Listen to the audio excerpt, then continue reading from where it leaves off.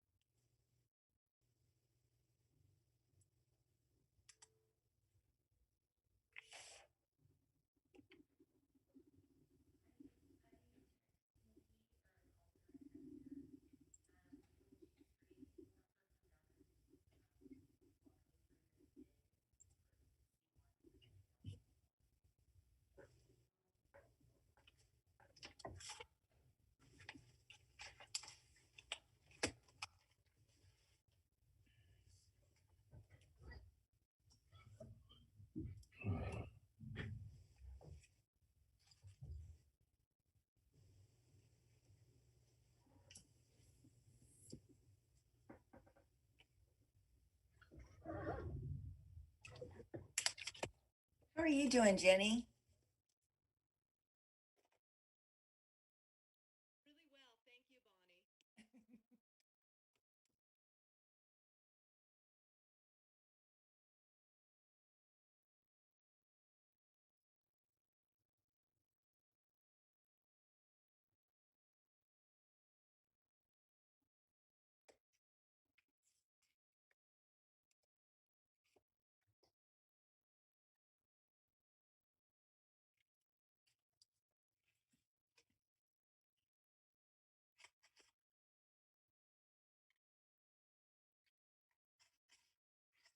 Madam Clerk?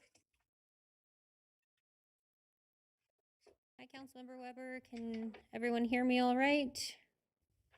Yes. Yes. Great. Yeah. Are we ready to go? Yeah. I think we are because I think we have all members that are present now. Excellent.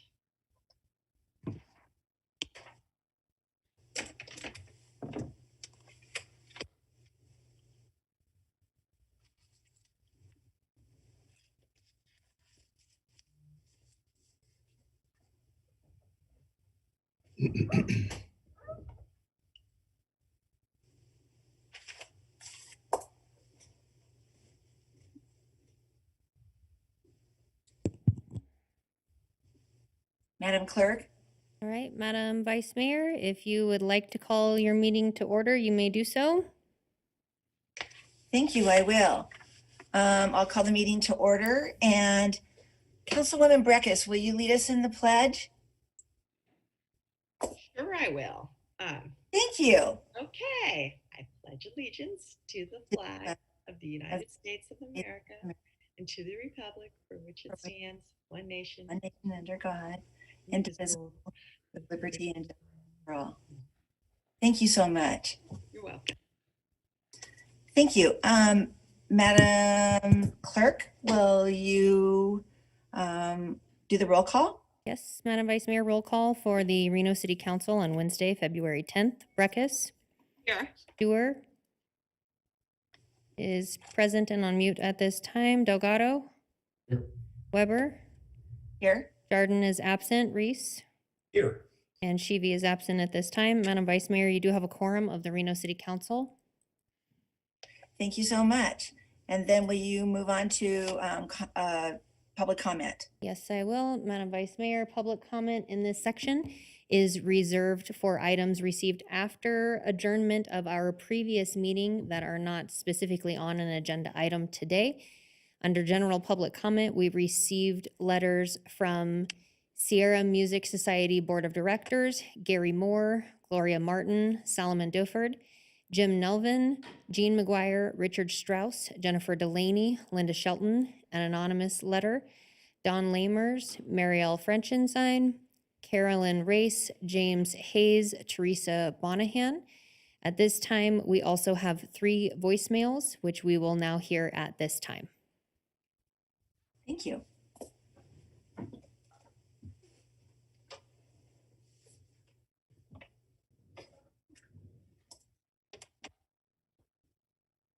I just read in the newspaper today that Sparks is treating the homeless population.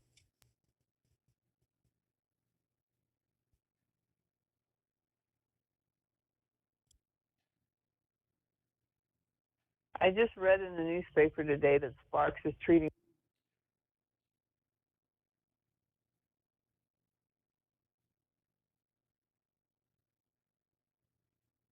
the homeless population differently.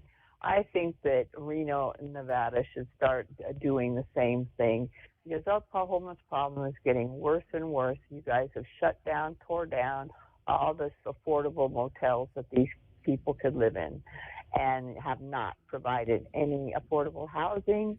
And all I think you guys are concerned about is the money and the developers that are being made. And these people are being pushed out. Minimum wage is still low. Please address the homeless population. And I think Sparks has the right idea. Thank you so much for your time. My name is Erica Fretz, and I live at 625 North Maddox Drive. And my phone number is 775-527-5111. And I'm in District 4. Thank you so much.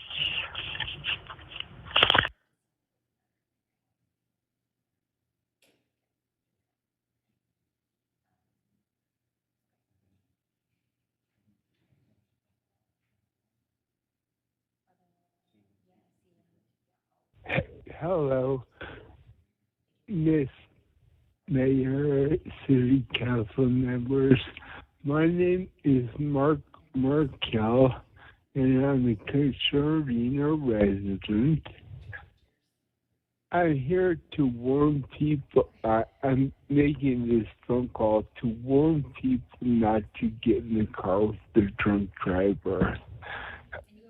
Back in 1989, I got in the car and we drank 4 gallons of wine in 4 hours, and we were on our way to get more. And we rode 8 times. I was ejected, and the car landed on my head, putting me in a coma for a month, and in the hospital for 5.5 months more. Today I can't walk well, I can't talk well, I can't see well, and I can't hear well. And I just don't want to see this happen to anybody else. This is what happens when you get in the car. What can happen when you get in the car with the drunk driver. It happened to me, and it can happen to you. I never thought. I thought I would live a normal, productive life. Now I'm a nobody. I don't do any. I can't work. I would like to volunteer, but it's hard for me to get around. And I'm sorry. I don't know what else to say. I thank you for listening to me, and please don't drive with the drunk driver or drink and drive. Thank you.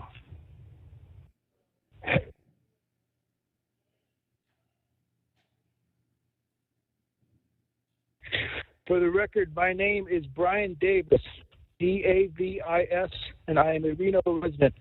I am calling to leave a public comment regarding the Reno Sparks Convention and Visitors Authority, the RSCVA. I am leaving my comments here on the City Council meeting because the RSCBA does not allow public comments to be heard during their meetings. Also, the mayor is the chair of the RSCBA board and is the legal representative of the city. Also, the RSCBA spends City of Reno tax money. I am commenting on the recent hiring of Charles Harris as the president and CEO of the RSCBA. His employment contract is a public document and is currently being circulated around our community via email by some of my neighbors. After reading it, I was shocked to learn that he is being paid such a huge amount of money. The recent story on News 4 also confirmed this. No public official should be making over $420,000 a year to run such a small agency. That's more than twice what our governor makes. Also, the recent stories in the Reno Gazette-Journal have been quite alarming. Mr. Harris admitted he had never even visited our area before interviewing for the job. How can he be expected to help our economy when he doesn't know our area? And then this week, the Journal reported that Harris has only been on the job a few months, and already several top employees with years of experience have quit. These are bad signs and show that he is a poor choice to lead the agency. I have also watched the RSCBA board meetings on the YouTube channel. At the first meeting, Mr. Harris didn't say very much, as many people noticed. He showed no support for restoring pay cuts for RSCBA employees or giving them their back pay. More signs of a poor leader. He also appears very reluctant to set any measurable goals for himself, aside from meeting various people and spending money on dues to trade organizations. Based on this, it seems he has no clear plan to improve our local economy. However, he does seem upset when board members asked if he still wanted his $100,000 bonus, even though he hasn't even worked a full year and has met no goals and has done nothing of any substance. Wonder managers are deciding to work for him. I am asking the mayor to take these comments to heart and take them back to the RSCBA board so they can reconsider their choice. It is not too late to fix this problem. Get rid of it now and find a suit to be the RSCBA and help our local economy. If you don't fix this problem now, it will only continue to get worse, and you will waste more tax money and lose more valuable employees who have been at the RSCBA a long time.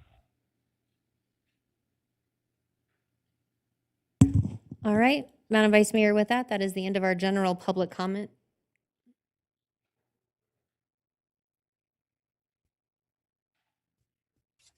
With that, Madam Vice Mayor.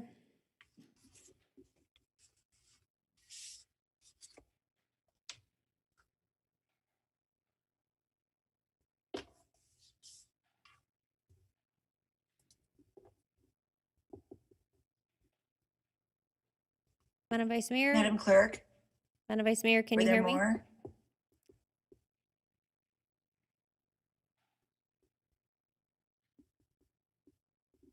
Madam Vice Mayor and Council, with that, there's no further general public comment at this time. It should be noted for the record. Those comments have been submitted to Council and are part of the official record. The next item, Madam Vice Mayor, on your agenda is approval of the agenda today, in which I will send back to City Manager Thornley with any updates or changes he may have. Perfect, thank you. Thank you, Madam Clerk. Thank you, Madam Vice Mayor. Doug Thornley, your city manager, for the record. I'm thrilled to tell you that staff is excited to present a sort of an action-packed agenda today. The only item I want to bring to your attention is this evening's appeal, I-5, India 1, the Stan Lucas appeal. That's out in the 5th Ward, and obviously the 5th Ward member is not with us here today, and so she has requested a continuance. That is not something that I can do for her, as this is a publicly noticed appeal, and so I would appreciate it if the board itself would consider that when we get to that item. That's all. Thank you. Move to approve. Second, wait, question, clarification, please. Go ahead. Thank you. I'm uncertain. So are we approving the agenda with item I1, or are we not approving it with item I1? My intention is that you approve it with item I1. And when you get to I1, if it is the proclivity of the board, I would appreciate it if you would consider a continuance for your colleague in the 5th Ward. I can't ask you to approve it without this item on it because it is a publicly noticed appeal. Okay, thank you. Thank you. And there's a motion and a second. Any other discussion? All those in favor say aye. Aye. Opposed? The motion carries unanimously. Madam Clerk? Madam Vice Mayor, next item on your agenda is approval of the minutes. Move to approve. Second. There's a motion and a second. Is there any other discussion? All those in favor say aye. Aye. Opposed? Motion carries unanimously. Madam Vice Mayor, next item on your agenda today is the consent agenda. It should be noted for the record that we have no public comment received for any of your consent agendas. I'll return it to you for items from your council to be pulled for discussion. Thank you. Let's start with Councilwoman Breckus. Do you have any items to be pulled? I'd like to pull item B1A1, the supplemental alcohol. Say that again, please. B1A1, Okay, under supplemental alcohol. right. Okay. Next, Councilwoman Dewar. Pardon? None. Thank you. Councilman Delgado. None at this time, thank you. Thank you. Let's go with Councilman Reese. Nothing, Madam Vice Mayor. Thank you. And I don't have anything to pull. Move to approve. Thank you. There's a motion to approve. Is there a second? Second. Second, but the rest of the agenda. Councilwoman Breckus seconded. All those in favor say aye. Aye. Opposed? The motion carries unanimously. And let's go to Councilwoman Breckus for discussion. At this time, Madam Yeah. Vice Mayor, we are bringing over Angela Foos, Acting Community Development Director, to be able to answer your questions. Yeah. Hi, Ms. Foos. I have Good a morning. question about this. I think this is alcohol for what's known as package alcohol. And I have a constituent who's been denied a package alcohol license over in Ward 1 because of a moratorium on packaged liquor. And so I'm wondering why this one is coming up, but he has not been able to get on the agenda. Yeah, we do have a list of exemptions on that moratorium, and this particular request is a hotel. We do have an exemption for hotels that pay transient lodging tax on 100% of their rooms. And so because they do pay that tax, they are exempt from the moratorium and they can sell packaged liquor. Okay, so this property owner who's been in contact with me is, I think, a motel use. But he would have to have all those rooms rented for the short-term lodgers tax requirements to be able to get his license? Yeah, that's correct. And maybe what we can do, if you want to send me his contact information, we can pull up his specifics. And then I can look into why he's been told he cannot qualify. Okay, and how much longer is the moratorium going on? I know it's been a while now. Yeah, it's been extended till December of this year. Okay, thank you very much. But this one you're recommending we do move forward because it's got some exceptions. Exactly. Okay, thank you. Thank you so much. Did you want to make a motion? Councilwoman Breckus? Sure, I'll move to issue this license. Thank you. Second. Motion and second by Councilman Reese. All those in favor say aye. Aye. Aye. Opposed? The motion carries unanimously. Thank you, Ms. Foos. Madam Vice Mayor, now moving on to item C1. This is a public hearing for tax exempt revenue bonds for High Desert Montessori Charter School. At this time, we will be opening items C11 and C12 at the same time. Okay. So we'll open the public hearing and let the record reflect that the city council is opening the public hearing on item C1. And Madam Clerk, was proper notice given and any correspondence received? Madam Vice Mayor, proper notice was given on this item and no correspondence was received. Additionally, we do not have any public comment. Thank you. Do any council members need to make any disclosures? don't see any. Do we have questions for the applicant or staff from anyone? I don't. Move to adopt. Thank you. Second. There's a motion and a motion by Councilman Reese and seconded by Councilman Delgado. Any other discussion? There was no discussion. All those in favor say aye. Aye. Aye. That motion carries. All those opposed, I think the motion carries unanimously. Thank you. Madam Vice Mayor, with that, transitioning to item C2. Did you cut out the? No, sorry, I apologize. Madam Vice Mayor, we are moving on to item C2. This is the 2021 Special Assessment District creation. At this time, we will open items C21, C22, and item C23. The city attorney will need to introduce the bill before motions are taken. Thank you. Okay, so we'll open the public hearing and At this let me see, time, Madam Vice Mayor, at this time, we will be moving over Carrie Koski from staff to be able to answer questions. It should be noted, I believe you did ask me for the record that proper notice was given on this item. And we did receive correspondence from Carol Mathers stating an opposition and formal protest to this item. We do have public comment additionally to hear if council would like to take that at this time, and then we'll turn it over to Carrie to give a brief presentation. That would be great. Okay. Thank you. We will transition to the voicemail from Carol Mathers at this time. Thank you.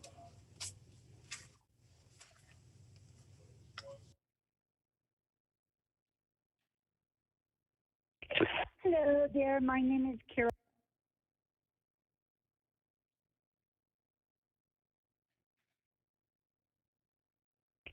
Hello there, my name is Carol Mathers. I am the property owner over at 630 Stewart Street, parcel number 013-023-04. This is in regards to the assessment notifications of the out-of-pocket cost for myself, of $1,191. Oh my.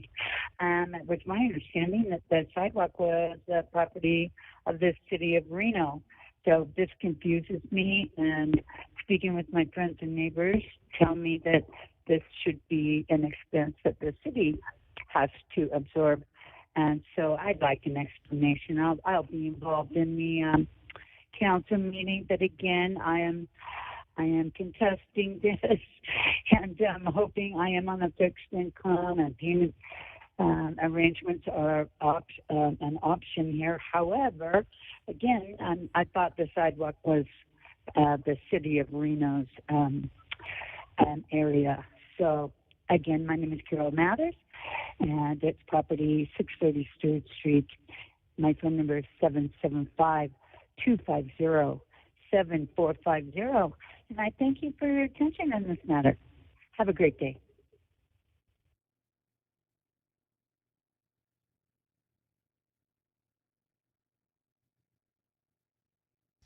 Madam Clerk, is that all we have? Madam Vice Mayor, that is the end of our public comment. I will turn it back over to the board, and Carrie Koski is staff on this item. Excuse me, Madam Clerk. I did not ask if anyone has any disclosures. I don't believe so. So then we can go ahead and go with Ms. Koski. Good morning, Ms. Vice Mayor and council members. For the record, this is Carrie Koski, your city engineer. As Ashley described, there's actually 3 steps to this process here today for creating the special assessment district for 2021. The first step is to open the public hearing, which we have done. We hear any protests, which we've heard the protest. I also have a short 4-slide presentation of with the summary of the improvements that are included in the special assessment district, along with how it is related to the street rehabilitation project. And I will also be responding to the protests at that time. The step 2, like the clerk said, is the resolution dispensing with any protests and that directs your city engineer to prepare the accurate costs for each one of our property owners and revise the plans. And then the last step today is the the ordinance that creates the district. And that allows your city engineer to go forward and complete the construction of the improvements and set up the next step, which is the closing of the district, which would be around next year, this time, same time next year. So with that, Madam Mayor, Madam Clerk, if you could bring up my presentation, please, I would appreciate that.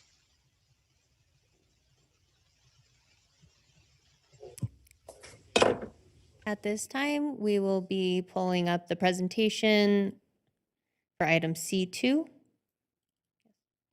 Thank you, Madam Clerk. I'll go ahead and get started. So on the first slide, basically this item before you today is the creation of the Special Assessment District number 1. I'd first like to give you a little bit of background on the process.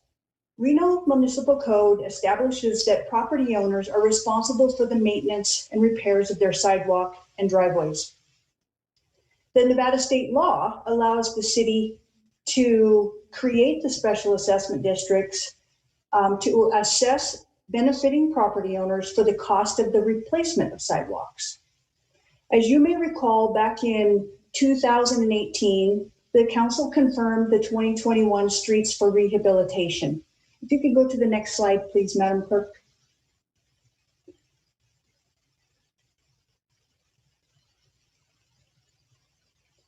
So the streets for the 2018 were confirmed and by the council, and in alignment with city's past practices, we include a special assessment district to be created in association with this work.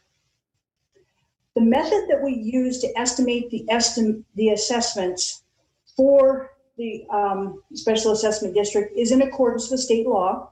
The city uses the square footage along the frontage as the basis of assessment. And corner lots typically have a 50% reduction. What that means is if you have 10 feet of sidewalk along the front of your property and it meets the criteria. Excuse me, Ms. Koski. Yes, ma'am. I don't think that we have the right PowerPoint up if you're trying to show us a PowerPoint. Oh, I see that. Ashley, it looks like the canyons is showing. Would you like me to share my screen, Ashley? Would that be? If you are able to, Carrie, that would be easier on our end. We are floating through and it seems to be the PDF isn't wanting to load as easily. So if you have the ability to share on your end. Okay. I have host disabled participant screen sharing. Okay. Well, let's give you access to be able to do that. Great. But you don't have a cat filter up, so you're good. Let's see. I'm still laughing about that. Okay, Carrie, we should have given you access at this point. Do you see screen share options available for you now? Yes, I do. Let's, hopefully I can.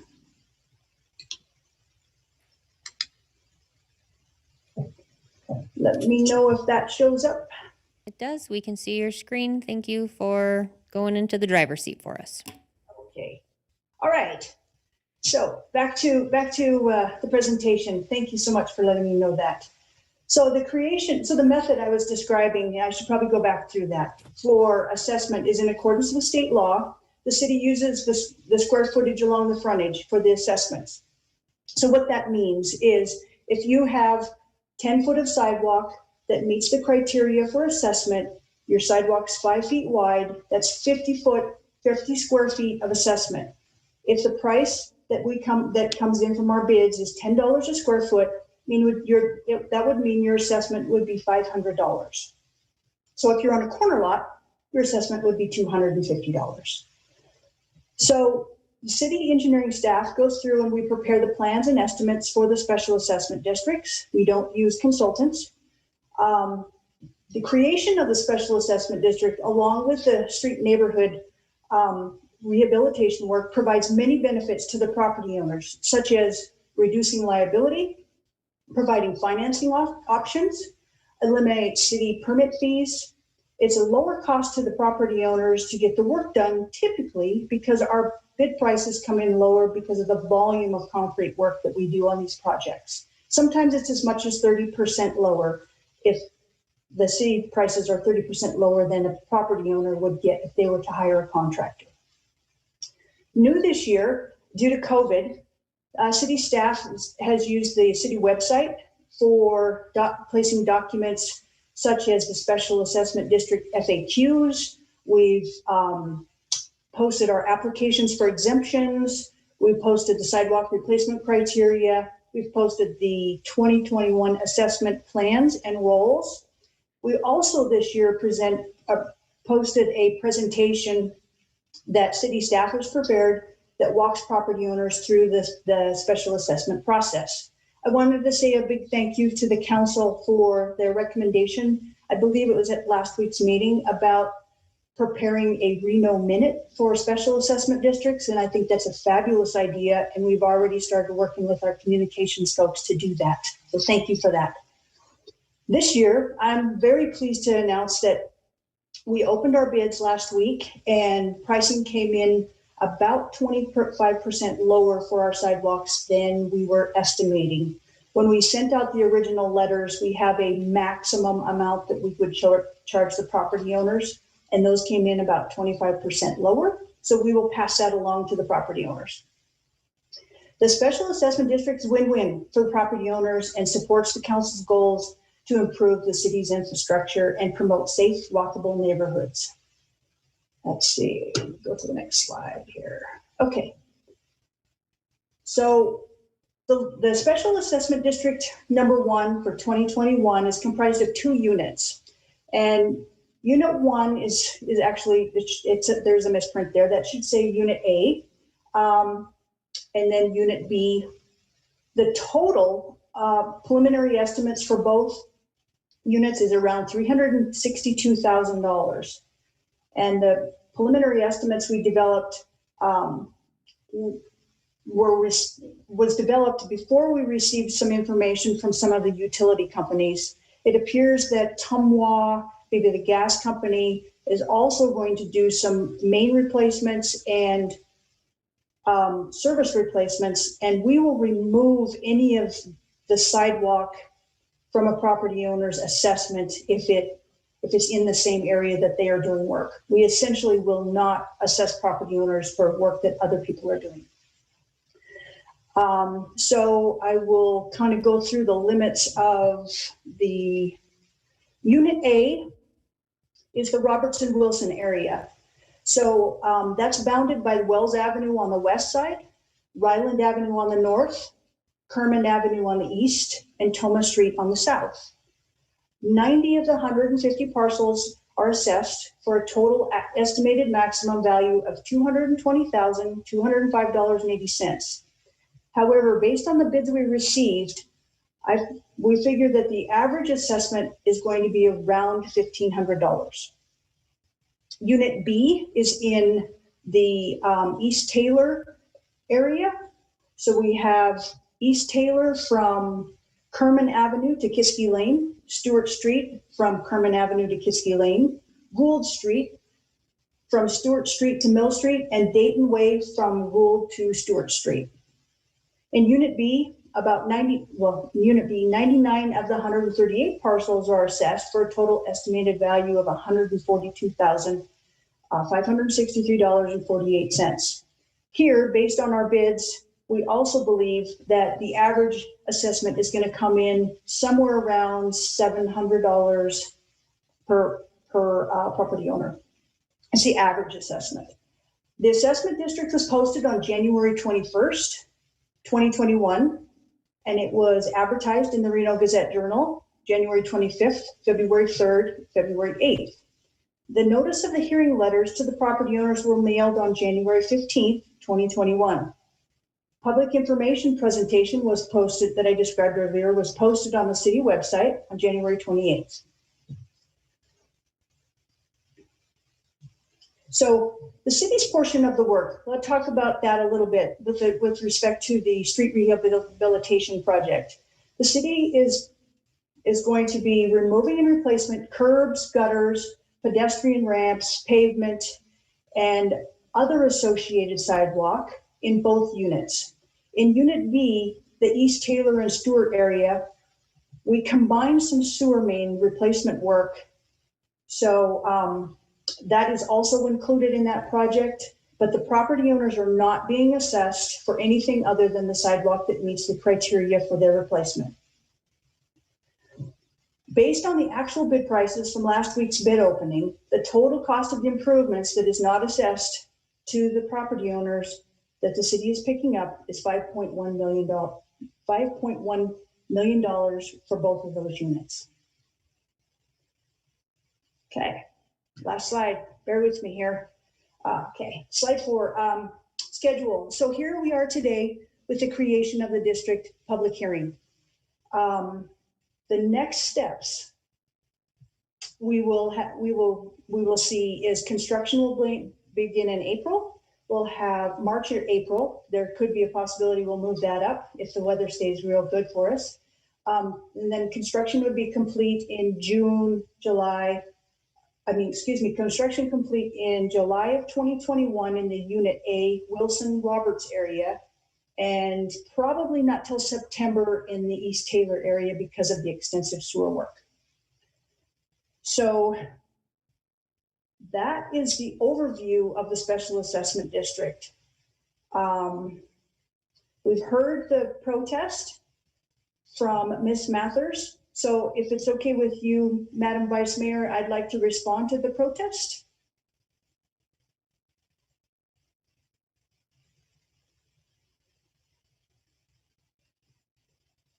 You're on mute, Madam Vice Mayor.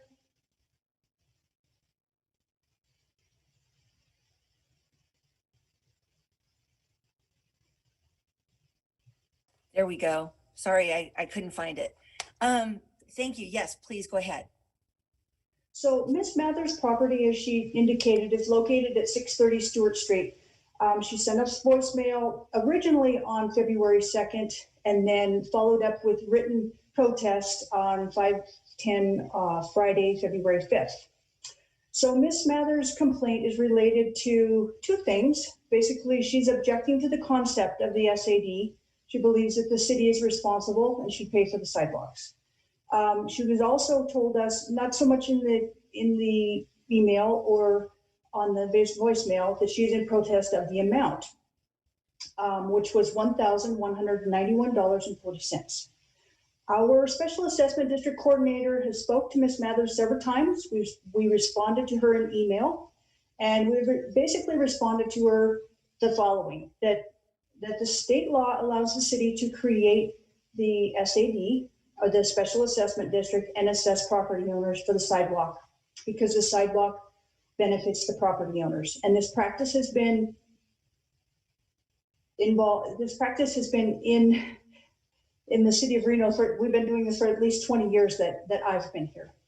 The second item that we mentioned, we let Ms. Mathers know, is protesting the amount of the assessment. Ms. Mathers' original assessment will be reduced to around $750 because of the lower bid prices. And we have given her options that she could basically have a private contractor replace her concrete, and we would work with that contractor, so we would coordinate that around the street rehabilitation work. We also let Ms. Mathers know that she could apply for an exemption, but to be eligible for an exemption, she has to prove that she has income less or equal to or less than 50% of the area median income for Washoe County. Most recently, our Special Assessment Coordinator has been working with Ms. Mathers regarding her request to install a new gas service at this property at 630 Stewart Street for her tenants. I believe this is a rental property. And staff will continue to work with her to help her with the installation process. Basically, in summary, we find that Ms. Mathers has no grounds for the protest. Number one, because policies established by the city, guided by the state law, find that the cost of an individual property owner improvement is a special benefit to that particular property. And number two, that the state law does allow for creation of special assessment districts for improvements such as sidewalks. That's a lot of information, I hope. And that concludes my portion of the response, Madam Vice Mayor. Thank you so much. Thank you for the explanation as well, or the protest. I think that's definitely what we need to be doing. So, and I'm not sure what to do next. I'm just going to be honest. Madam Clerk? Madam Vice Mayor, at this time, I would recommend that you do have the city attorney introduce the bill, and then council can move on to discussion of all of the items, and we'll go from there. Thank you. I'm caught up. So, Madam Clerk, Carl Hall for the record. Ordinance introduction, bill number 7165, ordinance creating the City of Reno, Nevada 2021 Special Assessment District Number 1, ordering the acquisition and improvement of 2 street projects consisting of 8 street segments within the City of Reno, Nevada, providing for the levy and collection of special assessments, therefore ratifying, approving, and confirming all action previously taken by the City Council of the City of Reno and the officers of said city directed toward the acquisition and improvements of said projects in the district, describing details in connection therewith, together with matters which pertain to or are necessarily connected thereto. Thank you. thank you so much. Are there other questions? Does any council members have questions? Okay, I'll close the public hearing and call for a motion. And Madam Vice Mayor, I move to adopt the resolution. I believe Thank you. Councilwoman Breckus also has a question. I'm sorry, I hit Thank you. something and something happened.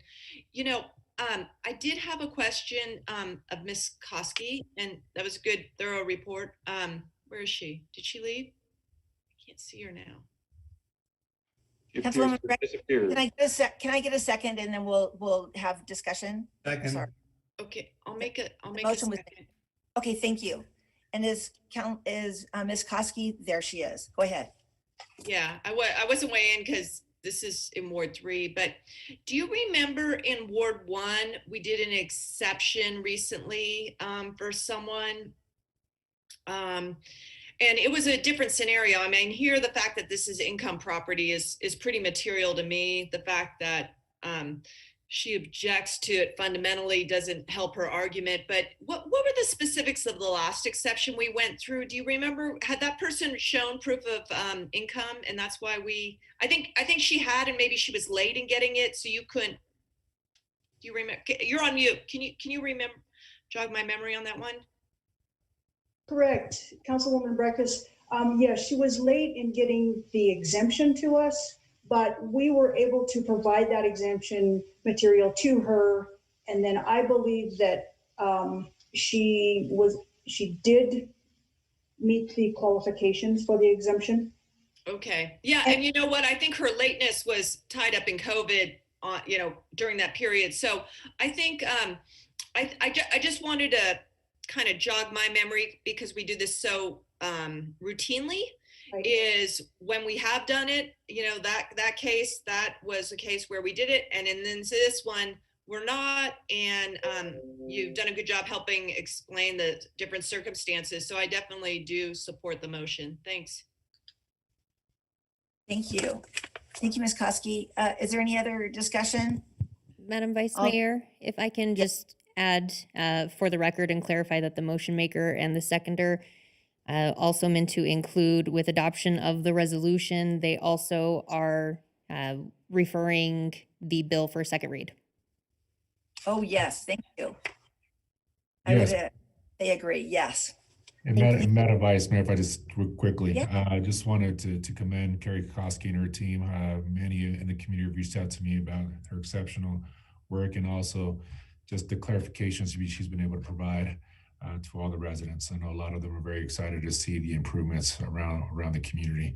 And so thank you, and Carrie, to you and your team for the tremendous amount of work. And I know many community members are looking forward to those improvements. So thank you. Thank you so much. Awesome. Okay, all those in favor say aye. Aye. Aye. Aye. Opposed? The motion carries unanimously. Madam Clerk? All right, Madam Vice Mayor, with that, at this time, we are transitioning to item C3. This is a public option for 0 Mayberry. At this time, we will be moving over Jeff Limpert to be able to give you a brief presentation. Thank you. Is he here with us? He Here he is on his way. There we go. Well, good morning, Vice Mayor and council members. For the record, Jeff Limpert, Management Analyst with Community Development. Prior to getting started to my presentation, if the Vice Mayor could go ahead and start open up the auction, and we'll go from there. Okay. I think I've done this before in my past, but we'll move forward here, and I hope that the manager and the clerk will help me with this. So, so we're opening the hearing, and having previously determined that the sale of 0 Mayberry was in the best interest of the city, we will now hold a public auction for the property with the minimum bid price being established at $142,500. Madam Clerk, do you have the affidavit showing that the auction was properly noticed? Madam Vice Mayor, I do have the affidavit showing, and the item has been properly noticed. Do any council members have anything to disclose? Seeing none. Madam Clerk, have we received any public comment on this item? Madam Vice Mayor, we have no public comment. Okay. Then we'll move on to, at this time, I would like to ask that the staff provide a brief overview of the property and the general auction process. Thank you, Vice Mayor. I'd love to. Madam Clerk, if you could give me permission to share my screen. Oh, I already have them. You should be granted access, so you can share your screen and bring up your presentation at this time. Jeff, we can see your screen. You can go ahead and head off. All right, and I promise this will be very quick. It's really just to kind of bring everyone up to speed as to what the process will be today and kind of reorient everyone to where 0 Mayberry is. So again, generally it's a few parcels to the west of the corner of Mayberry and Hunter Lake Drive. You can see it shaded blue with a blue outline. And then from the street view, you can see that it's a vacant piece of land that we have owned since sometime, I think, beginning in the 1970s. We acquired it as part of a road project that never came to fruition, and the city of Reno has owned it since. As previously mentioned, the city council has already determined that it is in the best interest to sell the property. After that was done, staff did notice the auction as required by NRS, and we did notice it at the minimum bid price of $142,500 as established by 2 appraisals. So we took the average of those 2 appraisals, and that's what became the minimum bid price. The process today should be fairly straightforward. From my understanding, there's one written bid that's received, and we have one individual on the call that we believe is also the same person who submitted the written bid. So after my presentation, we'll ask that the clerk open up the bids and read them into the record. Should there be an oral bidder, they would have to bid 5% greater than that written bid. Again, I think the bidder that's on the phone is also the same bidder that presented in writing. So I'm not going to worry about the other items in terms of what order we'd go through if we had multiple oral bidders. From there, council has the choice of either accepting that bid and adopting the resolution. And then from there, staff will work with the highest bidder to prepare a purchase and sale agreement, open escrow, and proceed with the closing of the property. And given that we actually have bids today, item C3.3 won't be needed because we will not be setting a second auction. So with that, I will turn it back over to the Vice Mayor, and that ends my presentation. Thank you so much, Mr. Limpert. Great job. Okay, so we'll move on to, do any council members have any questions or comments? Councilwoman Dewar. Hi. Hey, thank Hi. you. I just wanted to confirm, I had some correspondence and it was a number of weeks ago. And it was about a person that lived near this property, adjoining this property, it sounded like. And they weren't sure at that time how to participate in the bid process, even though I know you've done a good job of trying to get all that information out there. So just, had you heard from them? I mean, is the bidder on the phone and the bidder that submitted a sealed bid apparently, are they, do they own any property nearby? Are we allowed to ask that question? Does it matter? Oh, the reason I'm asking it is we have a policy that was adopted about 5 years ago that speaks to a preference of selling our property to an adjoining property. So I just wanted to understand the context about that. Right. I mean, in this context, I'm not sure that that policy would necessarily apply, given that it's a public auction. And so we're bound by, NRS to accept the highest bid amount. But to your point, the property owner that I've been in discussion with is an adjacent property owner. So it very well could be one and the same. Oh, fantastic. I just wanted to get some context. So thank you. Will you, did you show us a map? Can you put that back up just real quick? Sure.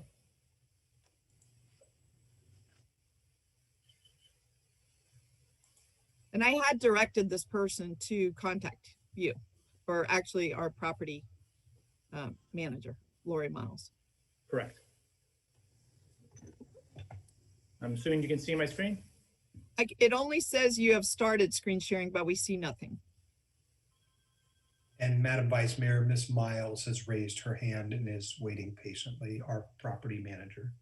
Okay, and I cannot see any of that, and I see Mr. Limpert's screen sharing.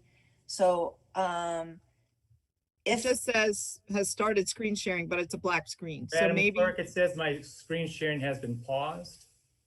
Oh. And is there someone that I cannot see that needs to be able to speak right now as well? Madam Ms. Vice Maya? Mayor, we've moved over Lori Miles, property manager for the city of Reno, as I believe she has some content to provide. She should be able to be unmuted. And Jeff, we can see your screen again. Okay. Hey, Lori Miles, property agent for the city of Reno. I just wanted to touch base with Mrs. Dewar, Councilwoman Dewar's question. Yes, I did hear from that person. I do believe he is part of the person that has made the bid. Thank you, Ms. Miles. well, thank you so much for just clarifying all that. And just, is there just a picture here? That's all I wanted, Jeff, was just to make sure we had the visual that you showed first, this aerial view. Maybe you can put it on slide. So it just gets a little bigger and we can see that a little better. Just it says from current slide. Yeah.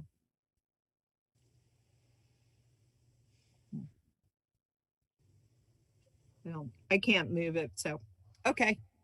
But just, can you point out the two streets? I'm sorry, the cross streets here, just so we have that. There you go. And Ashley, I don't have control. So if you could point out Hunter Lake and Mayberry Drive. There, I see Mayberry and I now see Hunter. Okay. So thank you so much. And will you just point at the piece that is it this white? Yeah, that's The blue, I'm sorry, the blue. Okay, thank you so much, guys, for the moment. Yes, thank you. Okay. It's great seeing it bigger on the map though as well. So perfect. Okay, so Madam Clerk, have we received any written bids?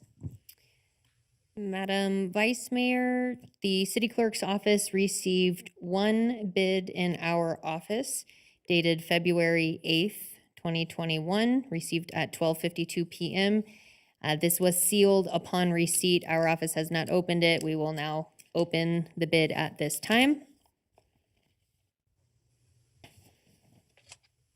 The offer to bid on real purchase property has been received from Elaine Duffy. name on the deed would be Elaine and Peter Duffy. They are offering $142,500, which is the bid amount as written in the publication. Okay. Okay, so then you've read the bid price, and is there any oral bids?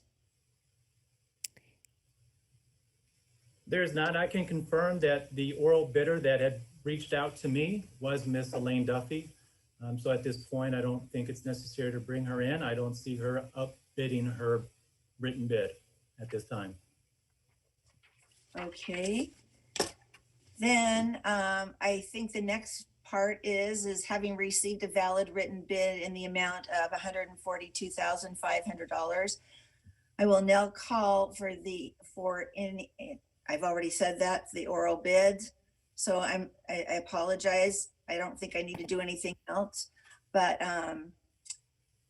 we don't have that. I'm sorry, I'm going down the list. That's all right, Madam Vice Mayor. I can jump in here and let you know that given that there are no oral bids being offered on this and the one sole bid received in advance is the highest bid offered for 0 Mayberry at $142,500, provided by Elaine and Peter Duffy. At this time, Madam Vice Mayor, we would be sending it back to council to either accept this bid or reject all bids. Yeah, so do I have a motion? Councilwoman Breckus. Yeah. Yeah, this is good. This is, I move to approve accepting the highest bid, which is the only bid, and adopting a resolution accepting said bid. Second.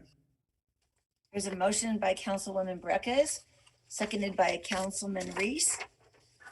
Is there any other discussion? I have a little discussion. Thank you. Go ahead. Yeah, I mean, I am very excited that this has worked out with these adjoiners getting this property. So that's good. My question is really to the manager, is when we went down this path of disposing of this property, is somehow thinking that the proceeds from this were going to go off to another entity. I think it was the Community Trust Foundation or something to that end. And I think that maybe I'd like that sketched out a little bit more, because it's been such a long process, and I just want to understand what the plan is with that organization.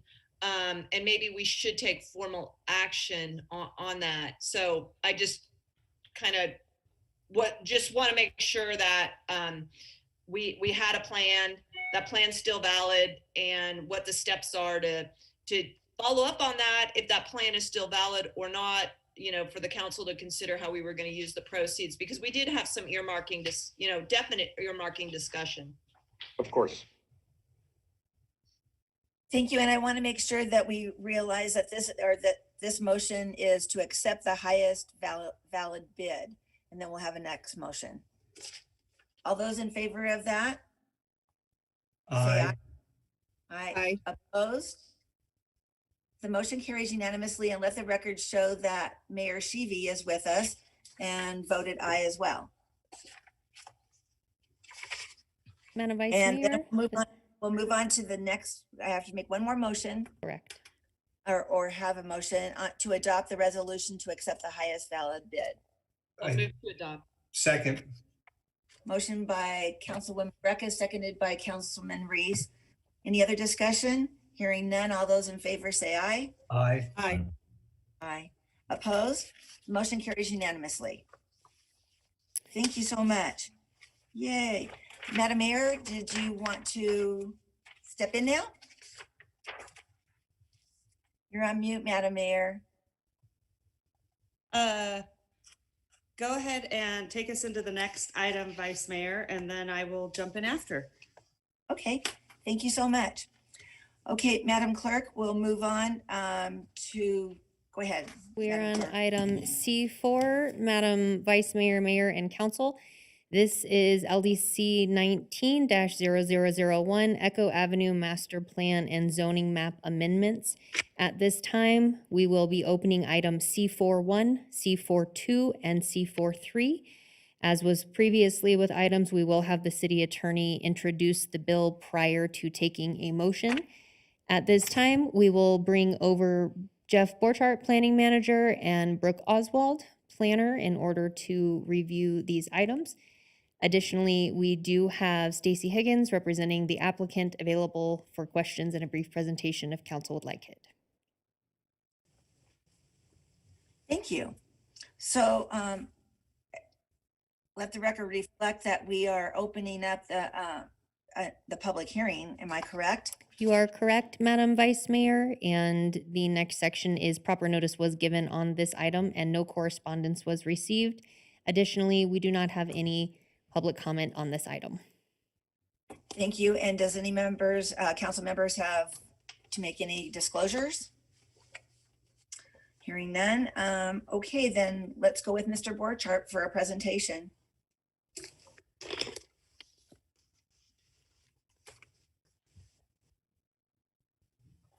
Well, good morning, Vice Mayor and Mayor Sheevy, and members of the commission or council, Jeff Borchardt, Planning Manager for the record. So this is a very simple request. It is a master plan amendment and zoning map amendment. It is located at the very end of Stead Boulevard, where it intersects with Echo. It is a little triangular piece that is about 1.95 acres. Essentially, they are requesting to change the existing master plan land use designation from parks, greenways, and open space to multifamily neighborhood, and then change the zoning from public facilities to multifamily 30. What's important about this is actually the site's history. So it was actually annexed in 1968 by state legislation. And pretty much from 1991 until 2006, the property was had a master plan land use designation of mixed residential and zoning of MF 43, which was 43 dwelling units per acre.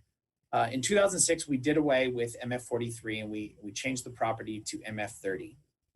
Around that same time, they were creating the transit-oriented development plans, which essentially created the mixed-use North Virginia Transit Corridor zoning designation. And so that was implemented in 2006. And then in 2012, we heard a number of complaints, or at least the council and planning staff at the time heard a number of complaints from property owners in that area saying, you know, this requires too much density. You know, the properties, we can't meet the orientation requirements, or for some, it was very difficult to meet all the transit-oriented development requirements. And so council said, you know what, this North Virginia Transit Corridor area, it's a little bit too big. We should roll it back. And so they directed staff to roll it back. And over the course of 2012 through 2013, staff started that process. And the specific direction from council at that time said, roll back the master plan land use designations and roll back the zoning to what it was immediately prior to the creation of the North Virginia Transit Corridor. So in this case, that would be multifamily 30 or mixed residential. Well, at that, when it actually was finally rolled back and city council approved the zoning in 2014, it was actually zoned public facilities and given an open space master plan land use designation. And I'm not sure why, we can't find any history on stating why, but it appears that it looks like that was sort of a staff mistake, that basically they assumed that the university owned it and they moved forward with that. It doesn't really line up because at that time, the property was actually privately held. And so basically, this went to Planning Commission.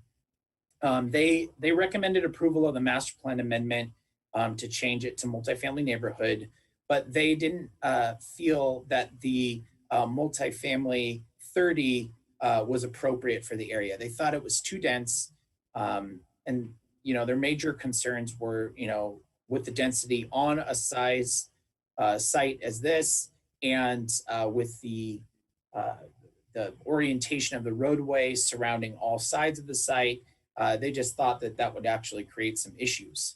However, the MF30 designation is what was in place immediately prior to the North Virginia Transit Corridor going into effect.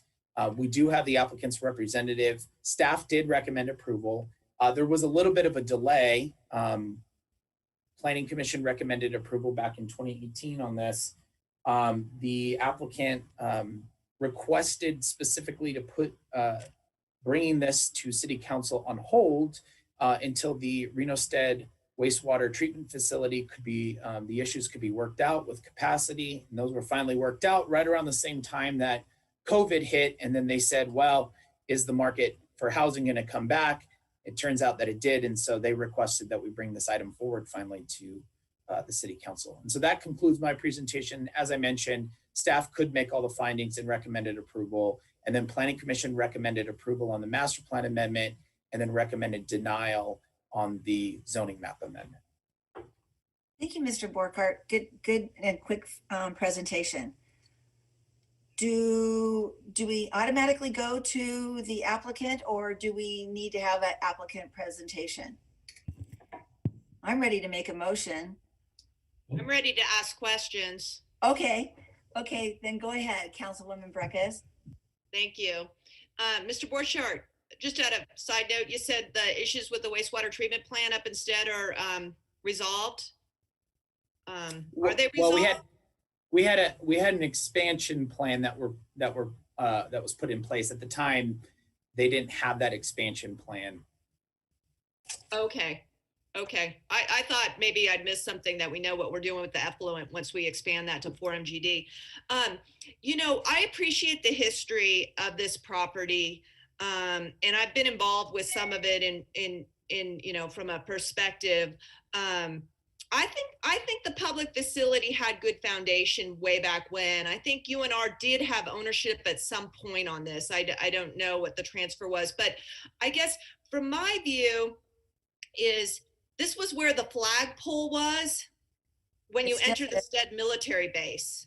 And it is befitting of a military installation sort of thing, where you have a checkpoint and that sort of thing and a flag. Maybe there were even flag grounds or parade grounds. I don't know. But what concerns me now, and I think the Planning Commission has had this on a correct focus, is this little wedge shape going to MF30 concerns me greatly with the IC, proximity to the IC. I mean, I am terrified about the conflict of the residential and the large industrial that this most recent growth boom has brought to us. Is that really IC adjacent to it? I have my, just off my phone, my satellite map. And I see a graded out property to the the southeast. And I see on the zoning map, it's IC. Has that been developed yet? The one that's bounded by Vida, Coca, and Mount Limbo? I believe there is a proposal on that property for, it was entitled for a storage facility, like a mini warehouse facility. Okay, but IC does allow the large warehouse distribution use, correct? Correct, and in the new code, there is a limit on the size of 500,000 square feet before it starts triggering any sort of conditional use permits. And then regardless, this site would trigger some level of residential adjacency analysis for any sort of future development in the industrial components, because it's well, I mean, I just have to say, putting MF30, which could bring, unless it was maybe age restricted, but even then you've got older folks who are coming in, if it was an affordable housing project, restricted seniors, it's just too close to the potential of large truck traffic. And the trend up there has been very intense truck traffic. And so I am inclined to, because it's privately held, move off of the MF30 and talk about a less intense density there. so that's where I'm going at. And that was a question I had, is because this came up in 2018 and I think it was denied by the Planning Commission, did staff go through any analysis of, look at the SF families with the applicant? Because it was denied just 2 years ago. I mean, why did you look at any of the SF family districts? I can't recall. We do have Brooke on the line about what the analysis was in terms of analyzing single family zoning districts. I know there was some discussion about lower intensity multifamily designations like MF14 or MF21. Those are actually MF21 is in compliance with the proposed master plan land use designation. One other aspect to this whole thing is the fact that we are taking zoning map amendments. We're taking a look at our zoning map comprehensively when we go through in key geographic areas to clean up the maps that are inconsistent with the changes that occurred with the zoning code update. And so there's also an opportunity to take a look at that property going forward at that time when we take a look at the whole entire area. However, they are requesting this at this time. Planning Commission did make a recommendation. And so that's what we analyzed, is what they actually applied for. So Planning Commission, if I may, Madam Mayor, Planning Commission recommended to amend the master plan, but not the zoning change to the MF30. Is that correct? Okay. That is correct. So we have a split kind of decision for deliberation. Okay. Thank you. Thank you so much, Councilwoman Breckus. At this time, is there any other questions and discussion? Okay, I'm going to go to Councilwoman Dewar, but then I do believe that we may have to bring in Ms. Huggins for her comments as well. So go ahead, Ms. Dewar. I just wanted our staff to clarify again this split decision. I want to make sure I understand what we're being asked to vote on specifically, if you wouldn't mind. Sure. So there's two applications in front of the council, the master plan amendment and the zoning map amendment. Planning Commission recommended approval of the master plan amendment from parks, greenways, and open space to multifamily neighborhood. So that's the first component. The second component with the zoning map amendment is from public facility zoning to multifamily 30, which is the 30 dwelling units per acre. That is the portion that the Planning Commission recommended denial on. So if the council decides that they want to follow Planning Commission's recommendation, they can take that same action, approve it as one fell swoop motion. But if you want to take a different approach, you can take a different approach. So just so I understand, let's say the master plan is approved, but the zoning is not per the Planning Commission. So would they come back and then apply for a different kind of zoning to match up for the spot? Is that it? Yes, they could do it. We could do it a couple different ways. As I mentioned, the city's going through taking a look at various different zoning designations that do not match with the master plan. And they can sort of wait for the city to take an approach. There's also a new provision in our new zoning code right at the beginning that allows them to apply for a zoning map amendment to come into conformance with the master plan land use designation and no charge to the applicant. And so they could also go forward at that point too. So if for some reason the council denies the MF30, they can come back and propose something that is maybe lower intensity that still matches with the master plan land use. Okay, thank you. Thank you. Well, go ahead. Oh, sorry, Vice Mayor. Just really quickly, I believe that I took a tour of this area, and we're also talking about just clarify this for me. There's a really small parcel. I think Jenny brought it up with the flagpole. That whole area. What are they proposing there? Can I answer that? Sure, go ahead. I would love to answer that. Councilwoman Breck has brought up a great point, and I've been working with the property owner for the longest of time because we wanted to, knowing that eventually it's just sitting there, is all the brickwork and the flagpole and everything else. Recently, we were going to work with the Job Corps to see if they could move it over to Dorothy McAlinden Park and put it at Dorothy McAlinden Park, which I thought was a great idea. And Job Corps would have the experience. But second of all, they're very willing to donate all of that brickwork and that area to the park. But we just recently have heard that the airport would like to have it all back to the airport and reconstruct it at the airport with a flagpole. And so I think that's where it should go personally, and that's in my ward, and it's been there for many years. And so that I appreciate the question on that, Councilwoman Breckus. Secondly, this area for MF30, and if the applicant were able to speak, that would be really good because they have great ideas, but we're looking at the zoning part of changing that. And there's housing, single family housing going in right at almost across the street. And it's right up, it's in a perfect place for MF30, and the proposed type of building would have some commercial, like maybe a yoga little place there, or a little coffee shop, or what have you. And it's really a good place, Councilwoman Breckus, I believe, for this kind of zoning.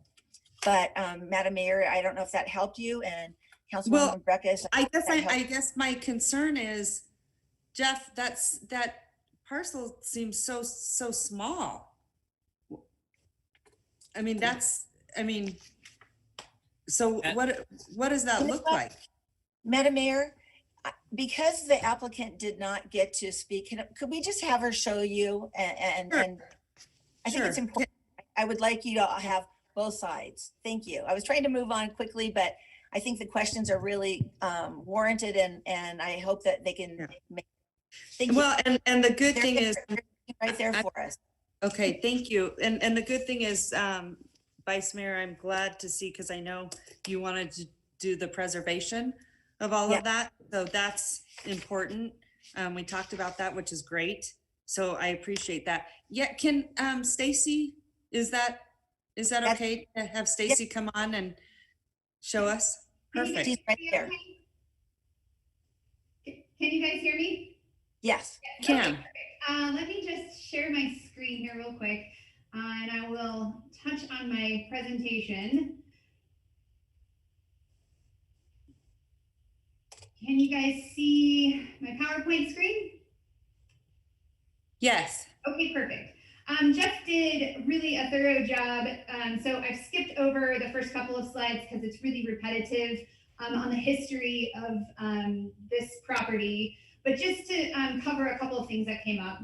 As Jeff mentioned, the Planning Commission did recommend approval of the master plan amendment from parks, greenways, and open space to multifamily neighborhood. You can see that multifamily neighborhood is consistent with the property to the north, and is an appropriate transition between the mixed neighborhood surrounding it on the south, to the southeast and southwest, as well as the public quasi to the north. The thing I want to just sort of explain why we're asking for MF30, and I think it's really important to keep this in mind. Any other residential designation on this property does not allow the commercial uses that we've heard so much discussion about this area needing. The MF30 has a variety of residential and neighborhood service commercial uses that could be appropriate for this area. So things like a child care facility, or a laundry service, a yoga studio, as Vice Mayor Weber mentioned, those things could be combined on this site so that you could have a higher density multifamily development that is also supported by some small commercial development. And so really, to Councilperson Breckus's comments, That's really why we were looking for this multifamily 30 designation as opposed to a single family designation. This is just a example of what's around this site, but we wanted to look and see because the Planning Commission had some trouble figuring out how this triangular site with roads on 3 sides might be accessed. And so this has not been analyzed by staff. It's just, we did a very rough conceptual drawing to show if this site were zoned MF30, this is what it could accommodate. We could potentially get up to 48 units, which would put us right at the 30 units to the acre density. It could also include a 6,000 square foot personal services building. Those are those commercial uses I mentioned earlier. This layout shows that the site could accommodate the parking demand for both of those types of uses. So it's just an idea, right? This isn't set in stone, but we did want to be able to present to you how this site with roads on 3 sides could potentially be accessed. It would come off of Echo. The other streets would continue to flow on the side as they do, but the primary access in and out of this site would be off of Echo. So really, our request is to achieve the multifamily 30 zoning, not necessarily to maximize the density, but bring forward a project that's appropriate for this area and can support the single family neighborhoods that are being developed to the east or southeast, if you will, as well as the existing single family neighborhoods to the west. And so we're asking that council adopt the master plan amendment as recommended by the Planning Commission, and also overturn their suggestion to deny and actually approve the request for multifamily 30. Hopefully I answered some of your questions, and I guess maybe just to touch on the flagpole, the developer and the property owner is here, and as Bonnie mentioned, or Councilperson Weber, we have been talking about what to do with the flagpole, and I think everybody's very excited about the opportunity to preserve that, either at a park or at the airport. And so we look forward to continuing those conversations about how to preserve the flagpole, where it's at and how it gets preserved. All right, thank you, Stacy. Really appreciate sort of the background there. Can you tell me, you mentioned something about parking. I guess I'm hoping that I'm hearing that you want to do enhancements for the residents for certain uses, which I think makes sense because there isn't a lot of services over there or other types of sort of amenities. But when you mentioned parking, I don't want it to be a parking lot. No, sorry. The parking that we were showing was just to serve those uses. So we wanted to make sure that if we had a multifamily building, we also had the ability to accommodate the parking demand per code. So obviously that site, because it's small, is a little bit challenged in the services that you provide and the parking that is also provided to accommodate those, and also the landscaping requirements. Often landscaping and parking limit the horizontal development that can happen because you have to provide them based on code. And so I just mentioned parking to show that we've met the code if that type of project were approved. Okay, and let me ask you this: when does the developer expect to start on something like this? 2 years. I would anticipate it's probably 2 years before we're thinking about vertical.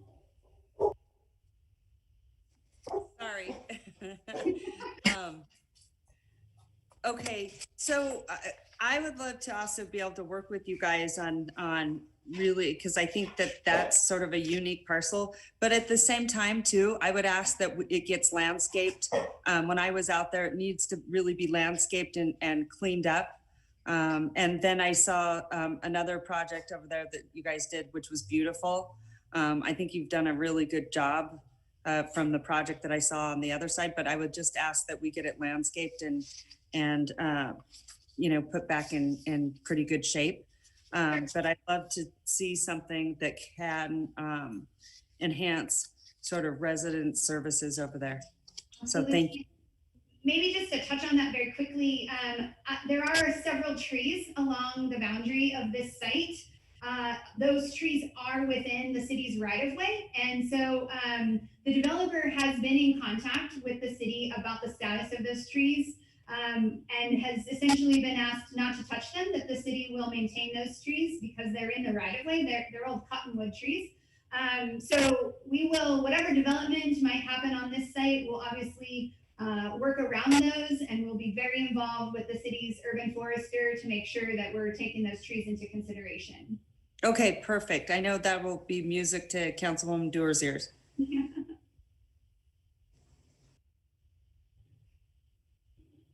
Madam Mayor, I'm ready to make a motion. Oh, I think Councilwoman Breckus did want to speak again. I think Councilwoman Dewar does too. Councilwoman Breckus.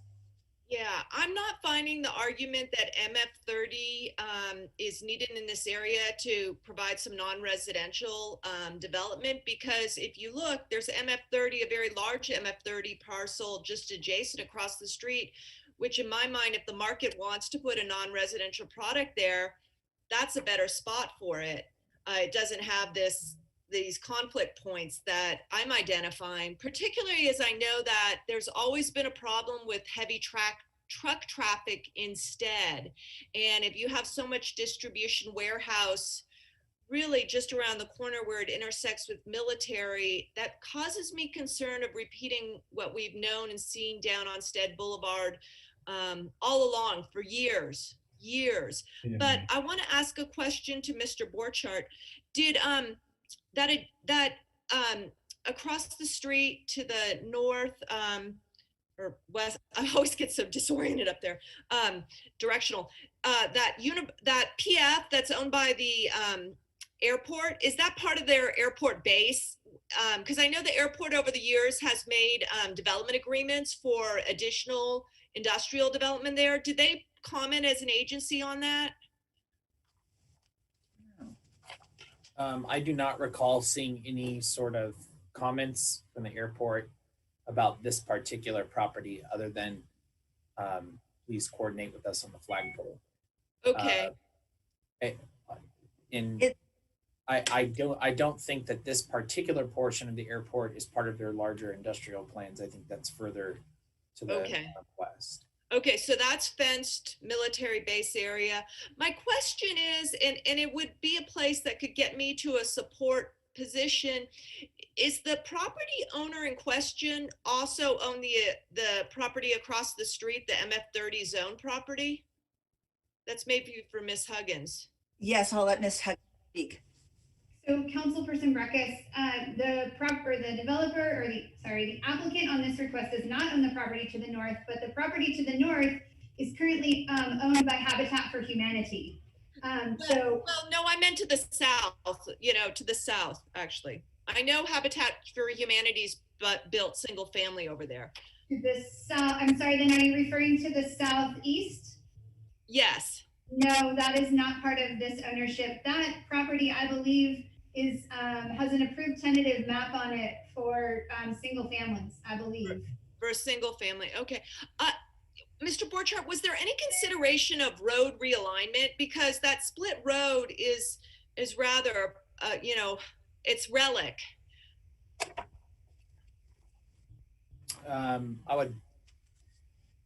I do not recall any sort of road realignment discussion. I think the applicants would probably know more about those initial discussions. I think we were solely just looking at the request at hand and the appropriateness. So, Councilperson Breckus, maybe just really quick, we have not explored road realignment, but we have sort of internally discussed the potential of abandoning the Mount Charleston portion along the west side of this parcel. We would need to really look at that and work with, there are two properties along that street adjacent to this parcel that currently access off of there. So if a development project were to be able to move forward here, we would, have to have some conversations. But at this point, we're just trying to get, the zoning together so we can start thinking about what a plan might look like. We would obviously not have an impact to Echo Avenue as it stands now, and we would not change the Mount Vida since it is the main road going into the airport. Yeah, okay. Thank you so much, Councilwoman Dewar. No, I think it got addressed. Thank you. Okay, thank you.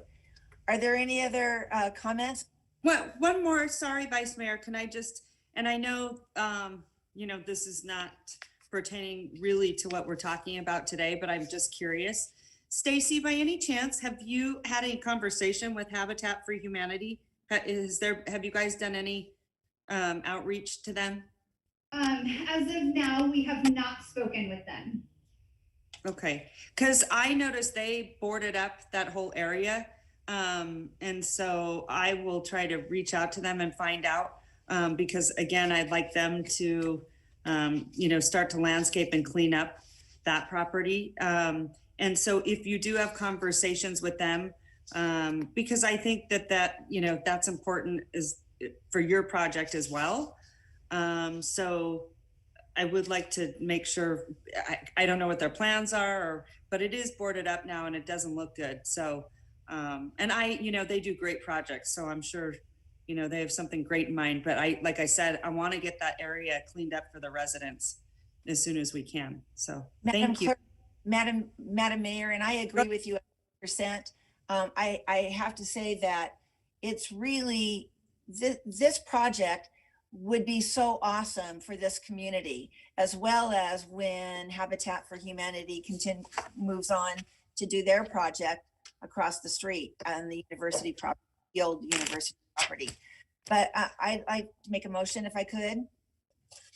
Oh, please do. I just want to say, I toured with you out there and I love your passion and you're making it, you've done a lot of work out there.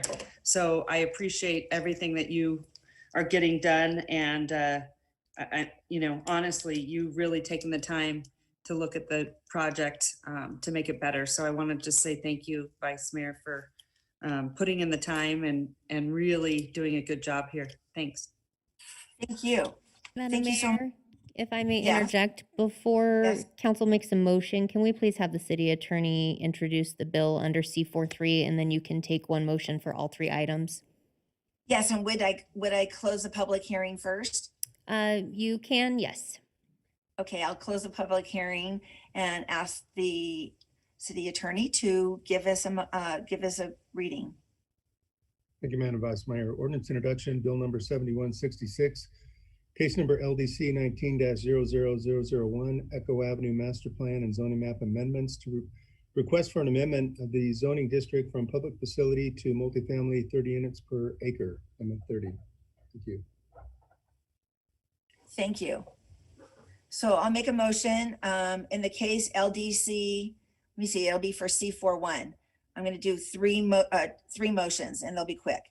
In the case of LDC 19-00001, Echo Avenue Master Plan and Zoning Map Amendments, I move to adopt the Master Plan Amendment by resolution and approve the Zoning Map Amendment by ordinance. I can make all the required findings. On item C42, I'm going to make another motion. I move to adopt the resolution to amend the master plan use designation from parks, greenways, and open space to multifamily neighborhood. On item C43, I move to approve the zoning map amendment from public facility to multifamily 30 and refer bill number 7166 for a second reading and adoption. Is there a second? I second. Madam Vice Mayor or Mayor, Yeah, whoever's running. I'm sorry. Yeah, I just want to acknowledge too, I know how much work it takes and I know how much you've put into this, Councilmember Weber. And I think it's too impressive that the mayor was able to take a tour out there and see for herself what is going on. And I think all of us should do more of that, in each other's wards so that we can see the landscape. We can understand what's actually going on. Sometimes a line drawing just doesn't get it done, right? You need to see the place and what's going on. And I've run into that. I've talked to our manager Thornley about that need. on some challenging landscapes and sites that more of us should get out and take a look. I know, you know, it came to play on other council items that have come before when my colleagues have gone out and taken a look. They have changed their whole attitude to a particular place or project or whatever. So I too want to thank you for, you know, getting out there, rolling up your sleeves and doing the work, and appreciate that. Thank you. Thank you so much. Is there any other discussion? No, and I probably shouldn't weigh in here, but I just got to tell you, I think Councilwoman Dewar, you make a very good point. Thank you. I think with COVID, it's a little bit more challenging, right? Because you want to learn about the different projects and areas. And I think our council does a really good job in each of their wards, and I shouldn't bring this up, but I do think, you know, this is another problem to whenever you have ward only voting, that people are just sort of staying in their silos. And I think that, you know, that can always present a problem to understand the full scope of a project. So I get kind of frustrated, you know, whenever everyone should be at the table on these projects. Thanks so much. And Councilwoman Breckus, I'm going to go to you, but I want to speak first, please. So I just want to share with you all that I would love to have tours in Ward 4, because in most cases, there is never a need for council members to come to Ward 4. I get to go in your wards quite often, but I'm hoping that at some point in time, we can get some tours. And I would love to share with you where I've lived for 38 years. And so, and it's changing, as we all know, but I would really, and I thank you for your comments, because it really is important to our constituents out here that we see folks, council members out here and see their interests as well. So thank you so much. Councilwoman Breckus. Yeah. I am not going to support the motion. I think based upon the surrounding land use of the single family, and where it hits a real hard conflict of edge of uses up until an entrance to a major military base, not major, but an airport that has some, that was a former base, has a lot of industrial traffic going in, and the industrial commercial over where we see warehouse distribution, and knowing that Stead Boulevard sees a lot of truck traffic. I think a less intense zoning district in the single family is more contextual to the area. I think the Planning Commission got that right when they struggled with the zoning request. So I'm gonna lean that way, because I've just had so much long-standing concern, and I do spend a lot of time in the North Valleys. I don't presume where other people go, and I think that, I just want to say that. I think that the truck traffic is something that you don't mess with up there, and the hard edges that have been created of very intensive land uses up to an intensive multifamily is just not a good mix. Thank you, Councilor Breckus. Is there any other discussion? No, I sorry to just chime in here, but I do want to say, take Councilwoman Dewar or Vice Mayor Weber up on her offer. I got to tell you, I've spent time out there, but going through it through her eyes was really different and an eye opener. And I could not believe some of the hidden gems that she knows about, because she's been a resident out there for so long. It was really impressive. I was just blown away. And it would, coming from someone that knows the area like the back of her hand, you guys, I think, would be blown away to some of the things she showed me. And so you do get a different perspective from someone else that really knows what's going on. So, and God, I don't remember, but that was a beautiful project. The first place that you took me to, and I had no idea it was even out there. What was that? Our event, Las Cascadas Event Center. Oh my gosh, it was incredible. If there's anything, if you can ever take 20 minutes, please go and see. It is unbelievable, absolutely beautiful. So great job. Thank you. Thank you so much. So the motion is on the floor, and all those in favor say aye. Aye. Opposed? Aye. Nay. The motion carries with one nay vote by Councilwoman Breckus. Thank you so much. With All that, right, good job. We are moving on, Madam Clerk, and let's do one more item, and then the attorneys are saying that they would like us to go for a break, Okay. and then attorney-client. All right, Madam Mayor, I recommend that we take Where are we? item, we are on item C5. This is an ordinance introduction to be read by the city attorney.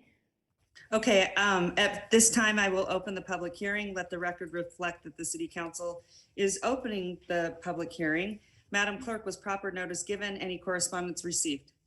Madam Mayor, proper notice was given. We received correspondence in concern from Tracy Wilson, correspondence in opposition from Ramona Walker. Those have been submitted to the council and are part of the official record. Additionally, we do have 2 voicemails, one from Tracy Wilson and Nathan Slotnick, and we will listen to those at this time. Perfect, thank you.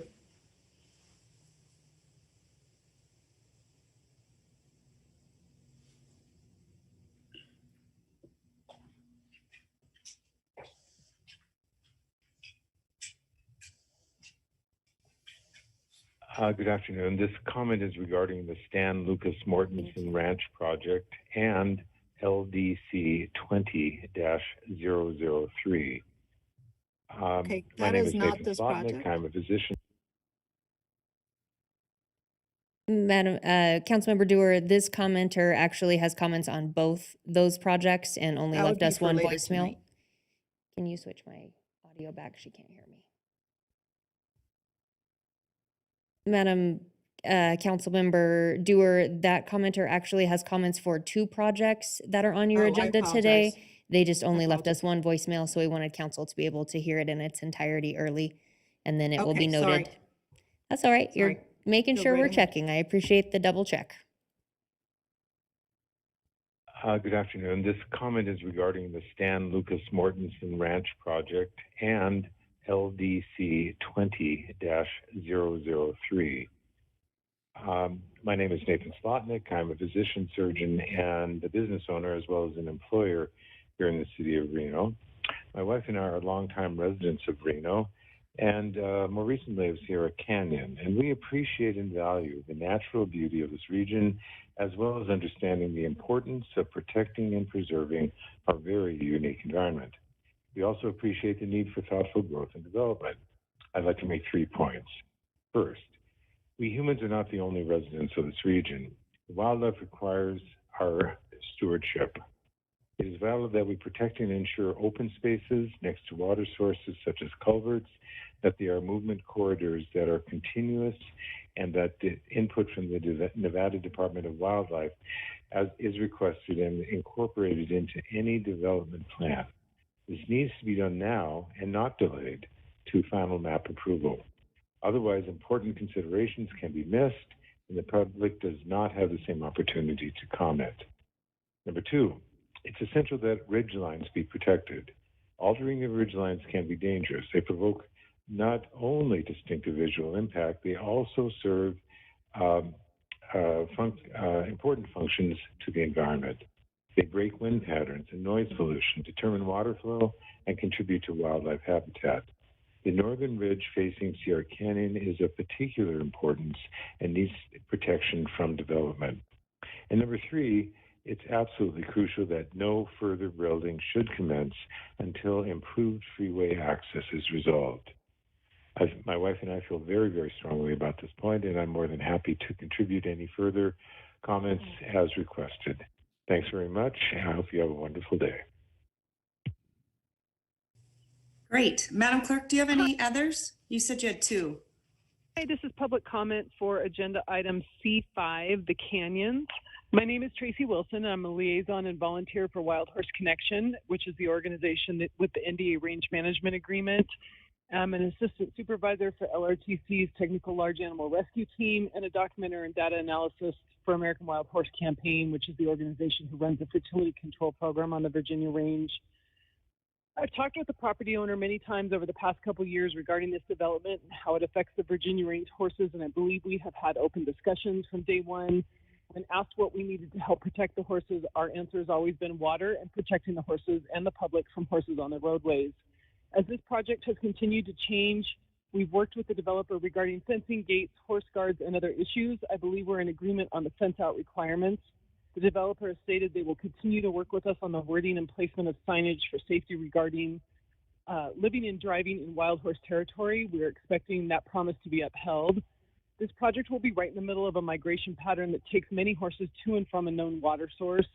In fact, as I stood on the eastern property line last weekend looking at the project area, a band of approximately 15 horses came from water and walked straight across the property back to the north. Since the uphill property is steep and rocky, making a path around this property is difficult at best and may actually turn some horses down towards fencing to try to find a way through. We have requested an alternative water source, preferably on the northeast corner of the project or on an easement on the neighboring property, which is where the Tumwa tank will be located. This water is not only vital for survival for obvious reasons, but it'll help prevent horses looking for a way through the fencing that will now be in their path and instead allow them to drink and turn around and go back the way they came. I often hear that placing the water will draw horses in. That's simply not the case. We're not drawing horses in, but the city is expanding into what has been their home. They're already there and being pushed out. We believe that in doing so, developers should have to mitigate for that disruption, especially where it concerns water. We all know that water is a life and death survival matter. I would also like to mention the same thing we talked about with them, that with the open space being fenced off, no horses will be on this land to eat down the cheatgrass while it is young and green in the spring. Therefore, the project needs to make sure they deal with that and other vegetation growth that will no longer be naturally controlled by horses. A wildfire sparked in this open space could be a catastrophic event to the surrounding homes and neighborhoods. As I've spoken to council before, the horses are a historic part of this range. As we, the city, expand, we need to do so thoughtfully and responsibly. The overwhelming majority of the public wants to see these horses humanely managed on the range, and we're making great strides in that regard. But each developer... Okay, is that it, Madam Clerk? Yes, Madam Mayor, that's the end of your public comment. I'll turn it over to the city attorney to introduce the bill, and then council may proceed with their discussion and brief presentation from staff. Okay, thank you so much. This is ordinance introduction, bill number 7167, case number LDC 21-00024, the Canyons. Request for a one zoning map amendment from plus or minus 23.98 acres of open space and plus or minus 57.03 acres, single family residential, 15,000 square feet, to plus or minus 81.01 acres of planned unit development with plus or minus 29.02 acres of residential and plus or minus 51.99 acres of open space land uses. This request includes tentative approval of the associated PUD handbook. Thank you. Okay, thank you. All right, so is this going to be you, all you, Jeff? Or Arlo? It's all Jeff. Okay, take it away. The floor is yours. Thank you, Madam Mayor. I'm trying to balance getting the screen share going. Yeah, you're doing just fine. Don't worry about it. Thank you, and good morning again, Madam Mayor and members of the council. This is a request for a zoning map amendment for a, let me see if I can get this approved, for a planned unit development. The site is 81 approximate acres. It is located near Damani Ranch High School. The site currently has about 57 acres of SF15 and 23.98 acres of open space. They're proposing PUD on the whole thing, but that increases the open space to 51.99 acres and 29.02 acres of residential. This Google Earth shot shows generally that there's some difficult topography on the site. There's a drainage way that comes down through the property. There are some decent sized canyons and some hills, and essentially a large knoll right up at the top where you can see that that access road that kind of comes up and curves around. So it's important to kind of understand the context. This is all fairly recent, and it's been in front of most of the council members that are currently on council in some form or another over the last few years. And so it was annexed in 2016. A master plan amendment was approved in October of 2016 from unincorporated transition to single family neighborhood. And during that time, a fiscal impact analysis was done and originally anticipated 80 lots. And so they came back in with a zoning map amendment. And at that time, they did some analysis and it was determined that there'd be around 69 lots. And so they came in with a tentative map and a special use permit. They came in with 68 lots. And at that time, staff was actually recommending denial. It was never heard by the Planning Commission, and the applicant withdrew the request in June of 2020. And the main concerns were with regards to not using enough hillside adaptive architecture, particularly with concern for the northernmost portion of the site and the visually prominent knoll up top. There is a large hill, and they were flattening that out. And then the overuse of walls to accommodate flat pads. And so what the developer did is they went back to the drawing board and they essentially created threw everything into a plan unit development because they felt that that would actually address a lot of the concerns far more detailed than code would allow, especially since they submitted under the prior code, which did not address a lot of these issues. And so essentially what they did is they came up with a mix of different types of size residential.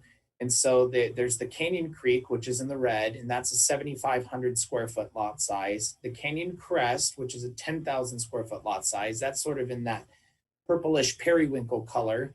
The Canyon Meadows, which is up top, those are duets, so much smaller and can respond to grade a little bit better.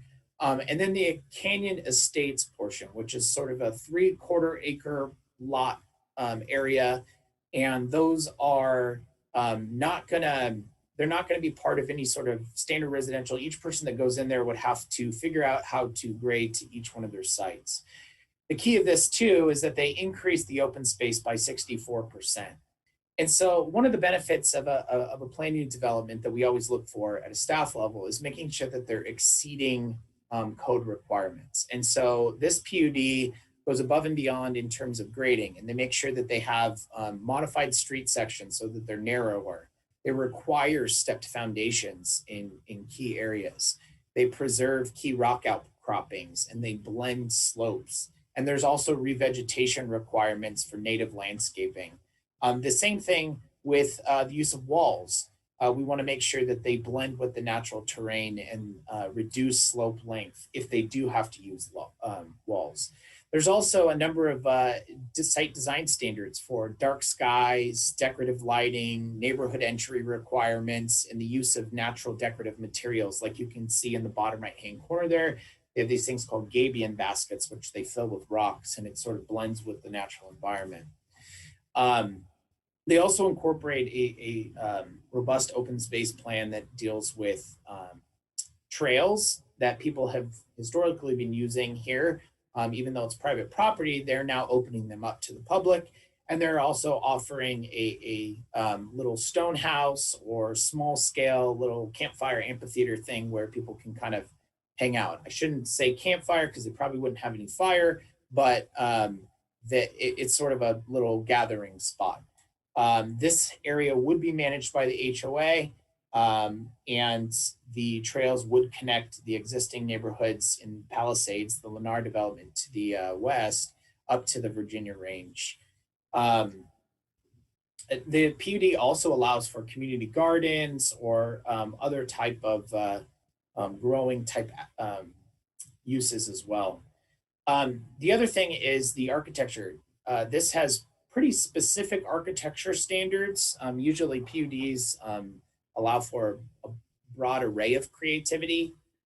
This actually focuses the attention on desert modernism with low scale roofs, things like that. And the key is that that would blend better with the natural topography on the site. Another thing is that's key, and I also heard it referenced in the public comments, is the wildland urban interface. And so there's defensible space requirements that are in there about clearing, keeping a certain area clear of vegetation. And then there's ongoing maintenance standards so that the HOA will have to be held to a specific standard. The other key provision that has been discussed quite a bit was the horse mitigation. And so this project came in prior to the new zoning code going into effect.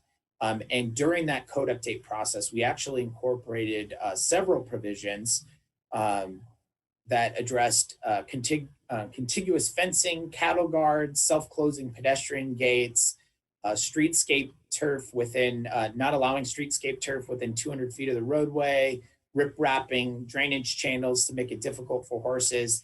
Those were all incorporated into the code. So the applicant actually took those and incorporated them into their project design as conditions of approval.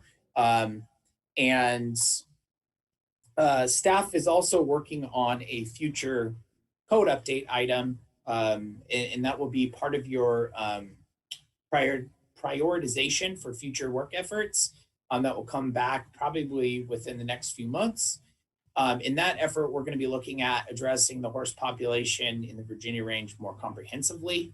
And I know that staff has sent memos to council addressing horses in the past, and essentially the main goal is to guide horses away from the development and reduce the potential public safety issues. And so we realize that this has kind of happened piecemeal across the range, with each development sort of doing their part. So we want to take a look at it a little bit more holistically to make sure that it's getting addressed. Another key feature on here is affordable housing. So similar to the Daybreak PUD, which was approved, there was a provision to require a $500 per residential unit donation towards affordable housing. That agreement is, the Daybreak agreement is still in process right now and is being modified. And so we're going to use similar language to this agreement. And in the staff report, it should be noted that the agreement will come back before the city council and has to be approved before this planning and development handbook could be certified and go into effect. So the planning commission recommended approval. There were 6 in favor, 1 opposed. The one planning commissioner that did oppose the project opposed it because he didn't think that the description on the agenda accurately reflected it. It was determined at that time that by the city attorney's office that the description on the agenda was correct. There was one suggested modification by one of the commissioners to allow for exposed concrete and varied materials that would complement the desert modern style. The decisions that this project was brought concurrently with a tentative map for 71 lots and a special use permit for cuts, fills, hillside development, and disturbance of a major drainage way. That was approved by the planning commission with the same vote, 6 in favor, 1 opposed. And these approvals are tentative, subject to the approval of this PUD. So if this PUD was not approved by the city council, they would have to go back and reanalyze that tentative map and those special use permits. So with that being said, that concludes my presentation, and I'm available for any questions. Let me stop sharing my screen. Okay, thank you. Nice job. Okay. That being said, I guess, do we have Garrett Gordon? Sorry, I need to get better readers. Mr. Gordon is on. Go right ahead. Do you want to go ahead, Ashley? Great. Hi. Oh, go ahead, Ashley. Just noting for the record that Garrett Gordon, representing the applicant, as well as Mike Rayleigh, are available. Garrett, you should be able to screen share and give your brief presentation at this time. Okay, perfect. That's what I was going to ask. So go ahead, Mr. Gordon. I assume you have a presentation. I do. Can you see it? We can.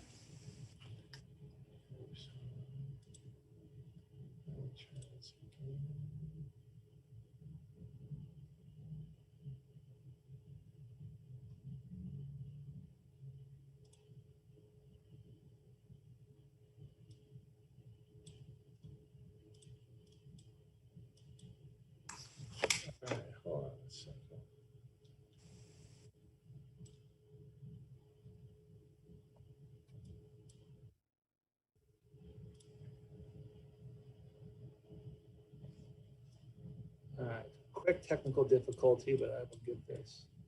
Did you see the PowerPoint a minute ago or an email? We could, I think I saw a PowerPoint, but that's okay. I'm having a little technical difficulty here too. So just take your time. Let us know when you're ready. I've got to probably log back in, so you're fine.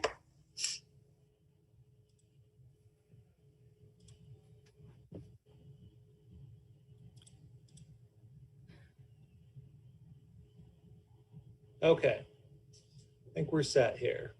Okay.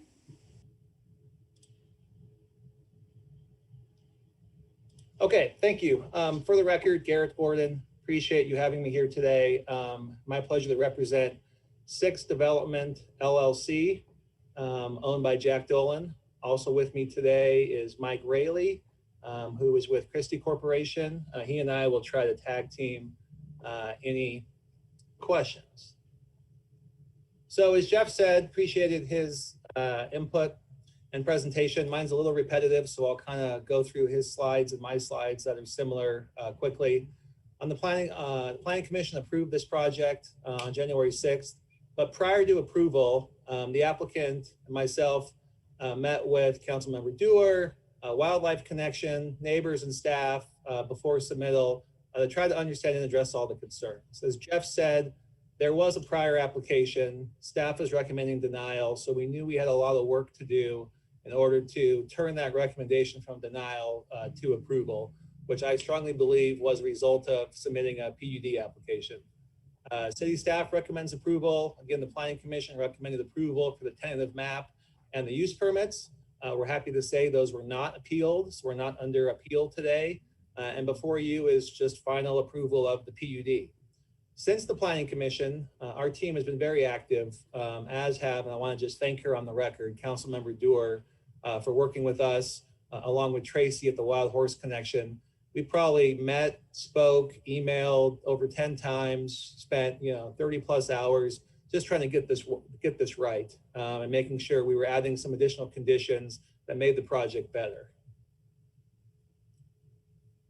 Jeff covered the location of the project, 80 acres east of the Palisades. Existing conditions, as you heard from Jeff, vacant, but again, right adjacent to Lennar's project, the Palisades project, so contiguous to some existing residential development. So the summary in a nutshell is a PUD handbook. This was requested by Councilmember Dewar, comprehensive design standards manual, very important to deal with hillside and slope and grading issues.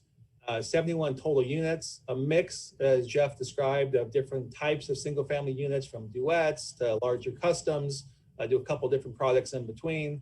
The PUD created a unique project that includes a desert contemporary theme. The PUD mandates site adaptive architecture and grading.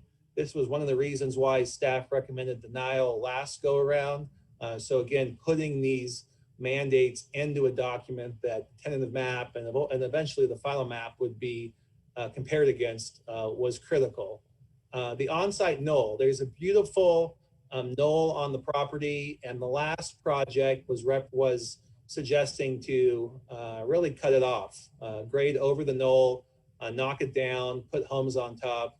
This was not acceptable to staff, and I know not acceptable to Councilmember Dewar. So that knoll is now preserved and is really a beautiful community amenity as well as screens new development. The tentative map and PUD standards exceed the hillside ordinance and protect prominent site features. And again, there's numerous amenities in the PUD, and again, including, you'll see all the green, all the open space, of course, is private property. However, we will be placing a public access easement on top of it. So Councilmember Dewar and her constituents, and frankly, all of your constituents, are free to roam and take advantage of the trail system as this project moves forward. As Jeff mentioned, 4 different villages, open space is critical and really one of the biggest amenities to this project. You can see this is the zoning map as currently exists. A significant amount of yellow, SF15, all zoned residential with some open space zoning incorporated. Rather than just bring a map to place homes within the yellow area. Again, we brought the PUD to show and incorporate what you can now see as our plan on the right, which includes, almost, 24 acres of additional open space, really about a 50% increase. That will be, again, an amenity to these homeowners, but also to the surrounding community. As you saw in Jeff's presentation, again, a robust, I think really intriguing trail plan. Not only do we incorporate the existing trails, so none of those will be cut off, but add some additional pedestrian trails along with kind of a stone cabin, unique amenity, incorporating the existing rock and other features that, again, not only our homeowners, but the Reno community as a whole can enjoy. Of course, the wild horse mitigation, critical. As I told Tracy from day one, I was born and raised here, and those horses are certainly important to this community, and development needs to make sure we're mitigating any impacts. And so you can see here, we collaborated with Tracy even before the Planning Commission, and it was important to her that we incorporated all of the daybreak conditions of approval. Or in other words, when the Horse Connection appealed a daybreak tentative map and worked with that developer on 7 conditions, we thought it was absolutely appropriate to try to get uniform conditions all along this hillside and in this area to make sure there was some uniformity and how these conditions read and look with fencing, gates, etc. So you can see here, we worked with her really the day before and got a great email from her. Thank you all, much appreciated. And you can see our client said, thank you so much. I speak for the whole group when I say we appreciate your hard work and such a great cause. So really worked with her before the Planning Commission, which I think frankly helped an approval at the Planning Commission and also no appeal from the Planning Commission decision.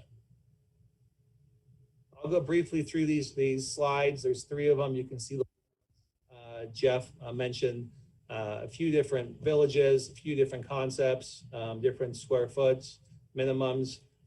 You can see here, there is a crossing over the drainage way, which is allowed by code, but all the homes are pulled out of the existing drainage way. As you head up north, again, some duet lots, along with the custom lots as you head up to the northerly edge of the property.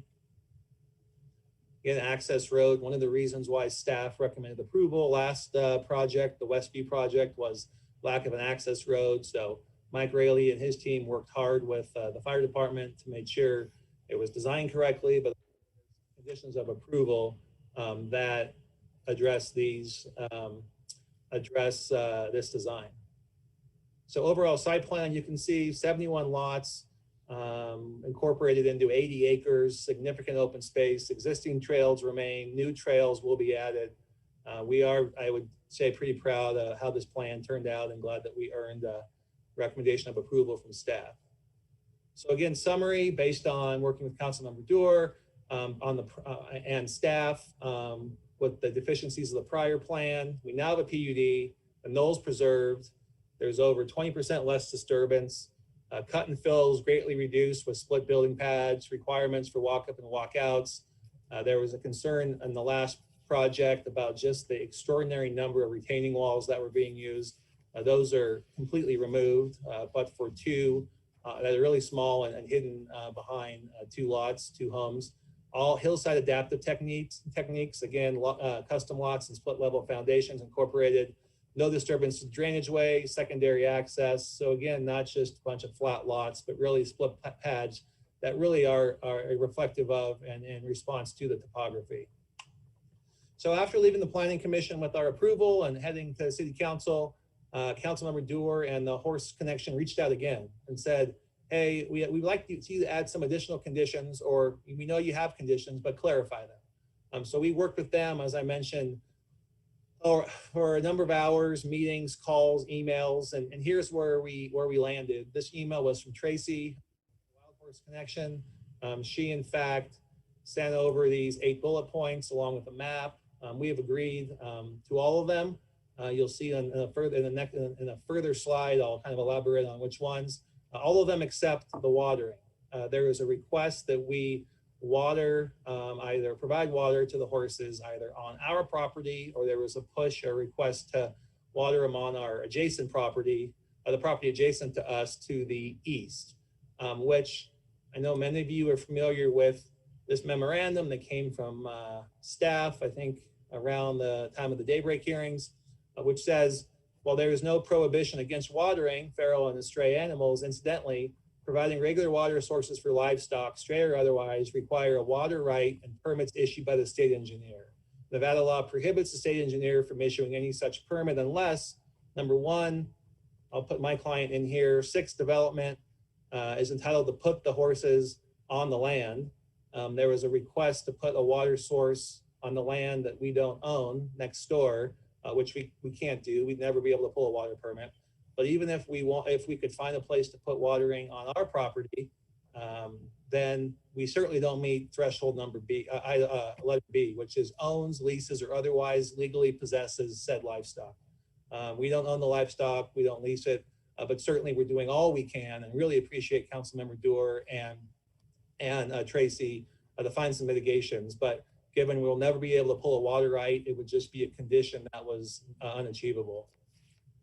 And you can see, just for the record, here's the Department of Agriculture letterhead provided to the city back in 2019 that describes this law and those circumstances. So since the Planning Commission, here's some additional conditions we're adding, again, as a response to the Wild Horse Connection and Councilmember Doer. Fence the entire property. That was like in a condition, but we're just clarifying that that's exactly the plan. Gates located at all utility roads and trail access points into the property. There's discussion in the staff report and in the Wild Horse Connection email of how those gates should be designed. We absolutely agree with their suggestion, think it's great, and we'll work with staff just to formalize that condition into a final condition of approval. Daisy lock on all gates to make sure the Horse Connection can move freely through those gates in the event a horse does move into the property. Cattle guards located on 2 entrance points of the project and also along the easterly roadway. A viewing platform. Tracy and Councilmember Doer thought, if we're going to have this robust trail system, let's put a platform up so folks can look and enjoy the horses. And you can see on the left here on the slide that our clients already started to design what that could look like. A sign that identifies the laws regarding the feeding and the short history of the horses. No problem. We're happy to incorporate that into the project. So again, working with Tracy post Planning Commission and Councilmember Doer, I think these conditions and clarifications just really do a great job of increasing the visibility of horses, but also putting some teeth into our PUD. Councilmember Doer had some additional comments. Again, really appreciate working with her.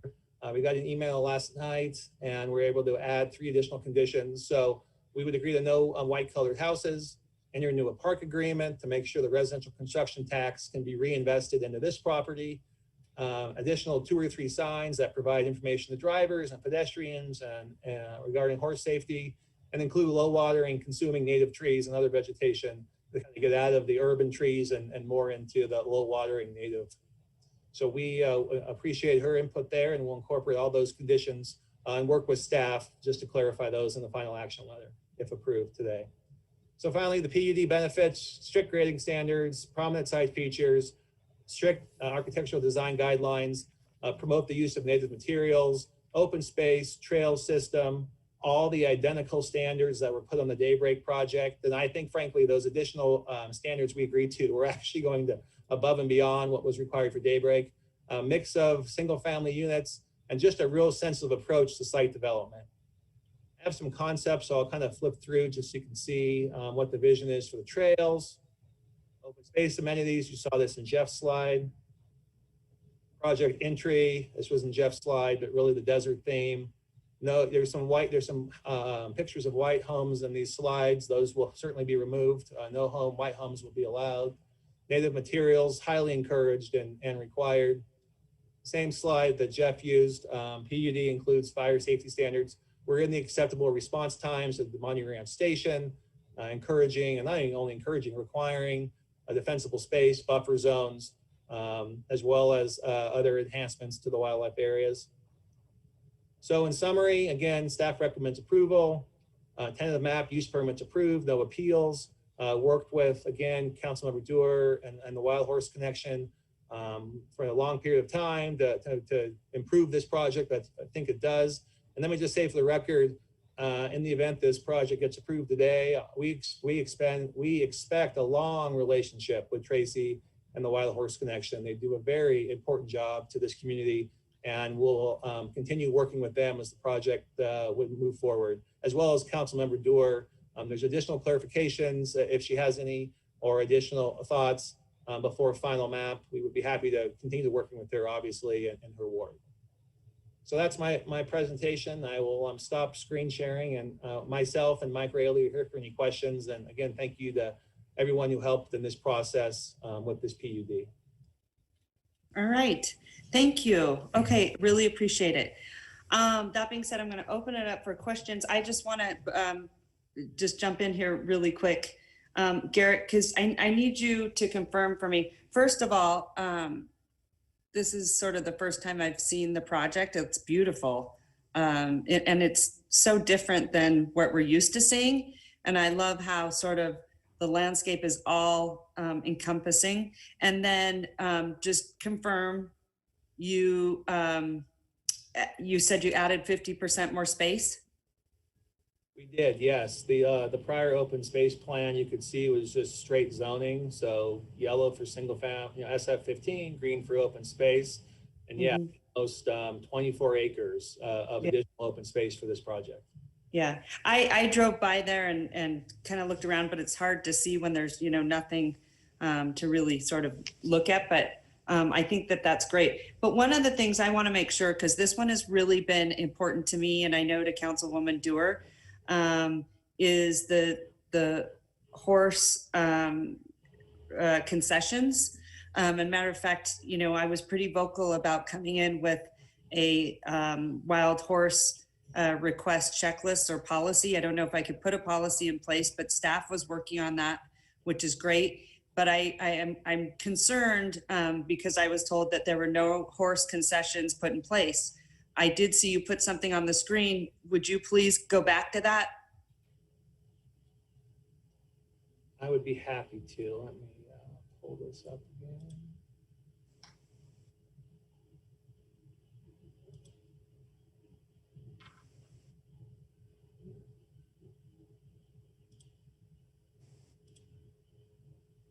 Okay, did I do that right? No, it looked like it was a list of conditions. Oh yeah, I'll get to it. You can see my presentation though, Mayor? Yeah, I can. Sorry about that. So correct, there's kind of been two steps of mitigations, and I know these were important to you. And here with the Wild Horse Connection, so we met with them, and our client, gosh, I think Tracy would confirm this, has met with her probably a half dozen times, if not more. Okay, good. Yeah, great. Number one is Tracy emailed us on the eve of the Planning Commission confirming that all the daybreak conditions of approval related to horses were incorporated. And it turned out one was missing. She caught it, kudos to her. We not only agreed in this email to incorporate it at the Planning Commission, but Mike Raley made the presentation and incorporated it on the record. And she said here, thank you all, much appreciated. And we feel fortunate that many of these projects along this area have been appealed by Tracy and her group. And we thought we got a little bit of a badge of honor that we didn't get appealed and satisfied her concern. The next round, which again, projects can always be better. When we met with her, she sent over this email saying there was two options she gave. We chose option two. She drafted up this map actually, which was really helpful to understand her vision, where gates should be located, where the fencing should be located. And so in going through here, all 1, 2, 3, 4, 5, 6, 7, out of 7, and I would argue there's kind of more conditions per bullet point, but we've agreed to all 7 bullet points. Those will all be incorporated into the handbook. The only one, as I mentioned, that we just couldn't agree to is the watering, given the city staff memo and the Department of Ag position. We just would never be able to acquire a water right and pull a permit. So in short, yes, there's numerous negotiations, 2 rounds of adding additional conditions to this handbook. And let me say, actually almost 3 rounds, because this list doesn't even include the viewing platform that we agreed to, which is a great idea. I hate to say agreed to, it was a great suggestion. Additional, and really probably, gosh, between 12 and 15, you know, as you lay them out, additional conditions to mitigate her concerns. Okay, no, all of the, can you go back to that check mark list? Yes. And were these proposed by Councilwoman Dewar and Ms. Wilson? They were. So this was after the planning commission. They came to us and had some additional suggestions, and we were happy to listen and hear them. And so, yes, these came in, and we've agreed to everything identified there in yellow. Okay. So I just want to make sure too that staff, because we were working on the horse policy or requests, I think it's important that developers know when they come in that there are going to be requirements when it comes to the wild horses. And so I would ask staff, because I know that, you know, and I'm sure, well, they know that I've been very concerned about this, but these should be the requirements, I think, that we put for requests as we move forward. And so the water does concern me. Do they have access to other water? So the interesting piece about our note on this property is there is no current water source on this property. So the fact that we are developing it, and you saw here the request by Tracy and her group was to fence the entire property. So no water source, completely fenced. My understanding is that water source was down on, you know, around Steamboat Creek on the Bella Vista property. So I know when Bella Vista was negotiating their conditions, there was a lot different situation because they were actually going to be developing and on or around the actual water source. So answer your question, no water source on this property. We're fencing it pursuant to Tracy's request, and there's a, you know, the existing water sources will remain intact. Okay, and I guess one of the things is, and I know you're probably not a horse expert, but I also wonder if when you do put watering in projects, does that, I guess my fear would be, does that put the horses at risk? Because then you have them sort of, you know, interacting with people or end up on the streets. I guess that's kind of a little bit of my concern, if, you know, what that looks like, but they've got to have those alternative watering sites. They've just got to have them. This is impressive that Councilwoman Dewar did 1, 2, 3, but that's why we call her a doer. Madam okay. Mayor, I maybe just this want would be a good time to weigh in on this. Go ahead. issue. Yeah, thank you so much. And before I start, and I'm just going to try to confine myself on this moment to horse conditions. I want to just make clear, I appreciate all the kudos and compliments and credit that Mr. Gordon gave to me, but seriously, the things that he gave me credit for were really the staff. The staff had concerns about, you know, that's why they were recommending denial. The project didn't conform with the master plan. And so the applicant went back and tried to address all of those issues. So those are really, credit goes to them. I last spoke to Mr. Gordon about a year ago, 2 weeks ago. A year ago, I told him, go in, talk to staff, look at the staff report, try to address those issues. That's the way to move forward. And that's what they did. The next time I learned about this project was 2 weeks ago when I got a letter from a person concerned about access to the canyon. And we'll cover that later. But that made me dive in to find out what is this new project called the Canyons. I didn't realize it was Westview Estates. So to that end, I immediately got in contact with Mr. Gordon and the other representatives, and we had 4 meetings last week, Monday, Wednesday, and Friday, and one this week on Tuesday. And in those, I asked, the horse folks joined us for 2, maybe 2.5. I think one person joined us for 1 and the others, but what they were trying to do is, Mr. Gordon's request is to give clarity to what the fencing conditions that Daybreak did, what are they for? They are to protect the residents that are gonna live in this place and to prevent the horses from going on their roads so they don't hit horses. And so Mr. Gordon asked for where would that best be? the horse advocates said, well, we'll do some work for you. We'll propose where you should put fences. At the end of the day, it's really up to you. What they did ask for, though, and they further memorialized this, I just got an email just a short time ago, was two things for the horses. So those things that they have here are to protect the residents from the horses, which they are not other developments like Damani Ranch and Curdy Ranch, which is away from the foothills. They are in the foothills. And this could probably best be seen by two of Jeff's slides, which we could go back to.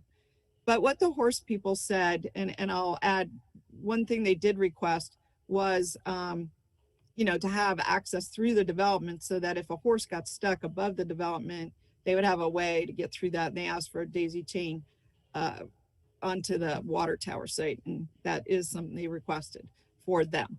The other thing two things that they requested and have made clear to me, including a site visit, was that they have water. The reason that they need water, they're not trying to water all 3,000 horses on the Virginia range. They spoke about 125. What they're trying, that live right in this area. And what they're trying to do is draw the horses around this project.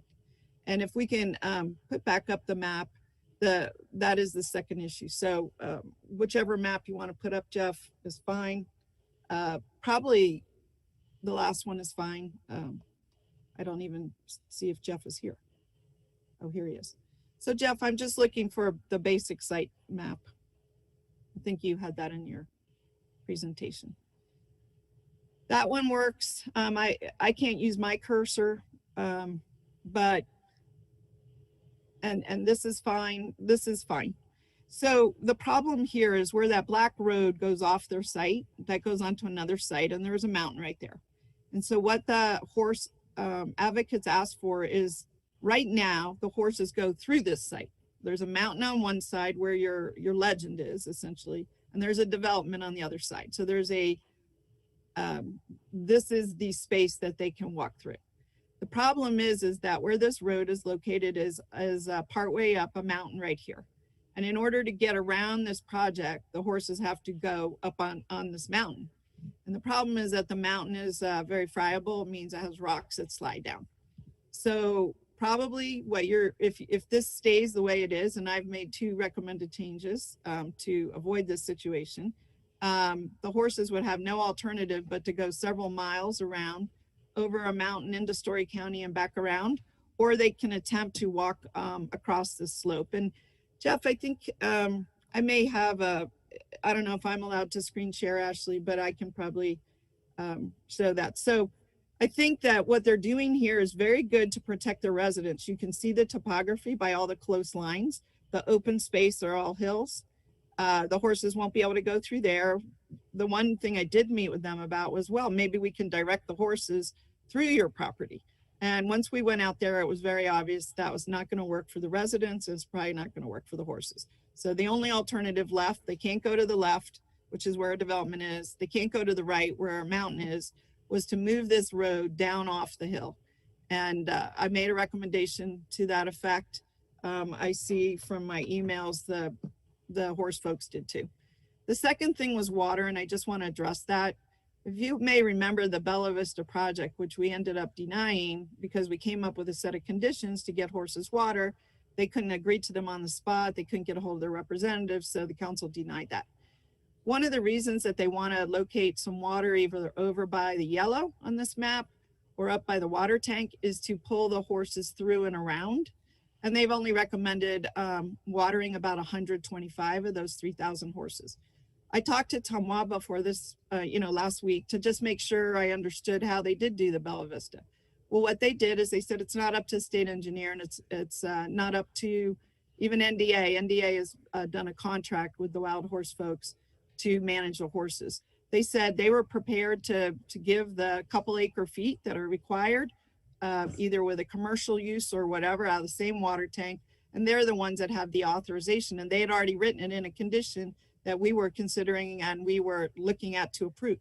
So I understand, Mr. Gordon's perspective on this, but often attorneys can have, there are different viewpoints on this. And since it's already been allowed by Tamwa once, I really don't think that issue is a problem. So those are the 2 asks that the horse people have had.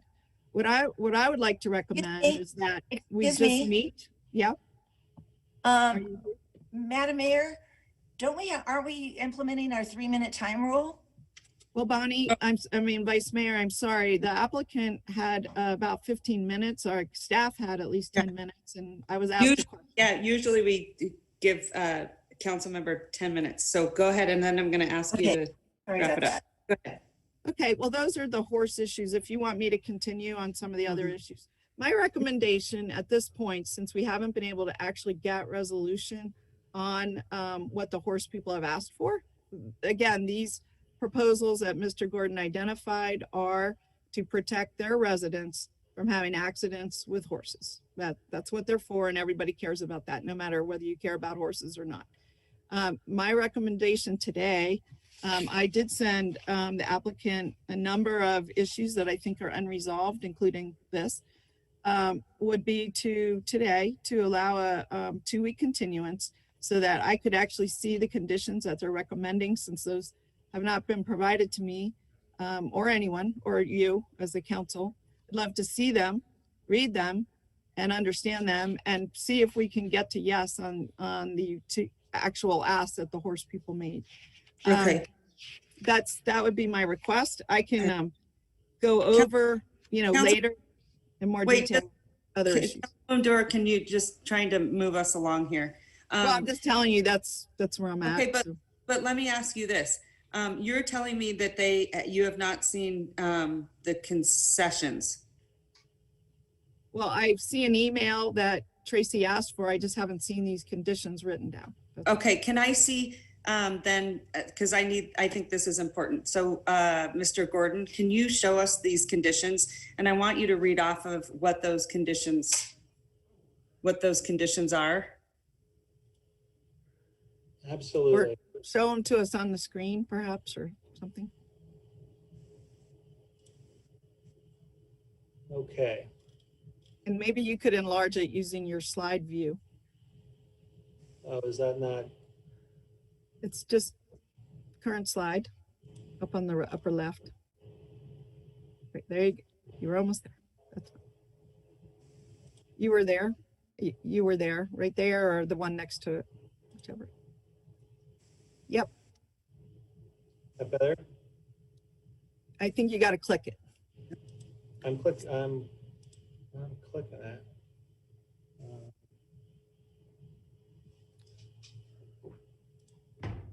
Let me try with what I can.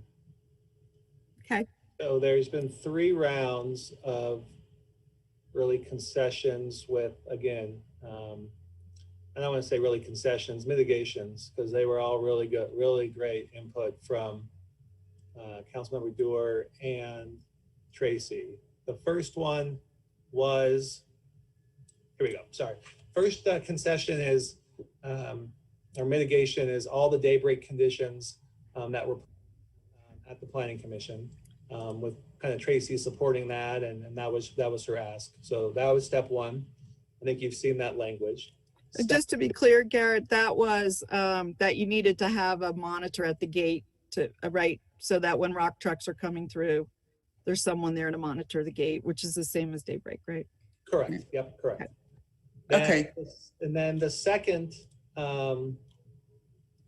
list we received, and I did respond to Tracy in an email with a confirmation, as well as we had a Zoom call this week with Tracy and Councilmember Doer, kind of going through the 2 options. We chose option 2. I went through each of these conditions. You can see here, bullet point 1, 2, 3, 4. I said I need to reserve judgment on the watering. I'm trying to, confirm the legal research. So we'll get back to you. And then the last 2 conditions were agreed to. So it was Tracy's handwriting, agreed to it, and easily drop that language into the report. And then in addition, the 3rd round, I would say, was not only, and again, fence the property, gates, how should they be designed per the staff report and the Wild Horse Connection, daisy lock, that was important to mitigation, cattle where they should be located, the viewing platform, sign, and then the last conditions, again, not horse related, but these 4 that were important to Councilmember Doer, here they are on the screen and can easily fit those into a final. Garrett, I guess I get concerned whenever, you know, those conditions need to be on the record so we can, you know, for a better word, hold you guys accountable. Can you please read those conditions? So, because okay, sorry, but I just, again, you know, the horses are really important. So, number 1, we require to fence the entire property. Number 2, there shall be gates located at all the utility roads that you saw on our tentative map, along with all trail access points that come on and off the property. You saw in the request by Tracy that those gates open away from the community development of the community, so open out, and are self-closing, which is obviously important to keep the horses out. So those gates will be designed per the staff report, which also discusses gates, and per the Wild Horse Connection email. Daisy lock on every single gate per the Wild Horse Connection email. Cattle and horse guards. I've learned a lot over the last few months, the difference between a cattle guard and a horse guard. Horse guards will be located at the 2 entrance points. So the 2 roads coming into the property from Palisades, along with, as was mentioned, a portion of our road extends onto our neighbor's property to the east. It was important that not only is that roadway fenced, but given there will be a gate, there also needs to be a horse guard along that easterly side of that gate. So horse guards on 2 entrance points into the property along with the easterly roadway per the Wild Horse Connection email. Viewing platform will be required somewhere on the property in the master developer's discretion. A sign, this was important to the Horse Connection, that identifies the laws regarding feeding and a short history of the horses. And we are planning to work with Councilmember Doer and the Horse Connection to make sure we get that history absolutely correct. The final conditions that will be added are no white colored houses. When we had one of our Zoom calls, we actually went through, there's 4 white palette colors. One's marshmallow white, and there's 3 others. Those will be removed from the PUD color palette. Also enter into a park agreement to retain the residential construction tax payments on the property. This will be very similar to, again, we have a template condition to the affordable housing contribution. These are template agreements. Both will come back to council at a later date. Some additional signs that provide information to drivers and pedestrians about horse safety. I believe these conditions were added on, I believe, daybreak. So there's a template there for the condition. But again, we'll work with your staff and Councilmember Doer and probably the city attorney's office on making sure we're getting the correct language there. And then this came directly from Councilmember Doer, just the low watering, consuming native trees. Pulled that Councilmember from your email. I'm happy to work with you between now and the final action letter if this is approved, if you wanted to clarify that. But I think we get it. I think your staff gets it. And I think we can just drop that into a condition. So I think all are pretty self-explanatory, and I'm happy to answer any questions, but they could all, I think, easily be tacked into the PUD, which is why I think this is a good point. And sorry, I'm a little long-winded here, but this is important. This is why it was so important to get the input from Councilmember Doer and staff of, even though it's only 71 units, PUDs are usually hundreds, if not thousands of units, that we have a handbook to add all these conditions in, because you can't condition zoning, but you can condition a PUD amendment, a PUD handbook. So I think we have a great handbook. It's even better now with all these conditions. And we are actually very proud of where we've ended up today. Okay, so to confirm, you will implement these conditions, correct? Absolutely. And if we don't, then we will never get a final map to record on the property. Okay, because I just want to clarify, because I was told there weren't any conditions, so. Madam Mayor, if I may Go just ahead. respond to that for 1 minute. Fencing out your property is a state law. If you do not want horses on your property, you have to fence them out. It's nobody else's problem but yours. If this developer wants the horses on their streets and in their yards, then they won't do the fencing. We are trying to ensure that no horses get hit on this property to the best that we can. Right, right. And so I just want to be clear. I would add to horse conditions if you want to help the horses actually cope with the fact that this project is in the middle of their way. I would add a condition that if permitted, horse water is sufficient to support 125 horses of the 3,000 on the range would be required in a location on or off the property in consultation with the Nevada Division of Agriculture's current horse management consultant, which is the Wild Horse Connection. So that would be one, which it was meant to draw the horses around this project and not through. The second, and if I may screen share, Miss Turney, tell me when I can. So nothing like a picture. Councilmember Thank Dewar, you. you should be able to screen share now. Thank you. This is a picture of the project, and I think you can see my cursor. Yep. These are the roads the applicant spoke about. Here is our challenge. This road goes off the project. Here is the mountain. The horses come from this side where my cursor is across here. We watched them walk right here. This is where they go. If you fence them out, which we totally support, everyone supports it. Here's their project. You can barely see it right here. I have recommended that they move their road onto their own property, and they provide and my condition would simply say that the road should be moved onto their property and approximately 300 feet from the base of the cliff.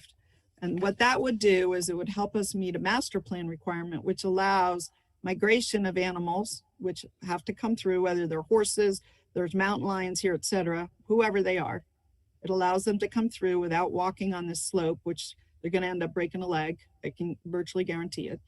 And number two, it meets our master plan requirements that speak about open space and pedestrian access. As you guys can see, there is no buffer around this project. All the project is pushed to the edge. And so there is no place. The horses can't come down here because that is where Palisades development is. All of this is fenced. So there's no way through. There's no way across. It's very tough to go around. These are very steep hills, and there's a giant canyon here. So the only way to do this would be to go a couple miles. In fact, it's probably 5 miles around this entire hill. So that is what we're requesting. The applicant said, well, this would require some more fill to put it right here on their own property. And I think that is a good trade-off to allow people, horses, and other animals to go by their property and not walk on a mountain. I've also mentioned to the consultant that we have a master plan requirement on geologic hazards. This is a very friable slope. This is going to be a city street. Rocks and debris will fall, slough off here, and up here is a giant cliff, and will fall down on the road. I think for the safety of the people and for the safety of the horses to walk by, this is a reasonable condition. So those are the two things. I got another email about it just during this meeting. We haven't heard anything. Where are we at with the water? This is from the horse folks. And I believe someone was going to take a look at the road that crosses into the Virginia 40s parcel. The concern is that pushing it onto that parcel actually pushes into a higher degree of slope than it would be on the canyons. We have concerns that if the horses try to follow that fence line or even cross higher, they could knock rock down on your road. I stood right on the property line, looked to where the road would be. I was surprised a road was going on that slope and the terrain, especially for a development of this size. So I think those would be two conditions that would help the horse people, and that could be addressed in final map. If Okay. they're included in the PUD. All right, thank you. I appreciate it. I guess screen sharing. Garrett, can you explain the water requirement? It's so uncertain. What is that exactly? Yeah, thanks for the opportunity again, Garrett Gordon on behalf of 6 Development. So the information that I have and that your staff has is the Department of Agriculture issued a letter feeding, and that talked about watering these horses. And it said, it's not illegal, but you need to have a water right. And there was a 2-pronged test for that water right. Number one is you have to have a right to water the horses on the subject property. So we could never be, forced or required to water on our property we don't own. Number two, though, is you have to own or lease or legally possess the horses. And that's from letterhead from the Department of Agriculture. That's letterhead on, and 6 Development does not own, lease, or legally possess the horses. So would never be able to pull a water right or a water permit to water them. And again, there is no existing water source on this property that eliminating. So we looked at it, and I always hate to say no, but it's just difficult to agree to a condition that would be the potential poison pill to the project because it's just unachievable, unfortunately, per state law. May I have the screen share again, Ashley? I have a letter from NDA that says something different, but. Okay, Councilwoman Doer. Yes. Go ahead, and then I'm going to open it up for questions because I Sure. see Jen trying to chime in, and so I want to keep us going. Do I have that ability? You do. Okay. Go ahead. Okay, this is a Virginia range feral horses, frequently asked questions from the Nevada Department of Agriculture. And it goes on to why are there horses? What are the safety hazards? Birth control, what does fence out mean? If you don't want animals on your property, you have to fence them out. Is it illegal to feed the horses? And finally, can I supply them water? Watering horses is legal under NRS. However, NDA recommends not watering horses near urban areas or major roads out of concern for public safety. The goal here, and I'll stop screen sharing on that one. The goal here is to draw them around the property instead of through the property. So I think it's, it's an important thing. I hope council will consider it, but that's just where it is. I don't want to go into a lot of detail, but I also have the Bella Vista conditions here, which were approved by our staff and Tamwa. It's just that we never approved that project, but they were approved. So we've done it once. I know we can do it again. But I would rather not be having this conversation at the council meeting. I will also tell you, I would rather be sitting down with the applicant over the next couple of weeks and working through the details. And if it can't be, it can't be. And if it can be, work it out.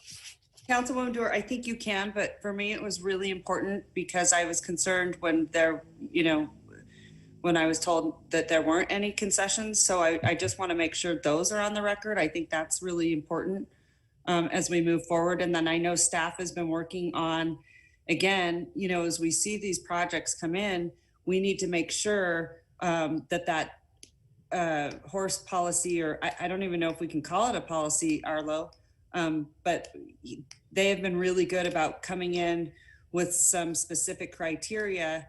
I know Arlo has, so I want to make sure that those are clear for development whenever people come in, so we're not doing this, so that we have clarity. So this is kind of, the first round of it, but I know Arlo's been working on it, but we kind of need to get those in place. So there is clarity when we look at some of these moving forward. And so we don't do that here.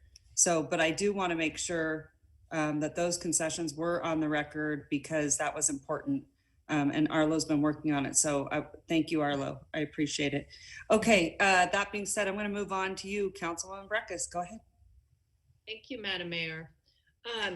I want to kind of understand the request a little bit more. I think this is the first time I've ever seen a plan unit development come forward at the same time with a tentative and special use permit. So it's a very complex request with a bunch of findings and determinations that we have to make to move forward. And since the decision for a a plan unit development has been made, which assigns a greater property right than you might have under a tentative that could expire. I wanna ask Mr. Borchardt a little bit about finding number 6 for the plan unit development consideration. And it says, essentially finding number 6 says that, you know, it's beneficial to the neighborhood. And, or no, finding number 6, the relationship beneficial adverse of the proposed plan unit development to the neighborhood in which it is proposed. And you had that nice aerial shot of the neighborhood. And I guess number 1 is, could you explain and describe the neighborhood to me, maybe through that aerial drone shot you have? You want this one or something else? No, I think it was the drone shot was better. It had a better perspective. Where the rectangle was on it? The aerial? I'll pull up what I think you're talking about. Yeah. That's why I prefer to have questions after our staff goes rather than having a bunch of, then the applicant, you know, but we didn't do that this time. But yeah, here. So tell me about this neighborhood. What is the neighborhood? So this is a little bit of an outdated picture. Google Maps is probably close to at least 5 years old. This whole area right here, I don't know if you can see my cursor, but the area that's blank in between what looks developed to, I guess that's to the west, closer to Demonte Ranch High School, and the area where there is an outlined in white, the subject site, that whole area has been developed up. That's the Palisades development that was approved in 2016 and is almost built out at this point. Is it more or less a continuation of the development down mountain from it? Yes, if you can see my cursor, it is the Palisades development, and essentially it trickles up into the flatter portions of the site, into the development portion of the site, with the exception so of how does this development, per the finding, because you have 2 paragraphs in your staff report, and the first one is about visual and aesthetic impacts, and the other one is about horses, which we've been hearing a lot about.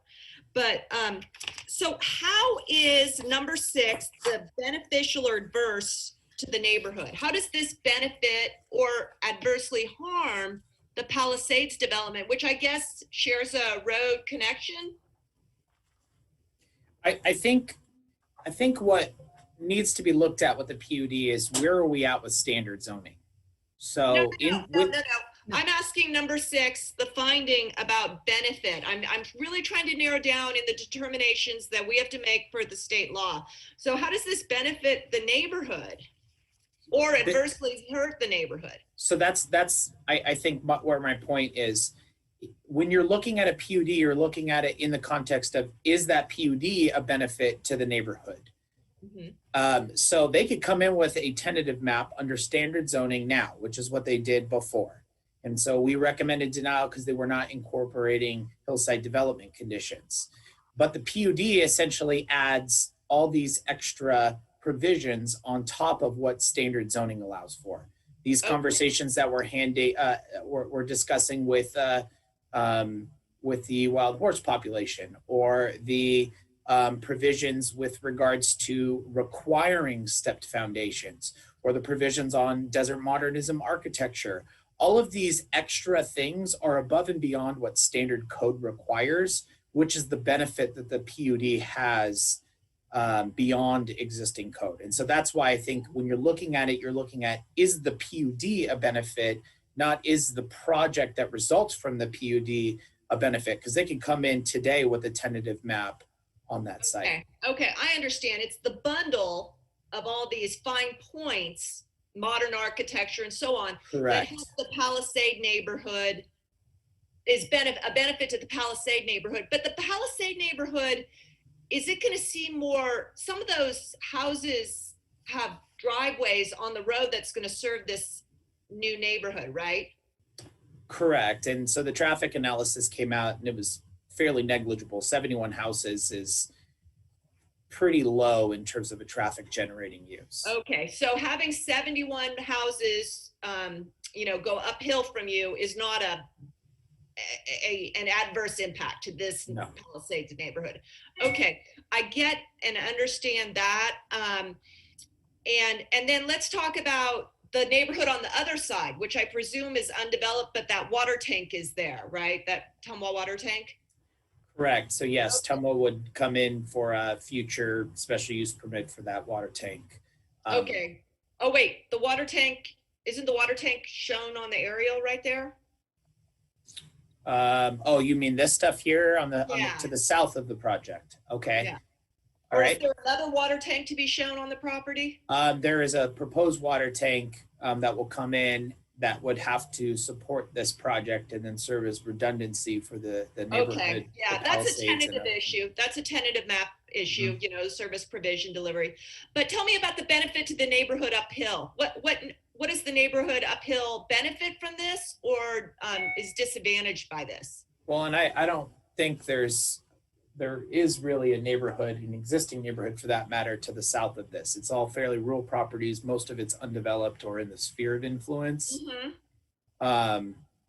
So what about I don't know. east? What about to the east? Is there a neighborhood to the east? Any private property ownership?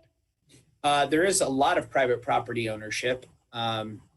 There is a proposed request the council will see with regards to a master plan amendment going forward on those properties directly to the east. But when you start getting into the topography on the properties located directly to the east, it becomes increasingly difficult to do anything on those with our provisions, not only in the master plan, but in code on restricting development on slopes greater than 30%. And so okay. What this does is this PUD also provides open space access and formalizes it for areas that people have been using over the course of many, many years while crossing private property. Now what it does is it puts it into a requirement to be open to the public. I can accept that as a benefit, but in terms of these other master plan amendments, if that's part of the neighborhood, even if no one lives there, could you say that it's a benefit to those properties to have now they're more sequential on the line of development? Is that a benefit then? I mean, conceivably, but this road doesn't really lend itself, the way that it's designed in the PUD doesn't really lend itself to much sequential development because it sort of curves back around, and then the way that the topography works. I mean, the way that they're proposing the master plan upslope is to allow for a maximum of 8 lots up there. So it's not like it's a perpetuation of suburban growth.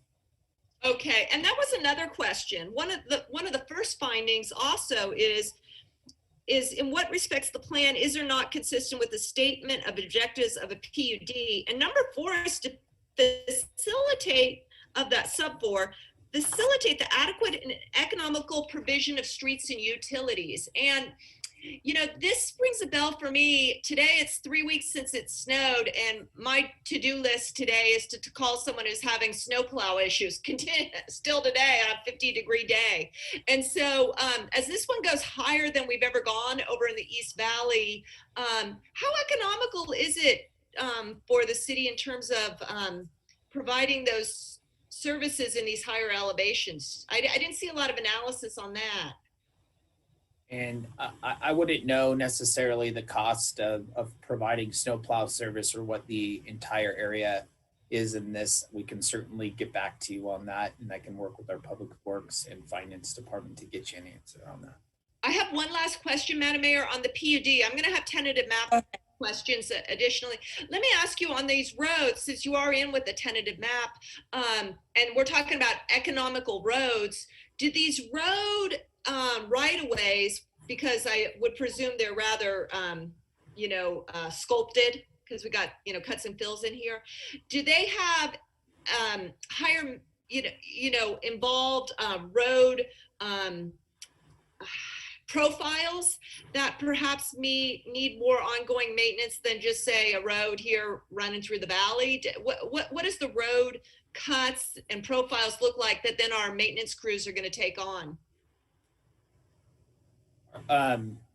So are you asking with regards to, do they meet city street standards, or is there exceptions to them, and what do they look like compared to regular city streets? Yeah, I mean, maybe it's more on the tentative, but the finding for a PUD, for us giving the property right privilege of a vested PUD, is economic road system. And I just want to understand if these road systems maybe have rockery walls or downslopes, that we have to maintain as we accept this high elevation terrain.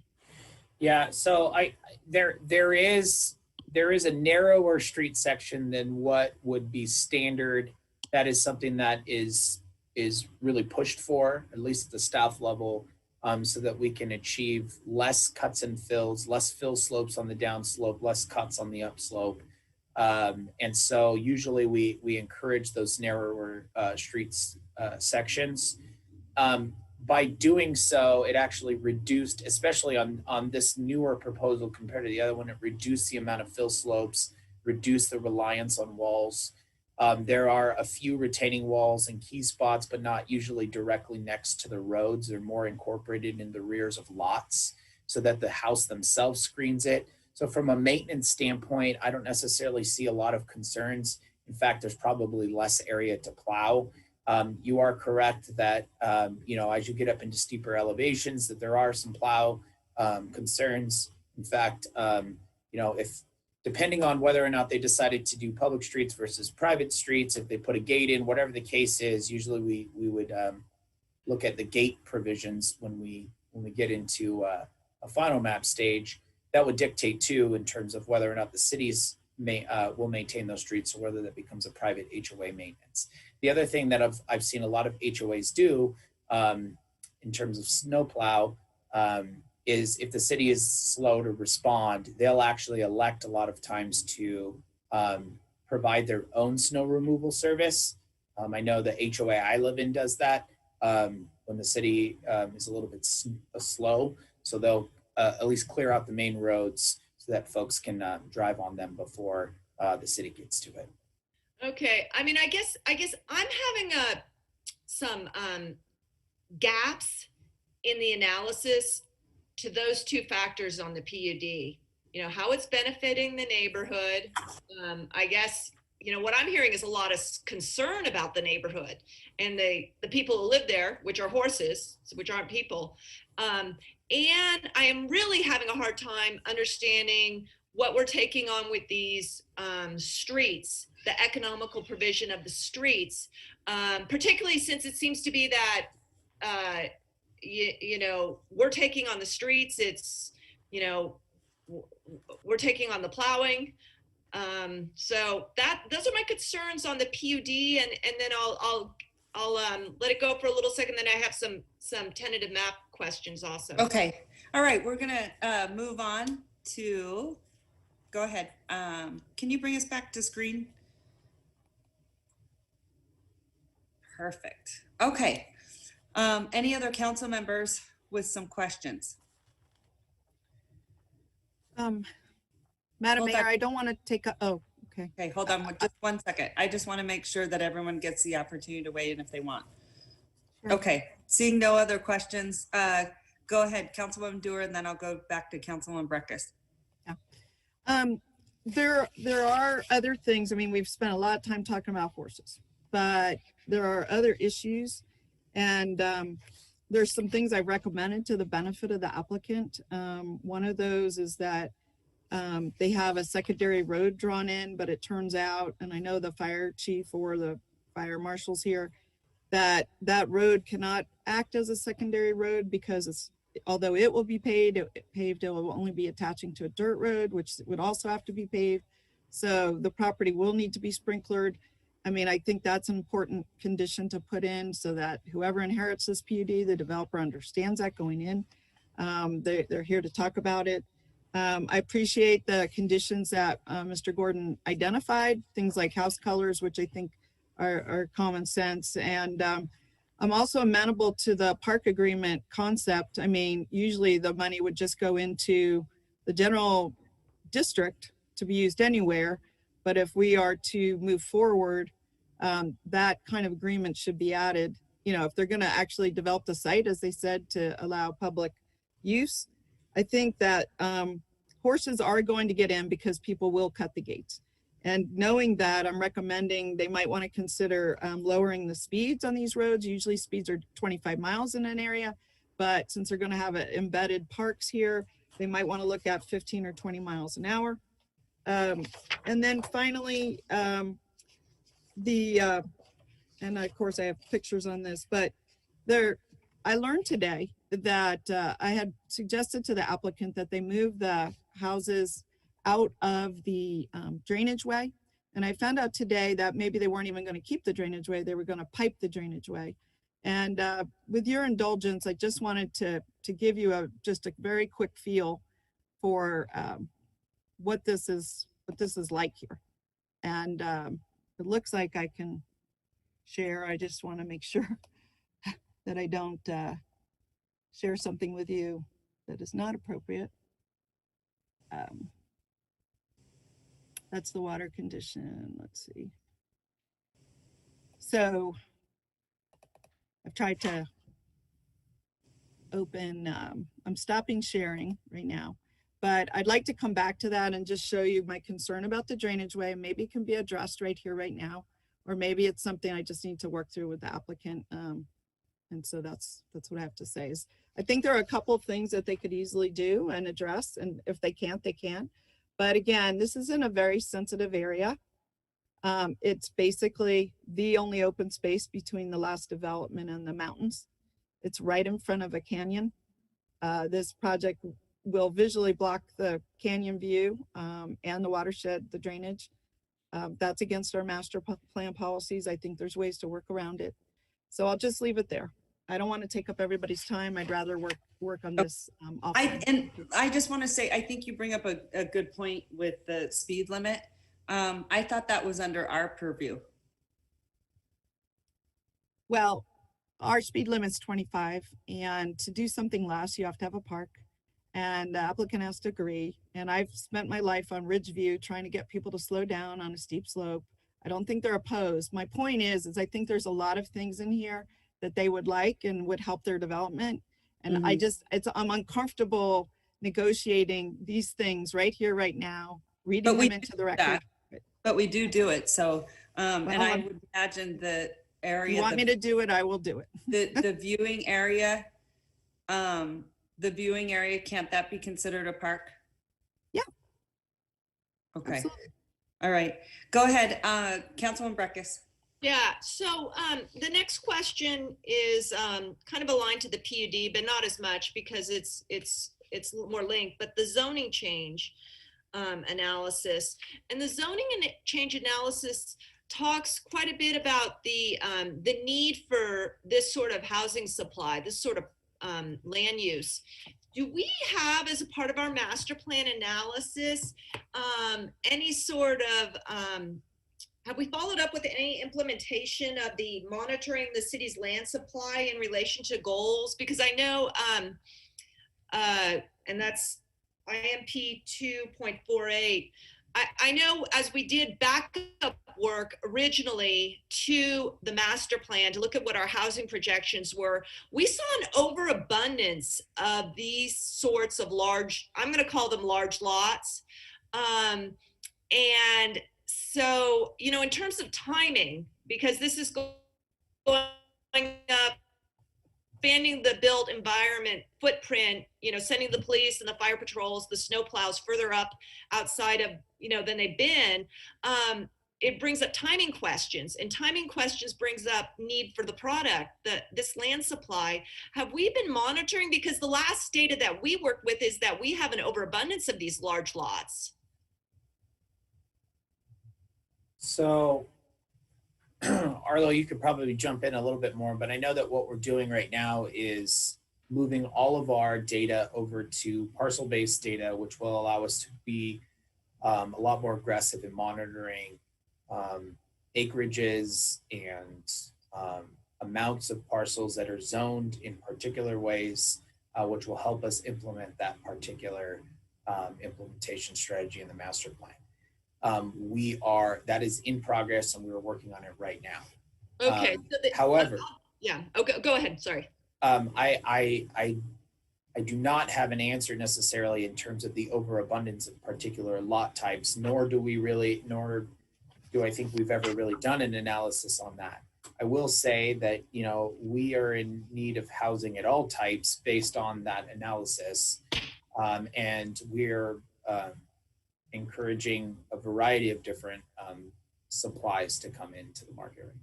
So I have the August 15, 2016 housing demand forecast and needs assessment, and it showed on low density single family, which I think this foothill development now under our master plan typology is, that we had a 3,600 dwelling unit surplus. And if we want to be sequential and not strap ourselves in terms of the fire, the police services, I was hoping maybe that you had some data showing me that number had dropped and we really did have the demand to expand, but I'm hearing that we haven't. Let me move over to my last tentative map finding about the street network, because that's always very important to me. This street network, you've already told us, is 71, 78 homes through the Palisades Street network. But what does this do to the rest of the street network? Is this just a dead end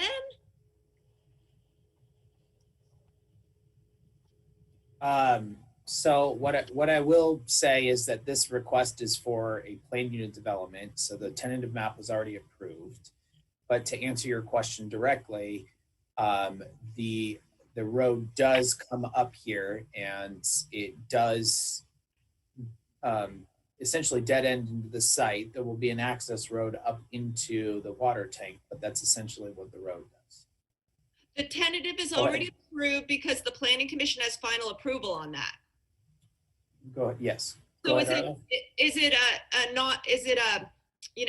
don't talk about the tentative then, Councilmember Breckus? Well, there are provisions that talk about circulation within the PUD. But this particular finding that you're talking about is related to the tentative map. And so what I'm trying to do is I've just never seen a a discussion on the tentative PUD. approved when you don't have a PUD. I don't understand that. If I could, I wanted to jump in on the question about housing capacity and traffic. Those are key considerations when we're increasing zoning intensity. This one's a little different because it's already zoned for the development. So there's no significant increase in development caused by approval of this project or this PUD if it gets approved. So essentially it's a wash in terms of capacity, also in terms of traffic because it's already zoned. So that's just something I wanted to add to the discussion. Madam Mayor, may I ask one final question? Yeah, go right ahead. The planning commissioner who had concerns about kind of the way this was organized, were his issues along the line that I just kind of figured out, which is, how can you do a tentative pursuant to a PUD and a zoning map amendment? Because, if the planning commission has final approval on a tentative and that's been granted, that's a right, that's a property right. But so you just kind of told me it's a done deal, but I just don't understand, because how can we then do a plan? I mean, I guess we're just not here to do anything because they have the tentative map. So what I'll do is I'll address both of your concerns because you have two parts there. The first portion is how are they allowed to process this? Our code allows you to bundle various different applications together. But was that just because that planning commissioner? No. I'll address that in just a second. The portion that you guys are looking at is the PUD.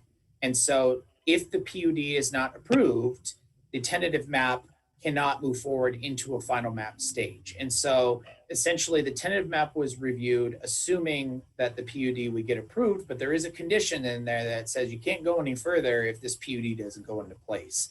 And so essentially the council is looking at the PUD. There are provisions in the PUD that address many of the concerns that are related to tentative maps.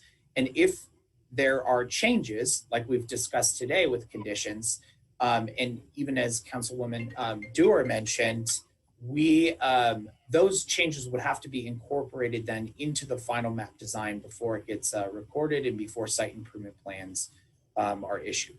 The second portion is with the planning commissioner's concern. It was on it didn't clearly state PUD handbook in the agenda language. It just said adoption of PUD.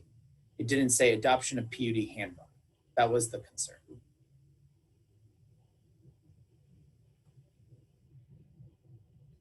All right, Madam Mayor, I'm ready to share my screen for the moment, and maybe we can move forward. So just to center, is that okay? Go ahead, and then I'm gonna give you 3 minutes because this is getting long. Yeah, and then some members weigh in. So go right ahead. All right. This is a picture. It's a little upside down from what you've been seeing. The mountains are over here, and I hope you can see that. Yes. Is that a yes for people? Yeah. It's okay. Yes. The water tanks up here, the development, the hill, the road into the development. What I want to just address very quickly is there is a drainage here that comes out the mouth of this giant canyon.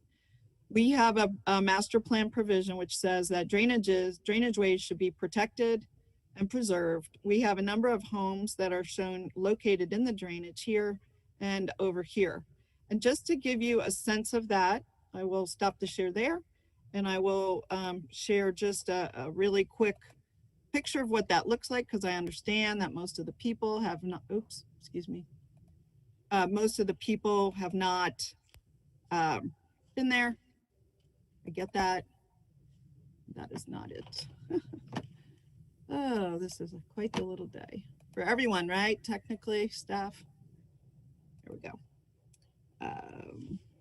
Just give me one moment, pull this up. Here we go. Okay, I'm going to hopefully do better with playing this video. Can you see that? Team? No. No. No? Okay. Let me stop sharing and just try this one more time, and then we'll see. Share sound. Share. No, oh, God dang. We are pulling up the wrong item again. I apologize. Here we go. Oh my goodness. This is challenging, guys. This is very challenging, but we'll get there, I'm sure. Okay. Okay, here we go. I will attempt, can preview this. Okay. It says that we cannot play it, so we'll leave it at that. And we'll just leave it at that. Anyway, what it was a picture of the water coming through this area, so you could just get a sense of it. You'll have to take my word for it or see it. I'll email it separately to you at another time. But it is a very vigorous drainage that is used. And that's all. I'll just leave it there, and then I'm ready to make a motion if you want. Madam Mayor. You're Hold on. I'm technical difficulty. We all are today, apparently. I know. And Jenny was going in and out too. So, okay. Does anyone else have any questions? No? Okay. Go ahead, Councilwoman Dewar. All right.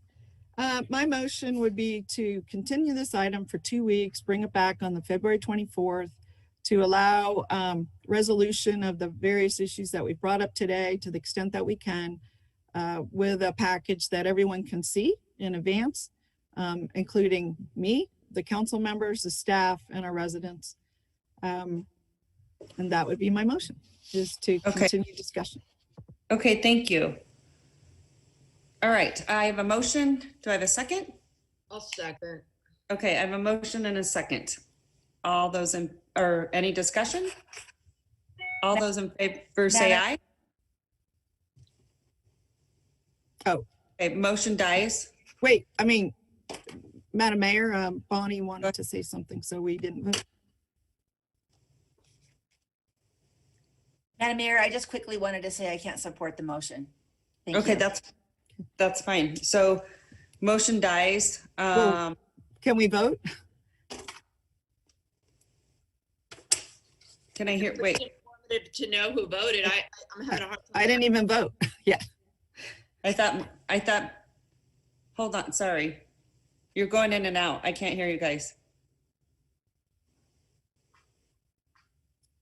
Okay, we had a motion by me and a second by, it sounded like Councilwoman Breckus, and we were about to vote, and you're on mute, Madam Mayor, and we did not vote yet. No, okay. Sorry. Okay, so I have a motion and a second, and all those in favor say aye. Aye. Aye. Okay, discussion. Okay, no discussion. Sorry. Councilwoman Weber, I thought you were saying something. Nothing? Yes. Okay. Okay, all those in favor say aye. Aye. All opposed? Motion dies, I think. Where am I at? I don't know, we either have a three or a. It's a 3-2. tie, so it's a technical failure. Okay, so, Madam Mayor, I'll offer a second. So wait, so, okay, I need a, okay, go ahead. Go ahead. Sorry, we're having a lot of issues. Go ahead. Mr. Thornley, could you just recap what happened, and then I'll offer, depending on the result, I'll offer a second. Maybe we need a roll call if that will help you, Madam Mayor. Yeah, I'll I think, offer a motion as well. because I couldn't hear and it looked like it died. Okay, so let me recap my understanding of what just happened. If we need a roll call or if there's a point of confusion or clarity that needs to be made, somebody jump in and stop me. So my understanding is that Councilmember Doer made a motion to continue. It was seconded by Councilmember Breckus. We have brief discussion and comments from Councilmember Weber. Madam Mayor, you called for the vote. Council members Doer, Breckus, and Reese voted in favor of the motion to continue. Councilmember Delgado, Councilmember Weber, and yourself voted against the motion to continue. That is a tie, and a tie is a technical failure, and so the motion fails. Okay. Okay, so I would like to offer a motion for approval. All right, so I have a motion to approve. Well, I've got to read in the conditions. Go ahead. Okay, haven't made the motion yet. Let me take a drink of water. Okay.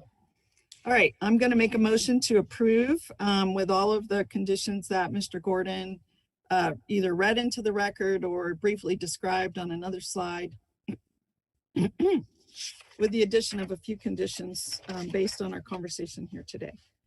The first condition is that the road by the cliff should be moved onto the applicant's property and sited approximately 300 feet from the base of the cliff. So that would be one condition. The second condition would be that the predominant drainage way shown on the project site shall be protected and maintained as a drainage and not piped in accordance with the master plan policies, and home sites shall not intersect any portion of the drainage way. That's condition 2. Condition 3 would be about the horses. If allowed, and this does not presume it is allowed, this is if it is allowed by Tumwa policy and regulation, horse water sufficient to support 125 horses of the approximately 3,000 on the range shall be located on or off the property in consultation with the NDA's current horse management consultant, Wild Horse Connection. Okay, that would be a third condition. A fourth condition, hold on one sec, would be to your point, Madam Mayor, and this is this is not a mandate, but consider reducing speeds on the roads on the site to protect drivers, pedestrians, and horse safety. The project talks a lot about grading and avoidance of grading, and I really appreciate what the project applicant has done. What I couldn't find was a clear statement about the grading. It was sort of here and there. So I just thought we should make a statement that there should be no mass grading for home sites. I understand they may have to grade for roads and so on and so forth. This would be much like the Collin Ranch, where they just grade the house pad. And I think that would, they've said they would do it in several places, but not in all places. So I just wanted to address that. And then finally, in the handbook, there's a lot of discussion about being able to make a 20% deviation from the plan, and it would be up to the design review committee. It's unclear who that is. And I would be okay with that as long as any of those kind of decisions are also made in consultation with our planning administrator, as is often the case. Most PUDs have a front page where it says the planning administrator may do this, that, and the other thing. But I just want to make sure that the planning administrator is signing off on whatever design review changes are made from this PUD, which is a very defined document. And that just makes sure that our staff are in the loop. And so those are 2 conditions to address the horses, a couple of conditions to address the drainage way and the grading. I would recommend, but I'm not going to make this a condition, that they delete the secondary road entirely. It's not needed. It will be cheaper if they cut it out of their project, but that's up to them. They already agreed to other things like a park agreement and so on. So that's it, Madam Mayor. I hope I covered all of your points that you brought up earlier about safety and horses and so on. So I'm looking for a second on that. All right. Gary, I would just like to ask you on, was that something you guys discussed on lowering speed limits? Thank you for the question. We had not discussed that, but it would certainly be acceptable. No problem. Whatever the city determines is the correct speed limit, we're happy to accept. Okay, thank you. I appreciate that. I think Councilwoman Dewar makes a really good point there. All right. Could I address some of those conditions if right? Madam Mayor, for the purposes of our discussion, I will second it. However, I'm not making a commitment to voting on the motion at this time, but I would like to understand the applicant's position relative to any of the questions being asked. So I am the seconder on the motion. Okay, thank you. And just so you know, Madam Mayor, I sent all of this to the applicant, albeit it was just yesterday. Okay. Because we didn't have a chance to talk, so they've at least seen my proposals. Yeah. Okay, thank you. All right, so I have a motion and a second, and for discussion, go ahead, Garrett Gordon. I appreciate it, and I certainly think these are genuinely proposed conditions of approval, but I would assert, unfortunately, each is a poison pill that wouldn't allow the development to move forward. The location of the road was designed by our engineers, Christie Corporation, reviewed and approved by city staff, Public Works and Engineering, in conjunction with our handbook and our map. And it's located, and it's number one, it's located on the adjacent property, which required an easement. So if certainly we could have kept it on our property, we would have, but we were needed in order to meet city design, grading, and hillside standards to design it in the saddle, which is a flat area that traverses through this area to meet not only city slope requirements for roads, but meets grading and hillside standards as well. So that, unfortunately, we'd love to do it, but we have some other grading and disturbance requirements we have to live with. As far as the drainage way, I absolutely agree that there's a master plan policy about disturbance of drainage ways. The last application, the last staff report, Sienna Reed probably wrote 2 pages on it about how the drainage way was being disturbed. We worked extraordinarily hard with our engineering team to make sure there was no disturbance to the drainage way. We believe that's a fact. We believe staff, and then their recommendation of approval have confirmed that. And if there's any uncertainty whatsoever will have to meet that same policy and requirement for final map. So the proposed condition, I think, would not accommodate or get to, it gets more to the design of the project than it does the actual drainage way, which we're certainly located out of. And finally, the water. I will tell this council that we have done all we could to do our due diligence on this issue. I called Tumwa at the request of Councilmember Doer, and I looked at the memo from the Department of Ag and the City of Reno memo, and I also talked to your staff, and maybe it's worth them weighing in as well. But I have not seen any other memo on any other letterhead otherwise that would allow us to not only put water not on our neighbor's land, but on our land, and go through a permitting process that is just unachievable. And I think as far as a nexus for the condition, we're not eliminating any water right or any water on our property for the horses. Bella Vista was completely different. There's Steamboat Creek that runs through it. That mitigation was required. I would ask that it's not on this condition. So speed limits, no problem. I wish that I could say I could agree to any others, but I think we agree with the staff report that the project as is, with the conditions I mentioned throughout my presentation, meets all the findings, including a deed restriction for open space. So the Palisades residents can now in perpetuity enjoy this private property as open space.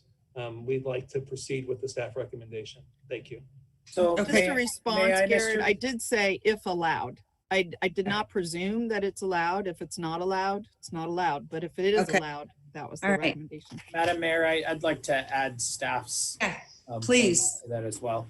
Go ahead. One of the things that they were, the applicant was tasked with in the initial stages was to reduce grading. That was the biggest impact that that was had, and one of the biggest reasons why we were recommending denial. And so by moving the road further west, what it would do is it would create a large fill slope that would be in a very visual portion of the site. And so that was one of the concerns that I had just initially hearing this. And so I just wanted to bring that to the attention. And then to Mr. Gordon's point about the drainage way analysis, we did analyze it. They are falling outside of the drainage way. It may not look like that from that aerial, but they are falling outside of the drainage way as our code meets it. They are allowed to cross the drainage way with a road crossing, and code does allow that. So that is the only portion where they would have a culvert going underneath. So okay. I just thought I would give that information to all of you. Okay, good. That helpful. Thank you. Okay, I think who else was wanting to weigh in? I thought someone else wanted to weigh in. Oh, Councilman Breckus, go ahead. Yeah, and I'm confused. I thought our rules didn't allow discussion from others when we had a motion on the table, but I don't have them in here, but I'm not really asking. I'm becoming increasingly concerned with the noticing of this request. If you look at this on our agenda, C5, there is no reference to any location in space where this request is situated. And that's not how it's done ever, in my view and understanding. I have the Prado minutes that we adopted. That was a PUD. It had some other changes today, but like it was a project of regional significance, but it was a PUD request. And the advertisement on that said it was a 700-acre site of 14 parcels located along the east and west side of Lemon Drive from Patrician, blah, blah, blah. If you look at the zoning change that we did up in Stead, it tells you Stead Echo Boulevard. This one here has no reference to any location in space. I think that's a noticing flaw. I don't know if it was that dropped out. It shows you Ward 2, but I'm concerned that we've got a problem here with that. And I did read what the planning below that saw noticing. Jenny, you're muted. I'm sorry. Jenny, you're going in and out. Okay, I'm sorry. I asked someone who's watching if they thought I was going out, and they said no, but this is no location in space. It doesn't tell you north of Palisades or whatever road it is. It has no location in space. We cannot act on this today, in my view. Okay. I'll just, I hate to say it, I just don't think we can act on this today. All right, thank you. Go ahead, Councilman Reese. I'd just like Mr. Hall or Mr. Shipman to weigh in. I mean, it's frustrating, I can tell you that, because we've now had an hour and a half, 2 hours of conversation, and at the very last minute, the noticing issue has been raised. I'm very, it is very important. And certainly it does not have to do with the merits of the project, which is a totally different thing. But if it's been noticed poorly or incorrectly or wrong, and we're now just learning about it, thank you to Councilmember Breckus for pointing it out, but let's get it right. Yeah. Okay. So Mr. Hall, I'm going to have you weigh in on that, and then we're going to move forward because we've been going at this for a while. So I want to either get on or get off. Go ahead, Carl. Yes, I believe that it's adequately noticed. I think all of the notices went out to the adjoining property owners. It was posted, it was in the paper. And if you look at the supporting materials, it clearly indicates the location of this particular project. So I think we're all right. Okay, thank you. Madam Mayor? Yes. I also wanted to say that as the planning commission liaison, I was at the meeting where the requested, their planning commissioner did ask about this, and it was noticed correctly as per Carl Hall at that point in time as well. Okay, good. Thank you for the clarification. Okay, so I have a motion and a second from Councilwoman Dewar. We've already done discussion. Councilwoman Breckus, just one more minute. Hurry. And I accept what Mr. Hall is saying, that if we have a flaw, I believe, on the agenda, but maybe he feels it's covered in other ways of notice. I don't know. I think messing up on your agenda is a huge one, because that is a big source of information for the public. So I'm deeply troubled by it. But with that said, I cannot support the PUD findings on the benefit to the neighborhood. I'm not seeing a benefit to the neighborhood and the economic provision of the roads. I'm not seeing that, and within this PUD, and then the zoning change in terms of the population demand and the supply. I'm not seeing that either.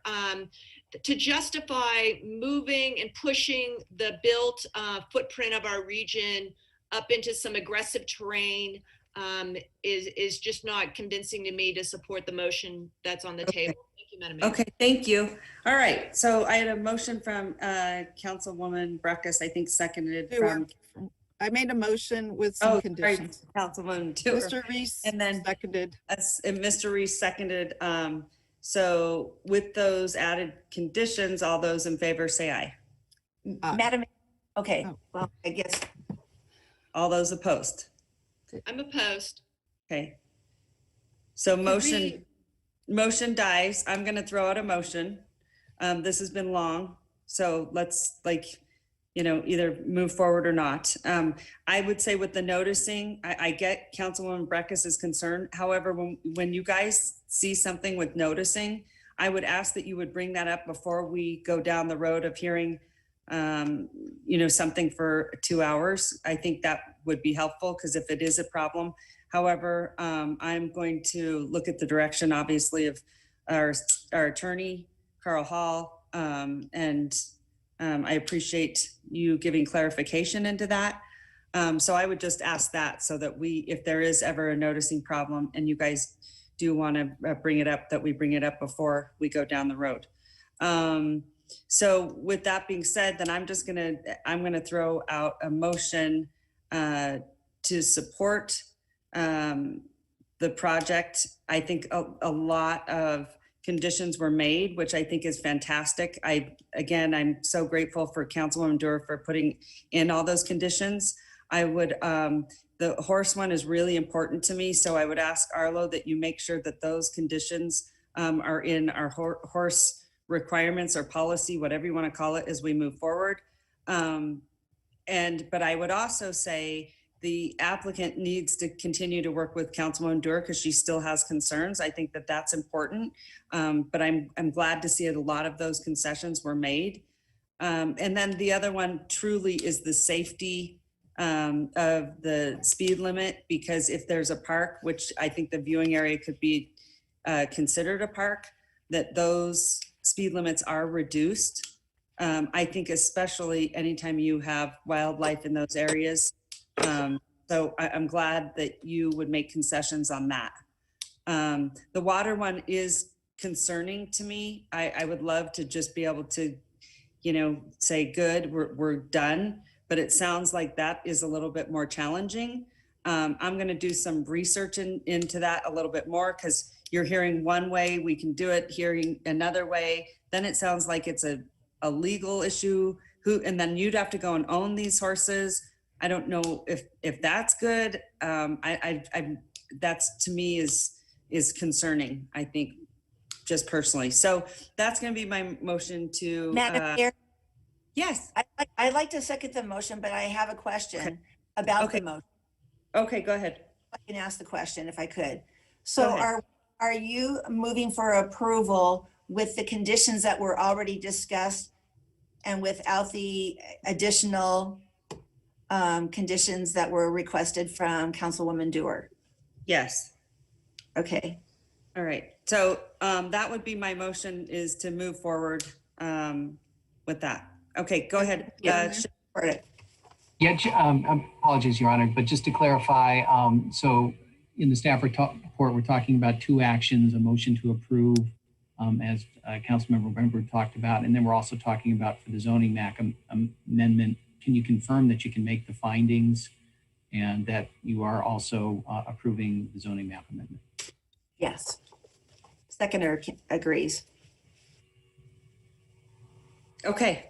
Madam Mayor, I have a question and then a statement and then a question. Go ahead. Go right ahead. Okay. First of all, the question. So you're not including, I had written, if possible, even if legally possible, they would provide the water, and you're saying no, that should not be included. You're saying if possible, but then it sounds like it becomes they have to own them by state law, is what I heard. At Bella Vista, they didn't have to own the horses. They were just providing the water. So I think there's just some legal research that needs to be done.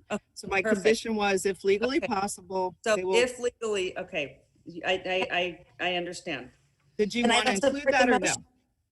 Yeah, well, I'm asking questions on the motion. That's what I'm doing. Okay, go ahead, Councilwoman Dewar. All right, okay, I'm asking if you're including that or not. And so you just have to say yes or no. You are including it or not. I'm just getting clarity here.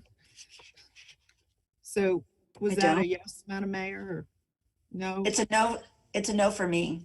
Okay. So I would say to continue to work with the applicant to see if that is possible. Okay. But at the same time, I mean, I don't know what that looks like. It's still too sort of this gray area. Okay. I'm okay. That's fine. I just wanted to get clarity on what was in and what was out. That's fine. But I promise I will work with you on that, and with Tracy for sure, because I feel very, very strongly about it.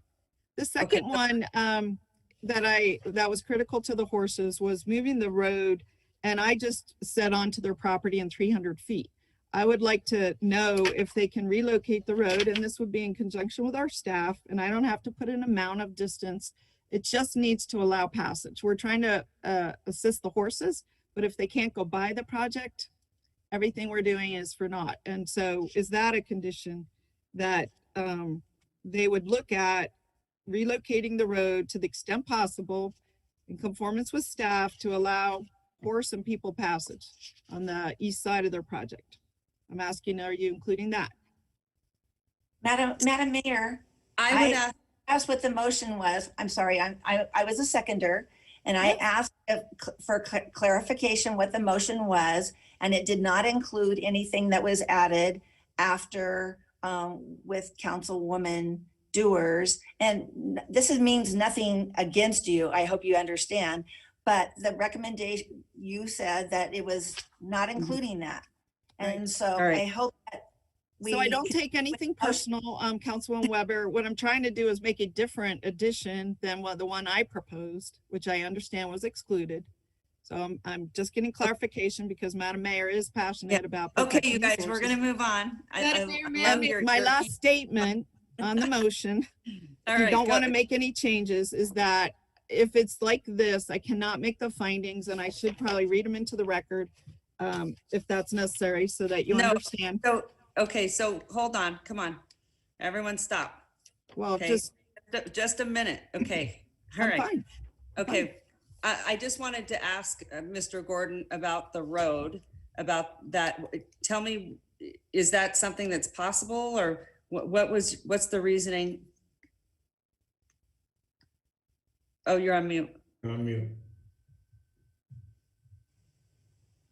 Sorry, can you hear me now? Go ahead.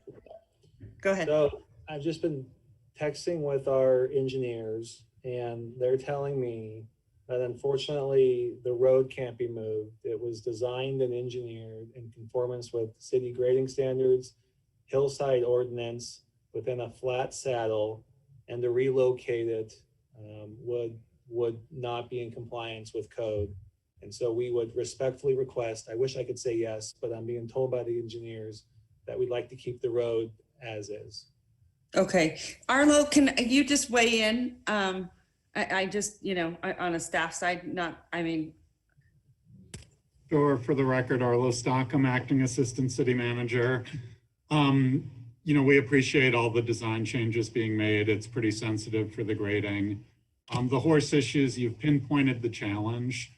The fencing and all that has been incorporated into our code, and we're applying to projects. The watering issue is more thorny, as you've heard. What we're working towards is some type of program that supports diversionary feeding and watering, so that the water sources are provided by the appropriate groups in locations that are not proximate to existing development where the horses would likely come into the subdivisions. That will require a little bit of time to pull together the projects on the priority list to move forward, but that watering question, especially when we get into sites like this that don't have existing water sources, is a little thorny, and we support working with the horse folk to provide that at proper locations. Okay, good. I really, really appreciate that, because for me, that's probably one of the most important. And so I would just say, with staff's analysis, and it sounds like you guys are supportive as well. So with that being said, Madam Mayor, may I suggest a motion, if I understand your motion correctly? I would recommend that in the case of LDC 21-00024, the Canyons, upon consideration of all the information received in written materials and at the public hearings, I move to introduce and refer ordinance number 7167 for a second reading, subject to adoption, and to tentatively approve the Planned Unit Development Handbook, subject to conditions, by minute order, based upon favorable determination of all the required considerations under Nevada state law and the Reno Municipal Code as discussed in the staff report, without, and your motion would be without the additional conditions of watering the horses and or moving the road. Correct. That motion. And having the other conditions in there. Okay, so that's my motion. Then I have a second from Councilwoman Weber. Discussion. Go ahead, Councilman Reese. Oh, yeah. Thank you, Madam Mayor, and I'll be brief. I just want to understand the motion as suggested by City Attorney Carl Hall is for a referral for the first reading. Is that correct? Meaning this matter will have to come back to us on a second reading? Yes. Yes. And when is that to happen? That will appear at your next regularly scheduled council meeting. Generally, however, it just must come back for adoption within 45 days of introduction today. So we do have some time. The reason why that's important and relevant for me that I asked for the clarification is because the earlier motion by my council colleague, member Dewar, was for a continuance essentially for 2 weeks. So now what we're going to learn is that this matter is coming back with or without a continuance in 2 weeks. The only thing that we've done is eliminated a 2-week lag between first and second reading. My advice to anyone who's listening is to work with Member Doer in that 2-week period so that we know whether when it comes back for a second reading, we'll be in a position to more greatly support it. And with that being said, I think many elements of this have gotten a little off the rails today, not by anyone's fault, but because the technology has failed. Many times I couldn't hear Councilmember Breckus, who has had very good comments. There have been some technology issues with all of us. My camera keeps going in and out. And I just apologize to the public and want everyone to understand is that I will support the motion as made today, but I want to point out that it has had the practical same effect of bringing the matter back in 2 weeks where we are going to hear it again.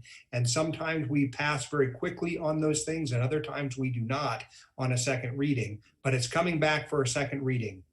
Yeah, and also Councilman Reese, just to clarify, I'm going to work with Councilwoman Doer on the water issue. I think I want to dive into that more because it's really gray.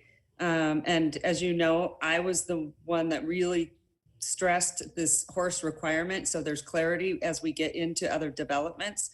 So I think that needs to be hashed out as well. And I think to your point, just making sure that the applicant is continuing to work with Councilwoman Doer, because I think that's going to be critical. And I guess my comments were really directed at the public who watching the meeting may not understand the intricacies of the procedure that we engage in or why things get referred for a second reading. So again, my point is the practical effect of the first reading and moving to a second reading is that we're now going to get the continuance that Councilmember Doer had asked for earlier. Right. And I would just also say, Councilwoman Doer, you brought in a lot of conditions. And I know everyone gets very passionate about this, but I honestly think you did a really good job. Really did. You made this project way, way better. So I just want to point that out. You really did. Okay, go ahead, Councilwoman Breckus. Yeah, thank you, Madam Mayor.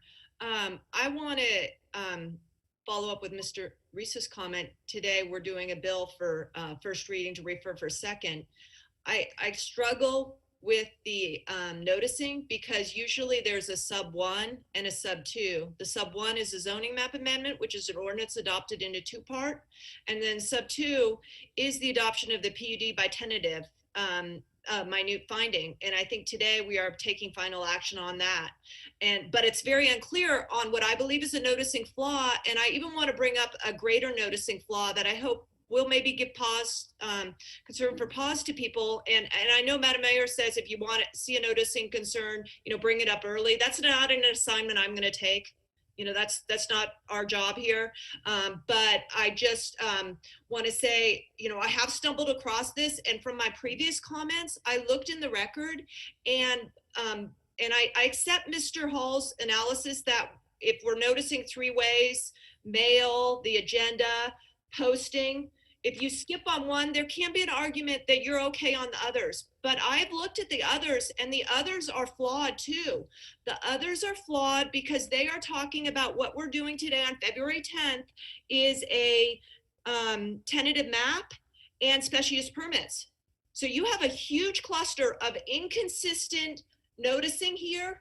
These ones do capture my concern of where in space we are. So I don't know if you're going to call for the vote, Madam Mayor, and that's fine. And if it goes, I would urge my colleagues to think about calling this back later in the meeting if they sit down and look and see that there is a noticing flaw, because I think there's a good argument for that. And I hate to have us have, the Attorney General's analysis on that. Okay, Councilwoman Breckus, let me just ask you this. Please don't cut me off. Councilwoman Breckus, excuse me, point of order. Okay. Okay. Thank you, Madam Mayor. I will concede. Okay, you went over time, and I get your concern, and I think they're super valid. So let me just ask you this: when did you know, or when was it brought to your attention about the noticing? Madam Mayor, in the record, there was a noticing concern down in the Planning Commission, but it's a completely different one than what's come up today. and it's not my job to be following up on notice. I think we have a flaw. I'm calling it. If you all go for a vote, that's fine. You received advice from the attorneys. I found additional information that I think supports a noticing flaw, but it's not my job. I'm just going to call it, but it can be problematic if we, someone calls it on a public records, on an open meetings issue. Yeah. Well, I appreciate that. And honestly, like I said, I think you have valid concerns, but I would also say, this whole thing of not my job is not okay either. So when you see those things that are bothering you, I really want you to take it to staff first, and then we're not sort of all over the place listening to our attorneys and then listening to a council member. That's not going to be helpful here. So I want you to know I understand your concern and I appreciate it. No one is trying to skirt anything here, but at the same time, if those are going to be issues, I would just ask that you bring them up beforehand. I know you don't like my answer, but I just in the spirit of trying to get along and work through process, because they are important. I think you make a very valid point. Important for sure. Madam Mayor, this is a very big record, and I've reviewed it, but I stumbled upon this concerns in the last 15 minutes. And so I think it's being a little unfair to me in indicting my preparation for these meetings. And I just leave it at that. No, Councilwoman Breckus, it's not that at all. I'm just asking you when you see it, because otherwise you're making it very difficult if it's something that you know beforehand. And one thing I know about you, and it's great, you want to put something on the record. All I'm just saying is have it, work with everyone and staff to bring those forward at the time that you know about it. But you sound like you're just now finding out about it, which is fine. I'm just asking you, as we move forward, just when you find out about those things, bring them to the attention so we can work through them. That's all I'm asking. Madam Mayor, if I may, yes. I think that Councilmember Breckis's concerns are well founded. In this instance, I believe we're all right in that the additional noticing is over-inclusive rather than under-inclusive. But we will work diligently on the staff side to make sure that these things are consistent and that we are at the top of our game moving forward. Yeah, I think that's good. And again, Councilman Breckus, I think, you have always had a lot of valid comments, and you're also, you're very bright. And so I appreciate those things. I'm not trying to do that at all. I'm just saying when you see those things, bring them to our attention so we can get them addressed. Because right here, it's not helpful. Okay. Mayor. All right. So we're moving on. I know, but I have to put this on the record, Madam Mayor. Okay. And then we're moving on, and that's right. it. Okay, guys, Right. thanks. Go ahead. All right. So first of all, I just wanted to thank you, Madam Mayor, and thank Councilmember Reese for the points that you made during this discussion and the direction that you're giving the applicant and myself, which I'm taking to heart. And I appreciate the opportunity to continue working with the applicant. I had recommended the conditions so that I could make the findings. We don't have the conditions, so I can't make the findings.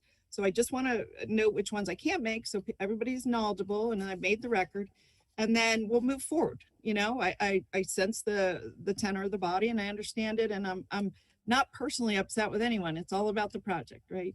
So I cannot make, there's finding B and C, this is for the PUD, 2, 4, 5, 6, and 7. And I think I could have with those conditions. We don't have them, so I understand. Hopefully I can get there by the next meeting, and I want to get there. If we have to also comment on the tentative map, because it sounds like we do, I cannot make the zoning map findings for B, C, E, F, and I.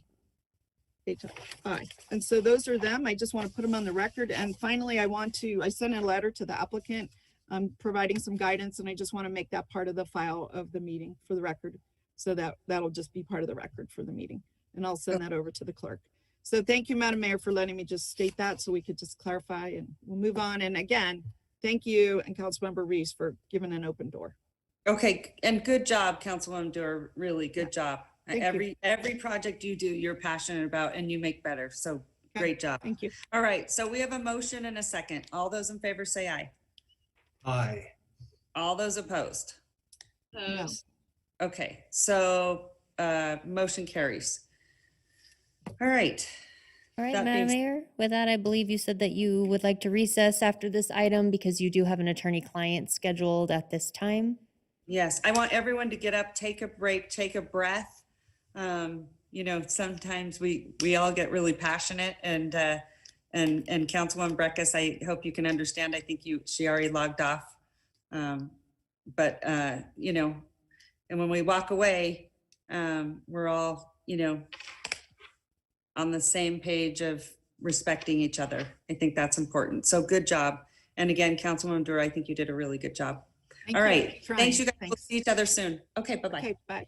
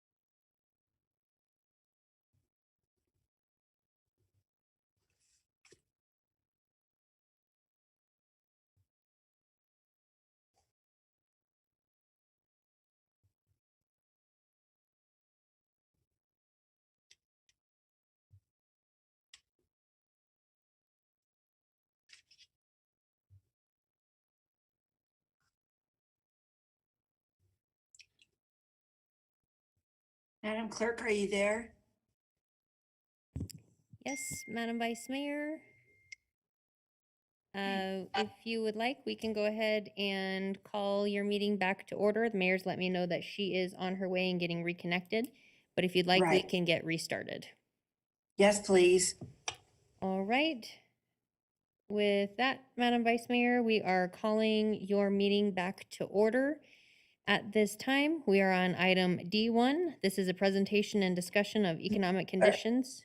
Madam Clerk, what you Yes. may not know is that we will be going to Callie Wilsey with the her legislative report. I did not know that, so we will go to item D4. And at this time, we will move Callie Wilsey over. Thank you. I apologize.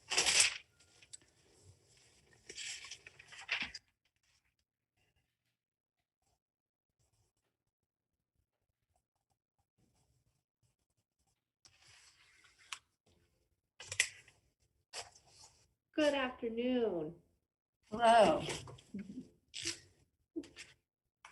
Well, Madam Vice Mayor, members of council, Manager Thornley, thanks for having me today. I'm looking forward to giving you your first update. So happy day 10 of the legislative session, only 110 to go. This session is certainly weird logistically, just like we've all been working to try to figure out how to operate with COVID. The legislature is in that, and just with 10 days, it is still, everybody is trying to figure out how to best operate safely and remotely. During the first week, we heard a lot of presentations from state agencies, but bill hearings are significantly ramping up this week. So today, I'm hoping just to give you an update on the city's bills, as well as a couple of bills that we are anticipating to hear later this week. And then I'm here to answer any questions that you may have. So the city has sponsored two bills based on council direction earlier in 2020. So the first bill is Senate Bill 73, and this is the bill to initiate a ballot question on the 2022 general election ballot that would go to fund capital projects and ongoing operational costs for parks and recreation facilities, preservation of open space, and protection of the Truckee River and other natural resources within the city. So right now, what we are doing is really focusing on building support around this. We know it's going to be really important to have community support for not only this bill, but if the bill were to pass, for the ballot initiative. So we are working to build a coalition right now around this need. And we're really focusing on the bill being driven by what we've heard from the community. We heard that in the master plan, in the community's vision for what they hope to see in Reno as being a base for outdoor activities.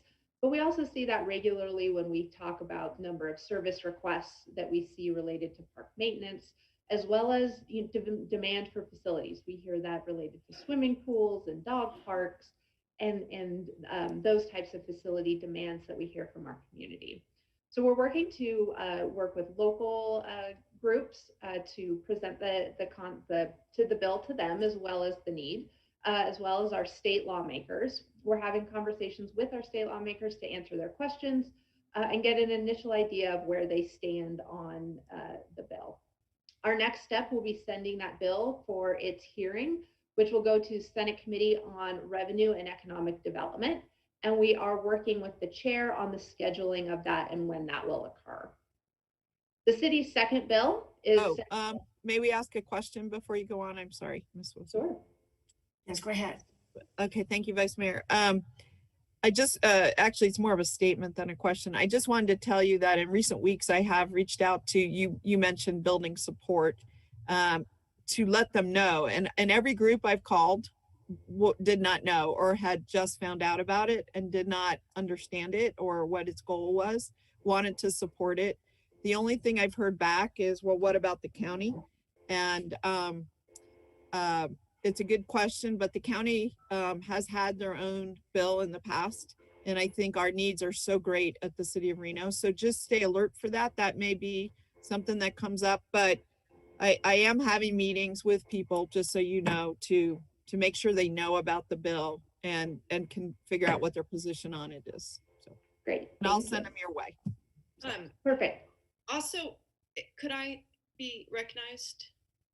Yes, go ahead. Go ahead. I'm sorry, Councilwoman Breckus. Go ahead. No, we gave what I thought was tentative approval on this bill, and then all of a sudden it was sent down there. I think, the year moved really fast. And I always had reservations about this bill because they had given us that tool before for the parks districts. And I felt like, the thinking is, well, here comes Reno again wanting for another parks tool when they didn't use the last one they asked for. So I don't know. I mean, I have not been really a fan of this nor understood the distinction between the one that we got 2 sessions ago or last session. Is that coming up? Do you have a cheat sheet on that in any way? And maybe I could respond and then you could, Miss Wilsey. I'll just say this. I think the city has every intent to use the park district tool. And that applies where you actually have people that would live within or near a park area. But we also have needs. Let me give you an example, whether it's in the Virginia range for an outdoor corridor where people don't live there today and there's nobody to be paying, or let's pick a Moana pool. The people that live right around the pool, which cannot be funded with residential construction tax, they're some of our poorest people in our city. So it does, while the tool is great where you have people living in an area that could be called a park district, it's not useful for many other areas. So I think what the third point is that there are monies out there, federal and state monies, and often those monies require a match. And I think this would give us a way to be able to meet them and justify maybe a 75% from them, 25% from us, from whichever body. And in fact, I talked to Senator Masto's team, and there's 2 bills, 2 federal processes available now. I can't remember the exact name of them, but one is the Lands and Water Conservation Act, but there's a whole brand new one. And it would give us the ability to work with them to bring those monies into our town. So, well, I don't want to talk around Miss Wilsey because she has the expertise, but exactly. When we did that other bill, it was understood to me by the advocates that the whole city could be a park district. So you could apply it citywide. And secondly, I was hoping we'd have discussion that it wouldn't have to be a vote of the people. It could be a vote of the council. Thank you. So, we'll see. Go ahead. Of course. So on the Parks District, I think that there are ways that the Parks District makes sense that it could be used. But there's 2 kind of problems that have been flagged. One, it kind of creates an additional layer of government to manage parks, which this body is currently already managing that. So it would create that additional level. 2, it doesn't fully solve the budgetary or financial needs related to that. So the council would need to make decisions whether to kind of reallocate kind of current property tax. That's kind of one of the things mentioned in the park district, that funding that we currently use to that park district to fund it solely, for example,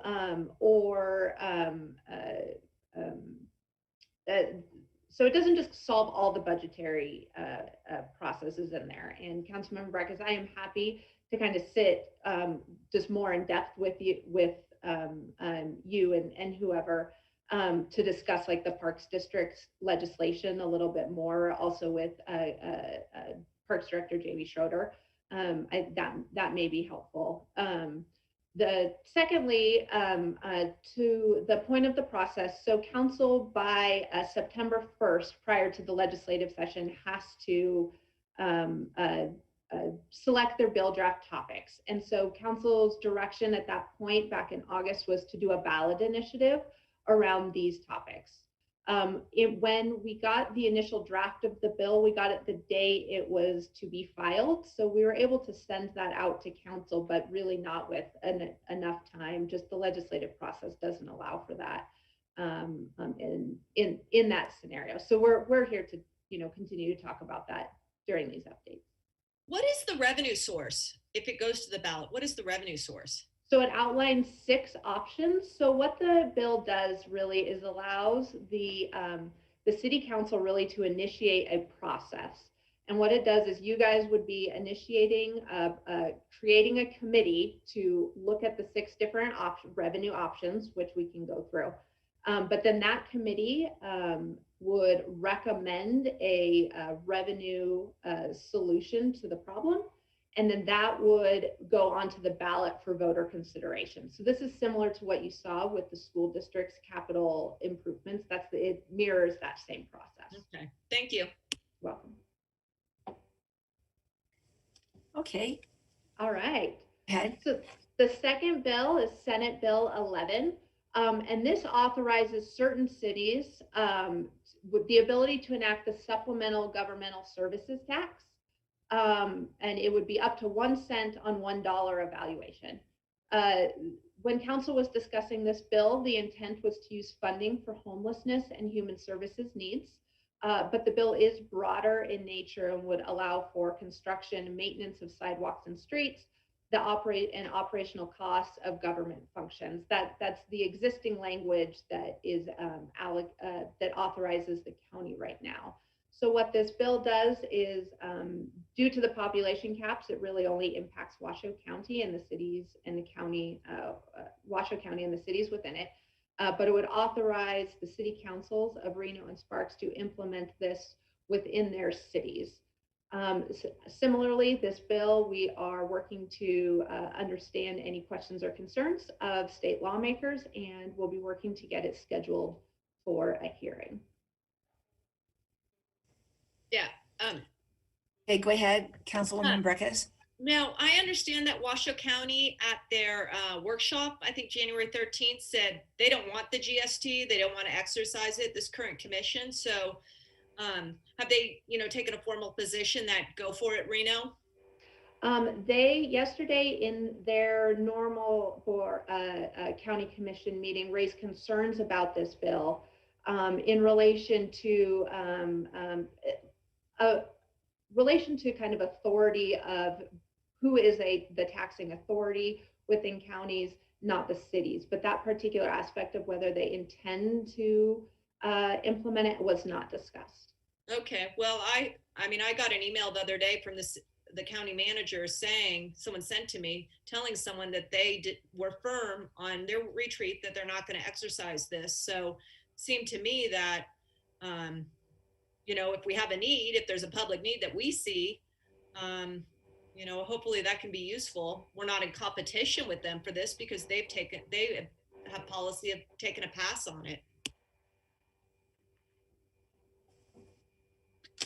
Okay, Callie, I have one question too. Sure. Did we do an estimate of how much this generates? We did an initial estimate of $4 million in revenue. A year? Mm-hmm. Okay. Yes. Thank you. Thank you. Madam Mayor, you're back. Do you have a question?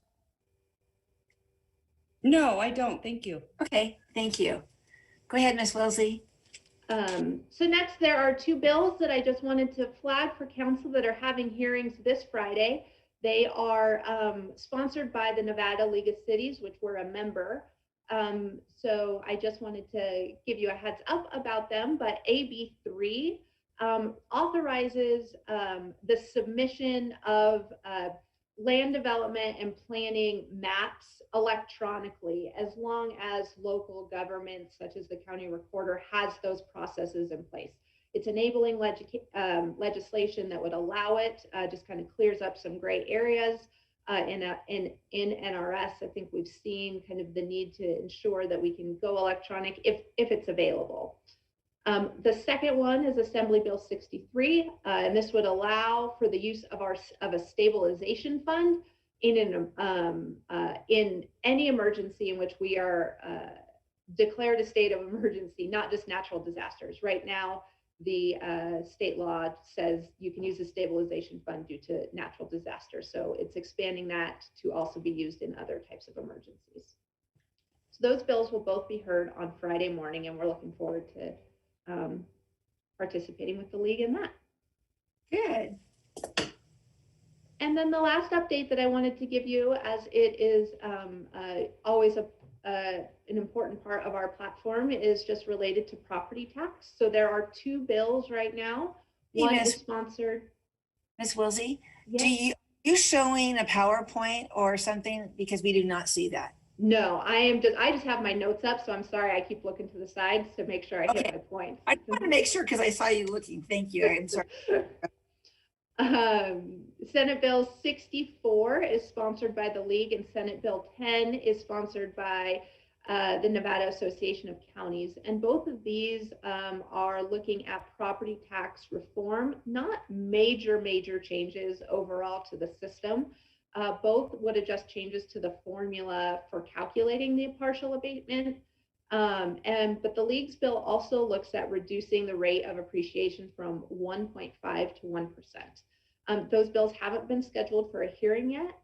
The other piece, we are working with our fellow local government entities, the League and NACO, to complete an analysis of both of these bills to really get a better understanding of what those impacts would be based on the changes that are recommended in there. So we're hoping to have a conversation in the next few weeks on those. So those are kind of the big bills. There are a lot obviously out there. Oh yeah. Just a question, Madam Vice Mayor. I'm sorry, I didn't see you. Thank you. Yeah. Yes, go ahead, please. Before we leave the property tax issue, could you just encapsulate that again? So in the last couple sessions, the legislature's tried to deal with the depreciating property tax. So I didn't quite understand how this would deal with that problem, if at all. Sure. So I think that there's a couple of ways of dealing with the depreciation. So last session, there was a conversation about resetting property tax upon sale. And that was actually a conversation we had earlier this year. And similar to what we saw in last session, they said that's going to be a constitutional change because of some language in the Constitution related to equality of taxes. And also given the fact that we are in a pandemic and there is a lot of issues related, just to this conversation, some of these options that we're talking about with property tax are very just kind of logistical and functional in nature. And so I just didn't, I'm sorry, I know you're time limited. I just wanted to understand how does this proposal, and it sounded like there were two, address what would it do? Could you just say it in simple words again? I got the back. So both would change the formula for calculating the partial abatement. Okay. So kind of how much we abate for individuals. It would change the way we calculate it. Okay. And then the League's bill has an additional component to that, which would reduce the rate of depreciation from 1.5% to 1%. Got it. So it would still depreciate. It would just be 1.5 to 1, and the other part is maybe reduce the abatement process. Yeah, it's just the way it calculates to protect the. All right, thank you so much. You're welcome. Thank you. Go ahead. All right, so I will continue to be on here every other week with you guys with updates about what's going on at the session, but I'll continue also to send out the regular reports, bill tracking reports to you as well. So if there's any questions, I'm happy to take them. There's a lot on that list, but those are the updates for this week. Okay, thank you. Are there any other questions? Okay, thank you so much. Keep up the good work. Bye. Thank you. Take care. Madam Clerk? Madam Vice Mayor, with that, we will transition back in order of our agenda, going back to item D1, presentation and discussion of the economic conditions in the Reno metro area and mid-year budget update. At this time, we'll move over Debbie Lochner, your Director of Finance, to be able to give you a presentation. Thank you.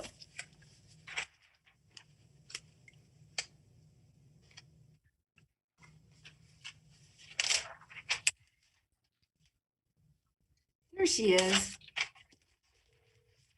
Ms. Lochner. Good afternoon, Council. Debbie Lochner, for the record, Finance Director. I don't usually say that, but I'm trying to get into that habit. We love your town, by the way. Thank you. It's a nice drive in the fall. Yes. So today I have for you an economic kind of update of what's going on in the region and a mid-year budget analysis. And I will share my screen, and I hope I put up the right one. I think it's.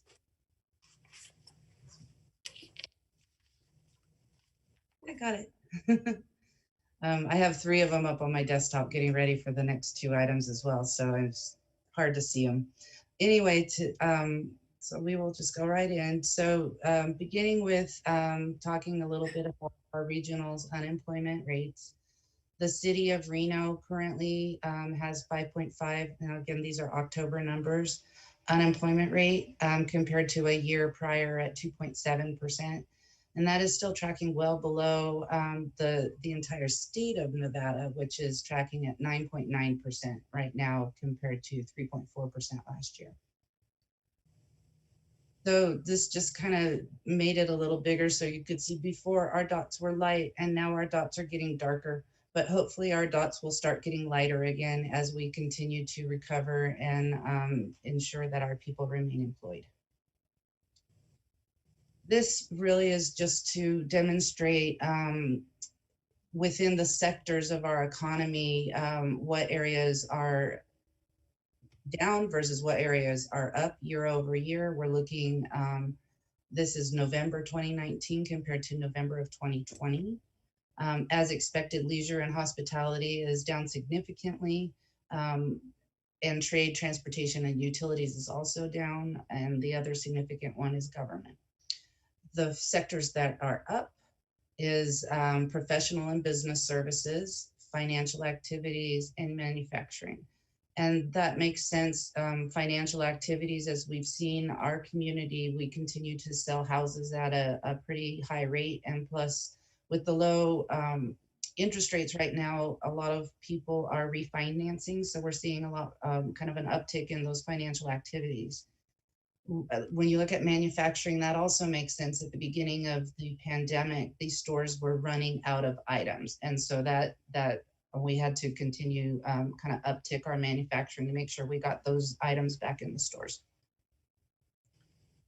This is interesting. So one of the data points we look at pretty routinely is building permit activity.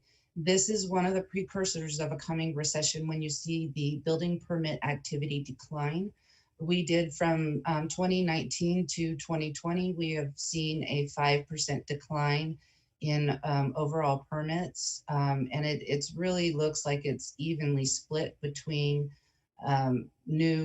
between residential and commercial. The decline looks the same on both of those lines. In contrast, last year in 2019, we actually saw a 2% growth. And I'll show you another chart on that in a minute. Total revenue history for the city, you can see there is a green line. The green line is our ongoing revenues. The blue line also includes one-time revenues. So as you look, our ongoing revenues have continued to recover coming out of the 2008 recession time period, and are continuing to grow. While that growth may slow down in fiscal year 21, it is still currently exceeding budget, and you'll see that in a minute. Our property taxes, as you can see in the recession, the height of the property tax revenue, it took nearly a decade for us to get back to the same level of revenue coming out of that recession and rebuilding. And then an incremental growth each year coming out after we hit that, re-established our peak, and it's continued to grow, but at a fairly slow pace. And that is a function of the caps that we have in place. C-tax is a little different. So it actually peaked a couple years prior to property tax. And that again supports the 2-year lag in property tax reacting to market conditions. And also with C-tax, it took nearly a decade for the revenue to come back to where it was at the peak. And it has continued to grow, but at a larger pace, a faster pace than property taxes, because there isn't a cap on C-tax. And the largest source of C-tax is sales tax. So this is kind of an interesting chart.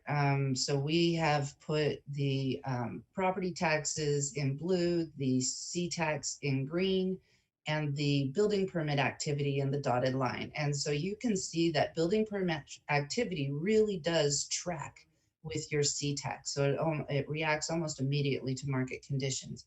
You can see that the line is starting to divert, so that they're starting to widen. And that's, again, what we're looking at and continue to monitor, as this could be a precursor to a recession that could be coming. Another thing to note on this chart is, well, I tell you that there is a 2-year lag in how property taxes react compared to C-tax. This really illustrates it. As C-taxes hit their bottom, property taxes hit their peak. And then property taxes started to come down as C-tax started to recover. So it's just an interesting picture to look at on how the revenues flow and how the impacts of market conditions react on our 2 largest revenue sources. So, the economic impact of our pandemic has, and all the interventions that have come into the local economy have made our job in finance of forecasting our revenues very difficult. The economic impact occurred after the property taxes had been assessed for the year and after the appeal period had passed. And that follows a similar pattern to 2008. And it really does confirm the 2-year lag that we continue to tell you resides within that property tax revenue source.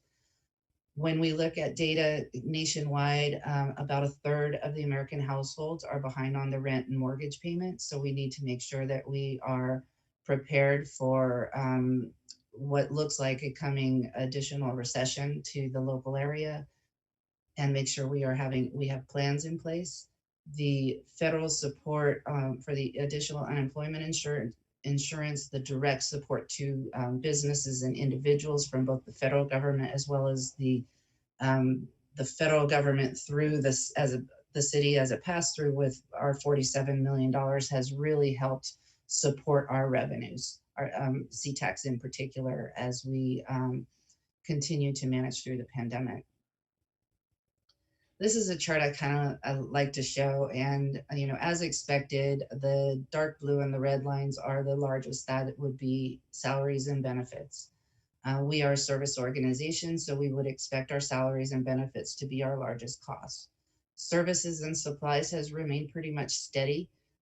We haven't really grown that area of the organization, and that's starting to become a problem in certain areas of the organization.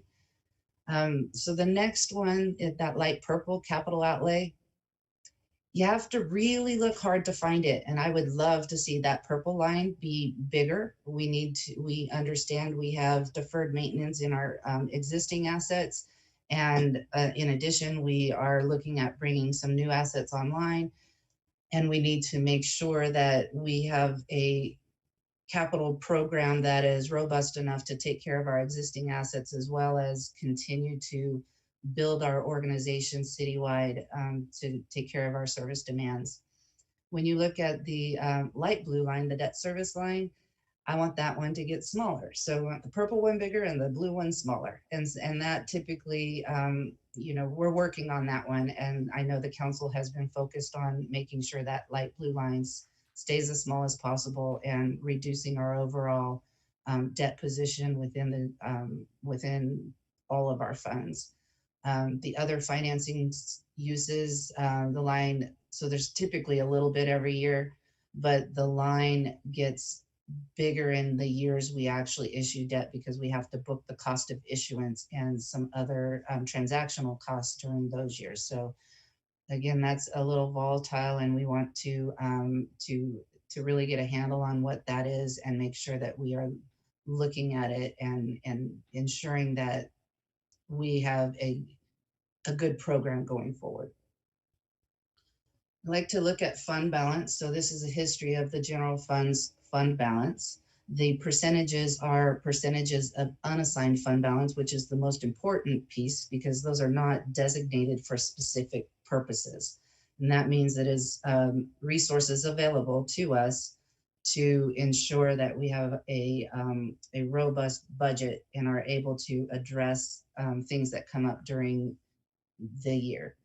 So if you look, as you can see, during the height of the pandemic, or I mean, the last recession, coming at the end of the last recession, as we were starting to recover, our fund balance was as low as 2%. And that is kind of scary. In the latter years, let's start with the light blue line. So the light blue line is assigned fund balance. We always have some amount of assigned fund balance because we roll encumbrances from one year to the next. And that money is assigned to be put into the next fiscal year so that we can continue the projects and programs that had been funded in the prior year. You look at fiscal year 15, we had a significant amount of money that we brought to council an item and asked council to commit fund balance. So essentially assigning the fund balance. In fiscal year 20, we booked half of our CRF government assistance, the CARES money, due to accounting rules. Half of it got booked into fiscal year 20, and then the council committed that fund balance to the social programs that were the intent of that funding. In addition, we deliberately saved money at the end of the fiscal year so that we could use that to balance and maintain this fiscal year's budget because we anticipated a problem, a pandemic was happening. So there was $7 million of fund balance we committed to defray cuts in the current fiscal year. In the current fiscal year, we budgeted for a 12% ending fund balance. So for over a decade, the city's budget has been adopted with a structural budget deficit. And that means that our projected expenditures for the programs that we are providing exceed our projected revenues. And every year we have used fund balance to balance our budget so that we balance it to revenues and expenditures being equal. To eliminate the general fund structural budget deficit, we really need to be disciplined on how we approach our ongoing expenditures. And we need to make sure that the revenues we are entitled to, we are receiving. And such as I know that we have done some franchise audits on NV Energy as well as on telephones. And that's a good way to make sure that all the revenue that the city is entitled to, that the city is receiving, and we will continue to do those programs. But here's kind of a chilling story. So you look at since fiscal year 10, so for the last 20 years, we have passed a budget, including this current fiscal year, with a structural budget deficit, with the exception of fiscal year 14. So the question is there something we could learn from fiscal year 14 because it was a balanced budget and it looks good, it's green? And the answer is no. We actually did so we received a SAFER grant, and rather than booking it over the 3-year period, we booked the entire revenue in 1 year. So that skewed the revenues. In addition to that, we cut our funding to the risk fund and to the fleet fund significantly, and that's not a good way to budget going forward. What else is concerning when you look at this chart is if you look at fiscal year 18 and 19, if you recall, I showed you our revenues were growing and we were doing fairly well. We passed a budget with nearly $4 million structural deficit in each of those years. And that is not one time, that's not for one-time money. Our capital program is 1% of our expenditures. In fiscal year 18 and 19, that was just under $2 million. Yet our structural deficit was nearly $4 million. So we were using fund balance, one-time resources to manage our ongoing operating costs. We did the same thing in fiscal year 20, but it wasn't quite as much. So it was almost $3.5 million in fiscal year 20. In fiscal year 21, we brought a little bit more discipline into our budget. And again, we kind of got stopped in the process of we really couldn't add anything because we were in the midst of a pandemic as we were trying to adopt a budget. So our our expenditures for capital of 1% of the expense. In fiscal year 21, we take away out some of that one-time money. In fiscal year 21 was just about $2 million. I think it's 1.9 or 1.8, somewhere in there. But you see, we only used about $1.3 million of fund balance. So we were incrementally closing the gap of using our fund balance to balance the needs of the existing budget, while we incrementally increased our budgeted ending fund balance to 12%. In fiscal year 20, we budgeted an 11% ending fund balance. And in fiscal year 21, we budgeted a 12% ending fund balance. So where we are mid-year. So far, if you look at the bottom line, because I always go to the bottom line first. I'm sorry. It seems that we're bringing up another topic. Could we just ask a few questions about your last topic about sure. Is that okay, Madam Vice Mayor, Mayor? Is that before we go on to topic 2? Okay, well, no one's answering, so I'll just ask my question. Okay. So I feel like I'm missing something here. So we're digging into, you show this is an excellent slide and it's a lot of information. I'm trying to grasp it. So for 18, 19, 20, we're in the $3.5 to $4 million that we're digging into our fund balance. But if you go back to the last one, what I don't understand, if you could roll back, and you're saying we have this structural, this is the one, you're saying we have a structural deficit. We saved a whole bunch of money in FY20, and the blue was assigned to stuff, and the dark blue was not assigned. So the dark blue was what I assume what we were supposed to save, what we planned to save in the budget, right? Or is it, do I have it reversed? So fund balance if you recall, we brought to council the budget guiding principles back in December to just reconfirm those. Fund balance is outside of your actual budget. You budget right. for an ending. So what do the words assigned and unassigned mean? So assigned fund balance is, there are 3 categories of assigned fund balance: restricted, committed, and assigned. We just lumped them all into one for ease of understanding. Is essentially means that those particular dollars have been, and this one was by an act of council, have been assigned for a specific purpose.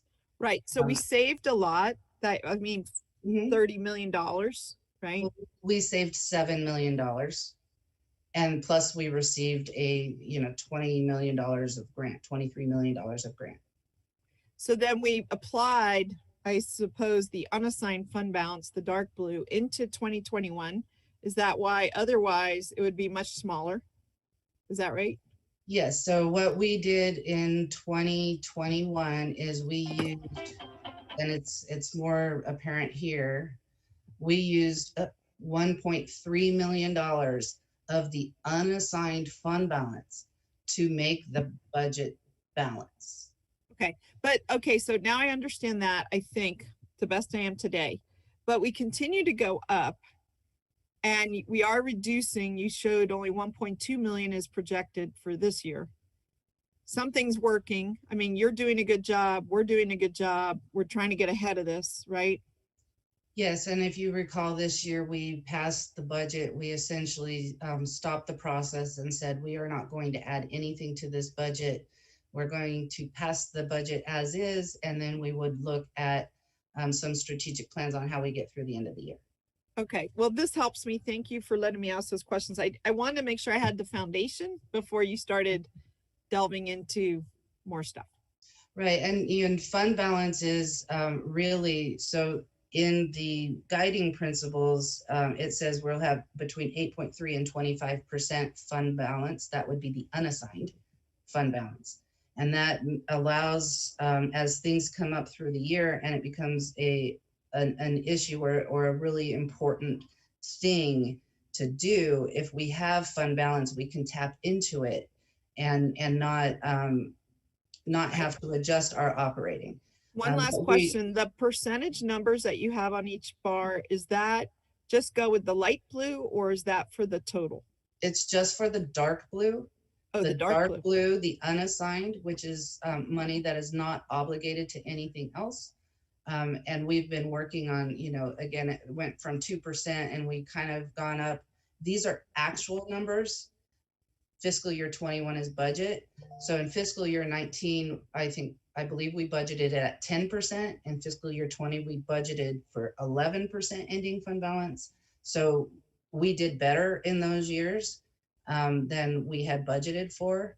And then we turned around and used that money to balance the next year's budget. Well, I thought that's what you were saying, and I thought those were our goals, and I thought we had exceeded our goals for our fund balance. I thought we were doing pretty well. And so I'm not sure whether I should be very worried by the picture that you painted. I mean, I know what coming attractions aren't very good, but what we've done so far is we have continued to put a stretch goal, let's put it, for the fund balance. And we have been meeting it, but we've been using it as thought, like if unexpected things, we have money sitting there, right? I mean, all of that is good. Those are good news. Yeah, but we haven't come back mid-year and actually augmented out of fund balance. We've been taking, so you look at fiscal year 18, it was 13%. In fiscal year 19, we passed a budget with it at 11%. So we used 2% of that to pass the fiscal year 19 budget. So we can't tell from this graph, but those are the facts, I guess. So I'll yield my time. Thanks for indulging me. Yes. All right. So going into the mid-year budget update, like I said before, I always go to the bottom line first. It looks like we're over budget, $4.3 million. But then if you look at the intergovernmental revenue, it's over budget. That's where we're over budget really, is we continue to receive grants to help us continue to adjust and react to the pandemic. Right now, most of the grants are coming in through our fire department as they continue with the vaccination program and the various programs that they are working within our community, and they're getting grants to help continue to support that work. You know, our recreation fees, as you look right to date, are down, nearly $2 million. And that's between recreation and parking. And also parking fines and traffic fines are down, as would be expected. Not as many people are driving. As I said before, property tax wasn't expected to go down this year, and it really is tracking on budget slightly above. And C-tax is tracking slightly above budget as well. And per the state, that's expected to continue. The latest projections I saw from the state said that they projected our C-tax to be 0.6% over budget, or essentially flat. So they are still projecting some issues in the latter part of the fiscal year. So this is an interesting chart. What we added this year was the budget line item. So the dotted line is the budget. Because it was really hard to see if we were under or over budget as we talked about it. We're definitely over past actuals from prior years. And as you can see with our C-tax, we were only down below budget 1 month, and the subsequent months have more than made up for that. So we are currently running about $700,000 over budget, about 2%. So I talked about the $7 million that we committed of fund balance last year, specifically to help defray cuts. So our recommendation really is, this is where we are seeing that the revenue has declined within these areas. And so we are recommending we use the $7 million to offset the declining revenues. In C-tax, we're estimating will be about $1 million below budget by the end of the fiscal year. Event center debt service, that really is related to room tax. Our room tax is steadily running at 50%. And so we expect the room tax is the primary pledge for our event center debt. But there is a secondary pledge of up to 15% of our C-tax revenues. And our estimation to make the June payment is that we'll need about $2.4 million. So we're recommending that we put $2.4 million to offset the need for use of C-tax. As I said before, liquor and gaming licenses are down a little bit. Parking meter and traffic tickets are down, or parking tickets are down. And park and recreation fees are down a significant amount. And this really is they're running their programs. So yes, there is an offset to a reduction in their costs, but they're running their programs at 50% and they still have the same costs to run those programs without the revenue to support them. So we're actually recommending that we augment the revenue to cover for those losses. As you look at our services and supplies, so as expected, salaries and benefits they're running about $4.5 million below budget. And this is again, a deliberate decision for the department to hold certain positions vacant for a 6-month period to assist with offsetting any cuts we might have had to make with this budget. We're not seeing the need of having to make those cuts because of the $7 million we saved, but this savings is our first step towards committing fund balance at the end of the year to help with fiscal year 2022. In case there are issues, we are developing a budget at a lower expenditure within the departments on things they said they could cut long term.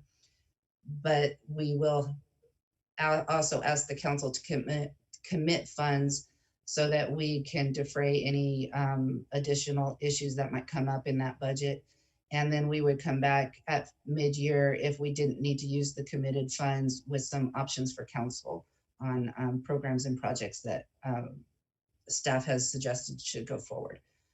In services and supplies, we're about $1.6 million below budget. And that is essentially because with the CARES money, we really spent a lot of time reacting and helping the community react to the pandemic. So some of our regular spending didn't happen. In addition, there was some deliberate savings there as well to help offset any future cuts. And we will continue to monitor services and supplies throughout the fiscal year to hopefully have some additional savings for the council to commit in June. So we have done a true up of the CARES funding through December 31st. So services and supply, for salaries and benefits, every department is below the line of where they should be at this time of year. And that is really a function of reimbursing them for overtime expenditures related to pandemic response. And that is in the augmentation that you'll be looking at in a little bit. This one is a little bit harder to digest. It looks like our city manager has spent nearly 100% of their budget. And that is, again, only a partial true up of our CRF funding has been done. Most of the large social programs were run out of the city manager's office, and we really have not. The augmentation for some of those large projects will come in the third quarter because we have not been able to do a final reconciliation, waiting for those final bills to come in and clear out the encumbrances, and then be able to do a final augmentation so that all the departments are reimbursed. And every department that's up on the line has similar issues, a lot of spending in the services and supplies areas with that CRF funding. And while IT is in that situation as well, they also have the bulk of their contracts are paid in July. So they always look like they're over budget until later in the year. So the continuing challenges, we really do not have any certainty of what our economy is going to look like. I was reading an email from Jeremy Aguero at the state who does their projections, and he says the same thing. We don't know when this all shakes out what our economy is going to look like. So we continue to monitor it to make sure that we are addressing any issues that come up. We are doing our best to ensure that our service levels remain up at the level that has come to be enjoyed and expected by our residents as well as our council. But we have to stay within our current resources, and that's a challenge.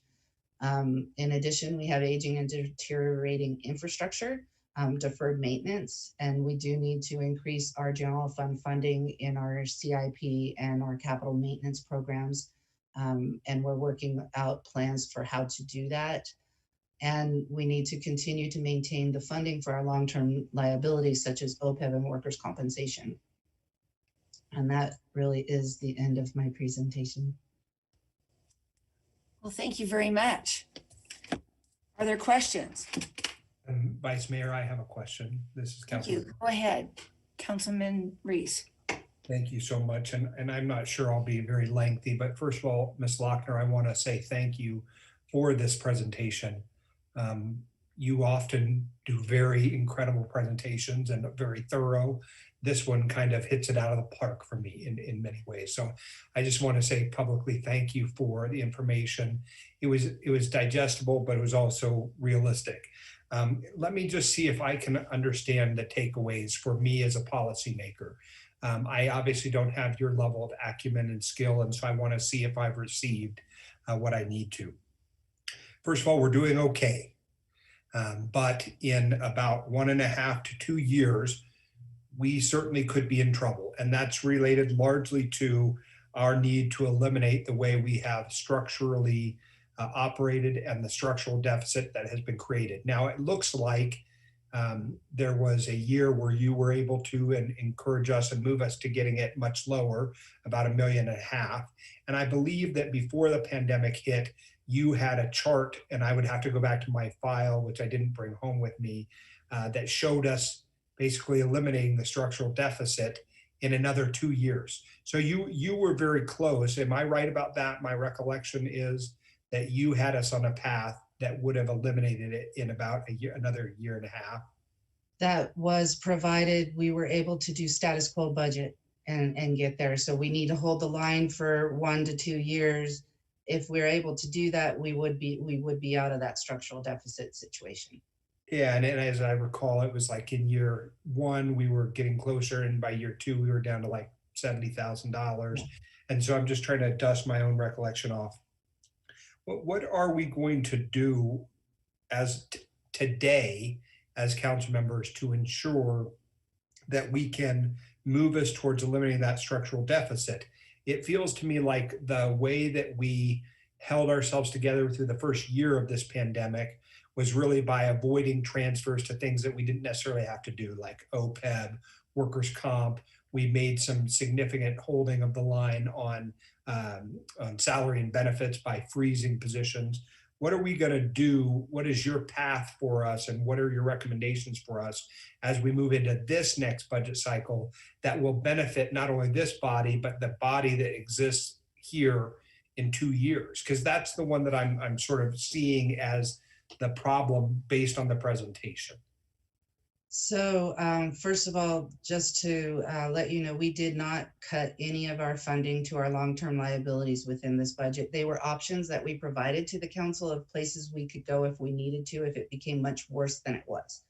I would not recommend necessarily cutting your payments to your long-term liabilities, because as you know, the actual cost will balloon if you're not chipping away at it. So we are working on plans on a path forward for the current budget. You know, of course, I would say, oh, don't add anything. Let us just be, status quo. But I would recommend, if there is funding available, that we make targeted investments into the organization to ensure that the programs that the council, we're very close to going into a goal setting session. We want to make sure that those goals are able to move forward. And so if we identify, in order to be able to move these goals forward, we need a targeted investment here or there, then that would be, what we would bring forth for council consideration. Me being a finance person, knowing there's a structural deficit, of course, I would say don't add anything. We're still going to have a problem for another year or two, and we don't know what the economy is going to do. However, I understand there are organizational needs, and as long as we're deliberate about targeting the investment into specific areas to further the goals of the organization and the council, I think we'd be okay with that. Very small investments. Well, I have probably a round 2 of questions, but I'll let my colleagues go, because I was really talking about a general concept rather than anything too specific, but I might come back to that in another round. Okay, thank you. Councilwoman Breckus. I'm sorry. Dewar. Councilwoman Okay. Dewar. Thank Sure. you. And then Okay, thank you. So I will admit to you that I'm not, just as the previous speaker, Councilmember Reese said, I'm not entirely sure what our take-home message is. So perhaps by the end of this, which you have several items, you can make sure we understand that. So just, I do want to get a little more depth on his question, but my question has to do with this. So you mentioned early on that you want to make sure that our debt line, which we could barely see on that graph, stayed small, and our capital expenditure went up, which we could also barely see. And what I'm wondering about is they're about to pass what, a $1.9 trillion economic recovery bill, potentially at Congress. And so the question becomes, usually those kind of bills to stimulate the economy have capital projects as part of the bill, because what they want to do is they want you to build things, hire people to get the economy going. And so I guess what I'm wondering is, in part of the going forward, can we be sure, and I'm sure our capital people are already working on this, but it's good to visit with the council to get some policy direction on what capital projects they're thinking about doing. So before it's like, oh my gosh, we have 2 weeks to apply for this so-and-so grant on shovel-ready projects that we have to build in the next 6 months, that you bring those to us sooner rather than later, so we can know what's in the queue, what isn't being funded, and we can give some policy guidance on that before it's a crisis. So that would be my ask, because I too want to spend more money on capital. I too want to capitalize. And often the city of Reno, unfortunately, our past history, a couple decades, is we're caught flat-footed. We're not ready for the moment where we get to apply for a parks grant or apply for a capital grant. And we apparently did pretty well. I'm talking to past council members from a decade ago. When shovel-ready projects came up, they were able. But I know most of the country, all they could do was pave stuff, because that's ready, right? We're ready to go, we're ready to pave.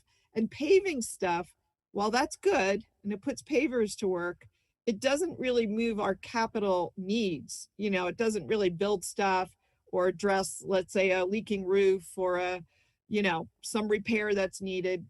And why is that? That is because we rarely would have a plan ready to go if we don't have money to pay for it. And that hit every agency, including the one I was managing. We would never go out and get a design if we didn't have money to pay for it. We just wouldn't do that, right? We're not going to spend money on a design if we don't have the money to build the thing. So I just want us to think as strategically as we can and get ready for this, because somebody's going to pull a trigger no matter what the number is, 2 billion, 1 billion, 2 trillion, 1 trillion, and we should be ready. So I'll leave it there. Thank you. Thank you. Councilwoman Breckus, did you have a question? Okay. So if I may just address both of you one thing, we have been tasked with a project of identifying the path forward to getting the city to a resilient budget, not just a sustainable budget, beyond that, resilient. And that is a daunting task, yet it's super exciting for us finance geeks to be able to actually look at strategy and put strategy in place and have plans in place. And that is something that we have just started the process on. So you will likely see more of that. I have heard that likely there is some money. I think I saw a feeler email from the state saying, hey, we're possibly going to get some money for capital. So get your arms wrapped around that. And we do have some projects, and part of our CIP meeting with staff was to identify specific projects that we would use our general fund capital for, and really ranking them by health and safety, preservation of the asset, and really ranking them in that order. And part of a resilient budget is having a capital plan with some contingent projects in there so that you are ready for such a thing when it comes forward. So yes, we are working on plans for that, but it will take us some time to get there. For the current round, I'm sure that things will be brought forward to council for review. Thank you. Councilman Reese. Thank you. Ms. Lochner, again, I want to sort of go to two things that are generated both by my colleague's comment and one by yours. You know, I'll just speak specifically about paving. No, certainly, I don't believe Councilmember Dewar was saying a knock to paving. I understood from talking to Mr. Flansburgh about 6 months ago and Ms. Koski that we have a backlog in the 150 to $250 million range for our needs for street programming. And so ultimately, I have asked Mr. Flansburgh to help me understand that greater so that we can understand where we're going to go as a community, because you can't be sitting on that much paving backlog, I think, and really not worry that it's a problem. And it just as an aside note, because it was mentioned, not because I'm asking for it to be addressed, but the second part about it is, I worry about our fire department. I understand there are some incredible vacancies that have occurred in the last, we'll just say, year, retirements, just because, like any department, but in particular in fire and police safety, there are periods of time where there's big booms. And then, of course, there's a cycle that'll come off and those people will retire largely at the same time. And I understand that we're getting, precariously, close to a period of time where we're going to have a huge chunk of people coming off, but not necessarily all the people in the academies to backfill. And so this is an area where you're talking about strategic investment. And certainly our people are our biggest investment. I want to make sure that those target investments are not just in capital, which is certainly important, but also in departments where I'm worried that we have a looming crisis coming. And fire is the one in particular that is at the top of my mind, only because I know it to be true that there is a gap there coming. I think for my part, again, the takeaways that I took from it, I think I did receive good takeaways from it. And ultimately, long term, I am excited like you about that resilient budgeting and sustainable budgeting. Both of those words can mean sort of a similar thing, but a little different. But I'm excited as an organization, and I hope with our managers' leadership, we will begin those concepts that will ask us to prioritize what we will and what we must, and to acknowledge that our budgets are a reflection of those priorities. And so what we do in the strategic planning process that we've engaged in both last year and to some extent for me the year prior are coming to pass. So I thank you for the presentation. I really have, I thought it was valuable. I'm going to be using it as we go back. I'm going to refer to it frequently, I think. So just keep it at the front of center for our conversations going forward. Thank you so much. Absolutely. And I will assure the council that part of a resilient budget is also having a long-term staffing strategy. Great. Any other questions? Madam Mayor, did you have anything? No, I'm good. Thank you. She just answered some of them. Okay, great. So if we're finished with this item, is there a motion to accept the staff presentation? I will motion. I will second if you need such a motion. Well, it says it here, so I think we have a staff presentation and we accept the report. So there's a motion and a second. All those in favor say aye. Aye. Aye. The motion carries unanimously. Madam Clerk? Madam Vice Mayor, with that, transitioning to item D2, presentation, discussion, and direction on the room tax fund for FY 2021. And we have Debbie Lochner available for this presentation as well. Thank you. So I will go ahead and pull up that presentation. Let's see if it's this one. I got the right one again. There you go. So for room tax, just a quick overview.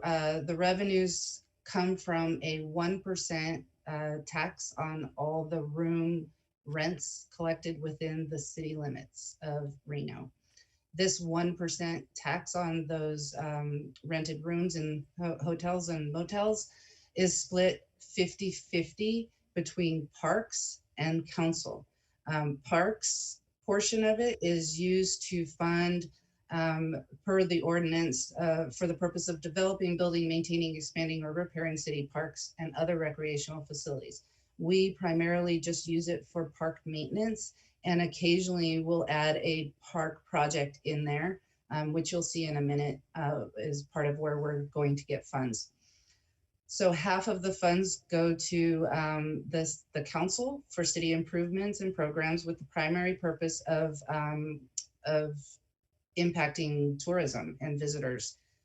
positively using those funds. So these, I won't read all the things in the ordinance, but these are the items that are essentially the allowed expenditures per ordinance for council.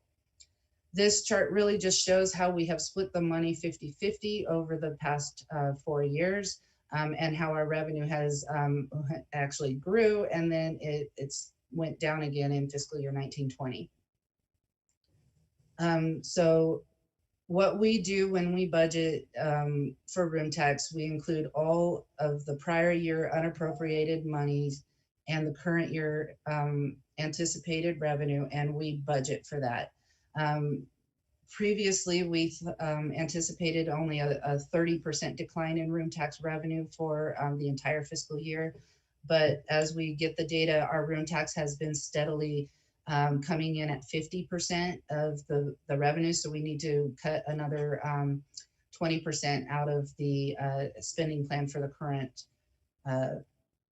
current year. And what we did in September is we reduced the council side by $450,000 for projects that hadn't been determined.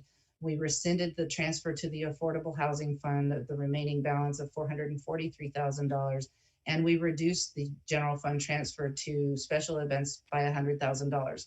At that point in time in September, we were anticipating there might be some special events in the latter part of the fiscal year, which really has not come to play. So in that council action, they also said they wanted to maintain park maintenance whole. And so we were able to take money and put it into park maintenance from the council side based on a council initiative. So like I said, our revenues are running steadily at 50% of budgeted. And that is due to, while the hotels could rent 100% of their rooms, they can't let their guests enjoy 100% of the amenities, or 100% of the guests enjoy the amenities. And the hotels are not going to rent rooms and then tell people they can't actually go to the bar or to the pool or the other things because there's too many people there. So really, we are seeing that the revenue's tapped out at about 50%, which is where the capacity limits are. So we need to make an additional $750,000 in cuts to the spending plan for room tax. This is just a chart to show, budget versus actual. This is much more dramatic chart than the C-tax because it is running steadily well below the budget. So our recommendation, as we've gone through and looked at how we could reduce the expenditures but maintain park maintenance in whole, is we could reduce the general fund transfer for special events by the additional $260,000 for events that are not going to be held. So that money wouldn't be spent this year anyway because we won't be holding those events. We can reduce the budgeted ending fund balance by $361,000. There is no minimum fund balance required, and that leaves a little bit of fund balance in both sides, about $80,000 to $90,000 in both sides, which you'll see in a minute. And this also would maintain park maintenance budget without any reductions. So here's what we have recommended. So you see, we're recommending that the general fund transfer for special events be lowered down to $190,000. We're recommending that the reserves be lowered to a little like $85,000 for the council side and $67,000 for the park side. So this would allow us to actually get through the budget without reducing park maintenance, and would get us there by just simply taking the money from events that are not going to happen and reducing our fund balance. Thank you. There's a question by Councilwoman Breckus, please. Thank you. I just want to say that I've always felt it a very artificial distinction to the statement that half of this is the council's. I don't see it. I don't know where that is, so for some point, and I think it's a legacy thing, and I think it's fair to have it on the table, special events were always considered a council thing. Well, if it was for me, I'd say I'd take that council set and I'd put it up in discretionary so council members actually can have some discretionary to make some volume in their respective wards, or, you know, for the mayor, wherever she so chose, selected, so that, you know, we could make some impact on things that are important to the council, if we're going to call it council. I mean, I'm not saying I wouldn't allocate it to special events, but I may very well do a, you know, a path on Idlewild that's been driving me crazy for 8 years. But that's just going forward. And I'm not even sure that taking the 1%, which I believe is too low for the city to be getting from the room tax generated from this region. The city needs to get more of that room tax to put it into our the job we do to deliver services versus whatever the RSCBA does, which is, you know, I don't know. I know they have a mission, but that's another aside.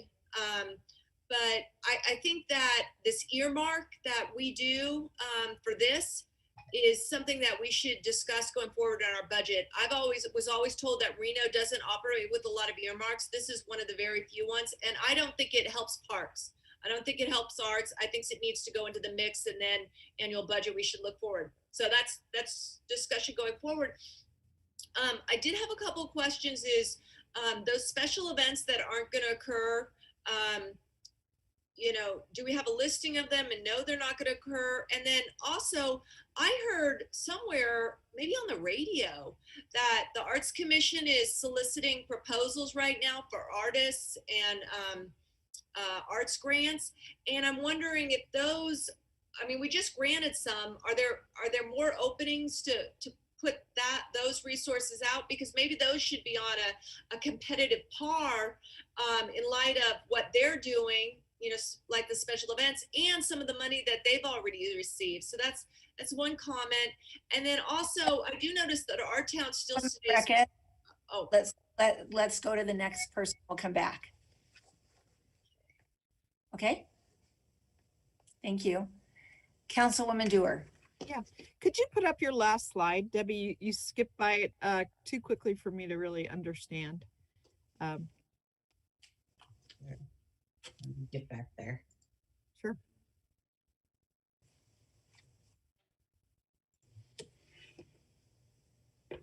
Okay.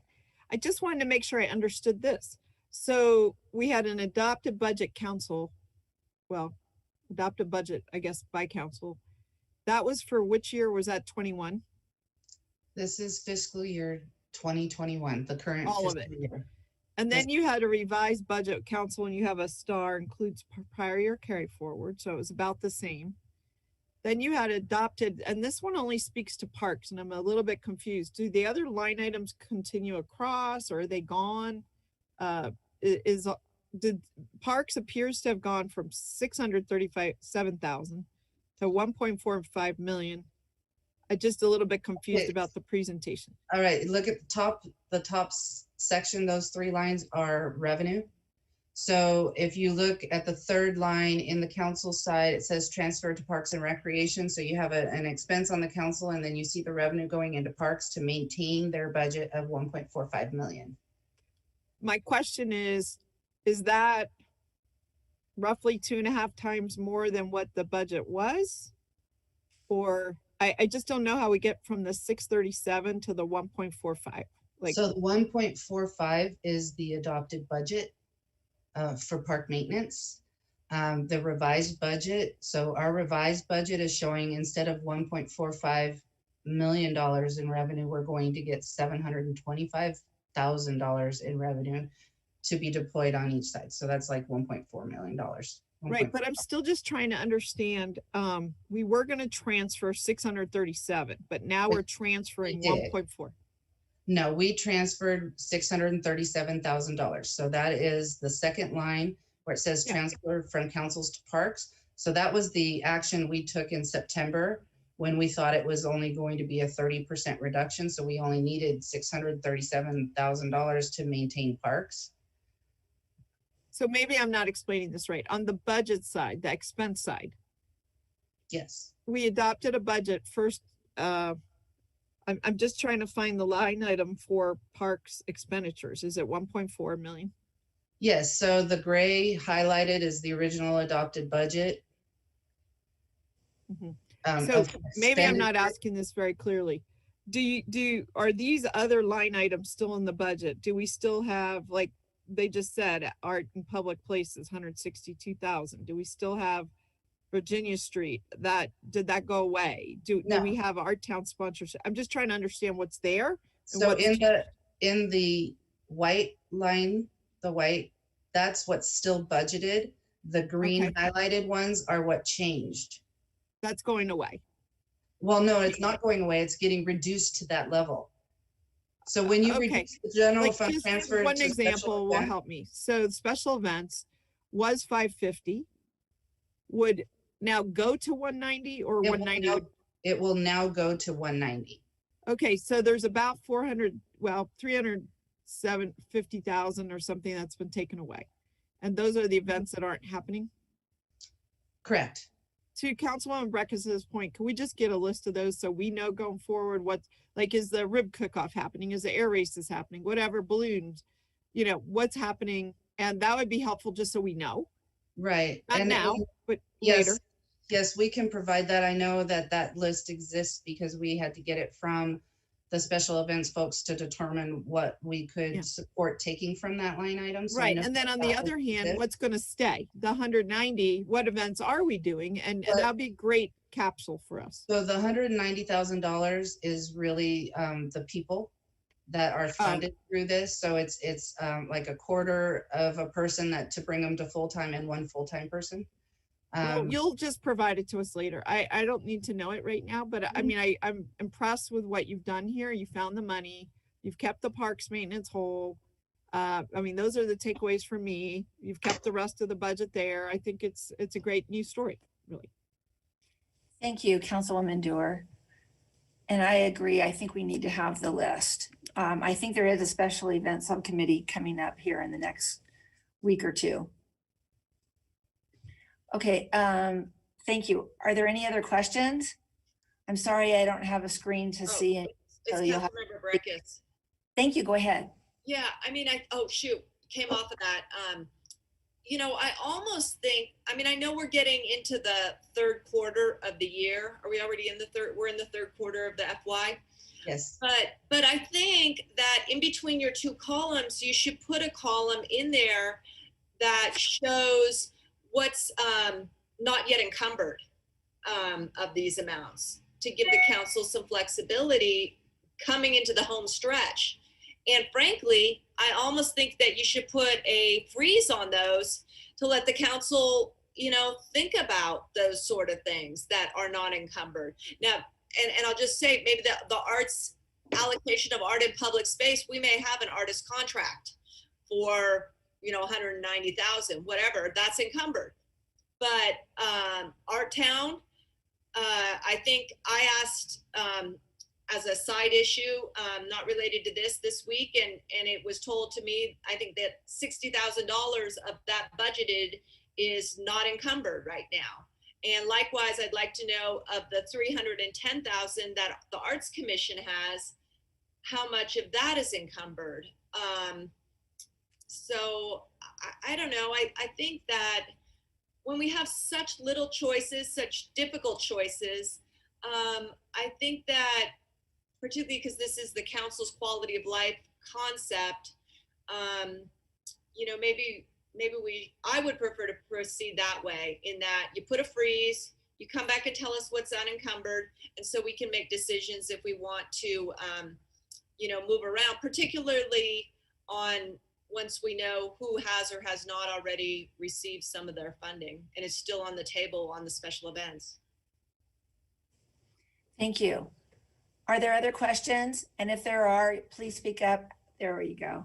Does anyone else have another question? Okay. I do. Is our approval of this contingent upon the augmentation? I mean, this rolls directly into the augmentation you've got as the next item.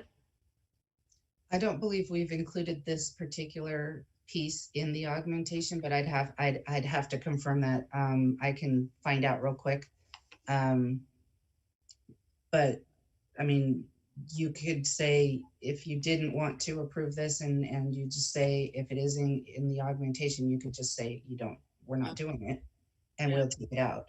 So it may or may not be in there because I didn't get to that level of detail and I can't remember. I know the $7 million of committed funds is in the augmentation, but I didn't really look at the room tax.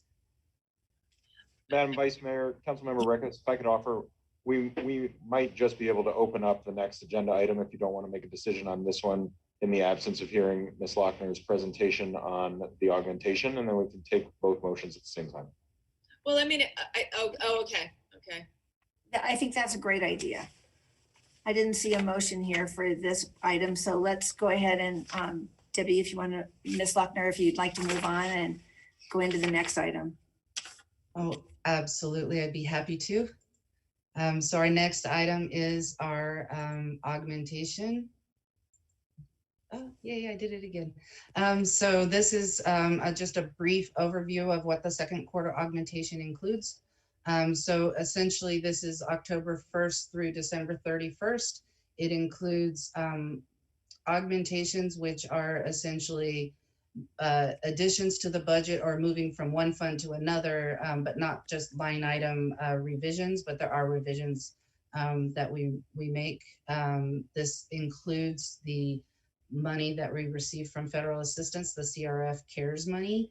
It includes an allocation of the prior year committed fund balance, the $7 million that I was talking about just in one of those prior items we discussed. And then it shows you the use of city manager contingency. So most of the augmentations are due to grants and the intergovernmental funds. There are some donations, and then there are transfers from the general fund to other funds to reimburse for the other funds expenditures for pandemic response. And then there is it is included in there, the revenue replacement project for this is the room tax revenue replacement, and that's that $2.4 million that we said we wanted to put into the event center bond to cover for the shortfalls expected in room tax. So we don't need to use our C-tax to cover that. And the replacement revenue comes from that committed fund balance, as I showed you prior. So overall, these are what's included in the general fund augmentations. So we received some donations for the police wet team. There's a augmentation for the courts to add some money for their HISS community program. Public Works received some grants. There's the Parks and Rec Project Hero and their military sports camps. That was a grant that we received. This is the transfer of the portion of the $7 million that we expect to be needed to make the event center debt service of $2.4 million. And we're really adjusting the city manager transfer to room tax transfer to special events. That's adjusted down. So the room tax is included in this augmentation. So the community assistance funds, these are other funds. Community Assistance Center received some reimbursements from the CARES funding. The street fund received a little bit of reimbursement for PPE and a little bit of overtime related to pandemic response. The capital projects fund has been the recipient of fire SCBA replacement, and we received a grant. And then we have to do some matching with that. So we're doing the recognizing the grant and providing the match. We sold the 301 State Street. That money is getting augmented into the Public Safety Center project. The Plumas gym needed $103,000. So we found that, and that will get that project to completion. Public Works received a grant for a project, and then there's the coronavirus expense reimbursement. So there's a significant amount of money going into the capital projects fund to cover for the CARES spending that we've done. And then there's a reduction in the room tax transfer to special events. The sewer fund had a bit of overtime and some equipment that they had to purchase in response to the pandemic. And same with the fleet fund, a very small amount of reimbursement for PPEs. So the $46.7 million in federal assistance funds, council approved the receipt of the funds in the first quarter augmentation. The second quarter augmentation and revisions really allocate those funds to reimburse the departments for the expenses incurred through December 31st. And then there's additional money that will be going to the departments related to reimbursements in the third quarter augmentation as well. The remaining balance of the funds are items that were approved and encumbered but had not yet been expended. So we are augmenting for the city's share of the regional emergency operations center. That's somewhere between $3.5 and $4 million. But with the new directive that came out, FEMA may be covering 100% of our costs, in which case that money would come back to us and we'd be able to use it for something else. And we'd bring that back to council with some thoughts on that. There are items on back order and the invoices not received yet. Everything needs to be under the rules, had to be paid for by the end of March. But we're expecting that we would be able to do a final reconciliation at the end of this month to make sure that we really have everything expended and in the right categories for a future audit. Any remaining items we will bring back to council with that third quarter augmentation. As I said, not all the invoices have been received, not all the encumbrances have been cleared, and so we're just waiting for those things to happen. Oh, and so I did just get a text. The augmentation does not include the room tax plan that we just presented. Okay. That would come in the third quarter augmentation, and I'm happy that it's not included because it wasn't approved yet.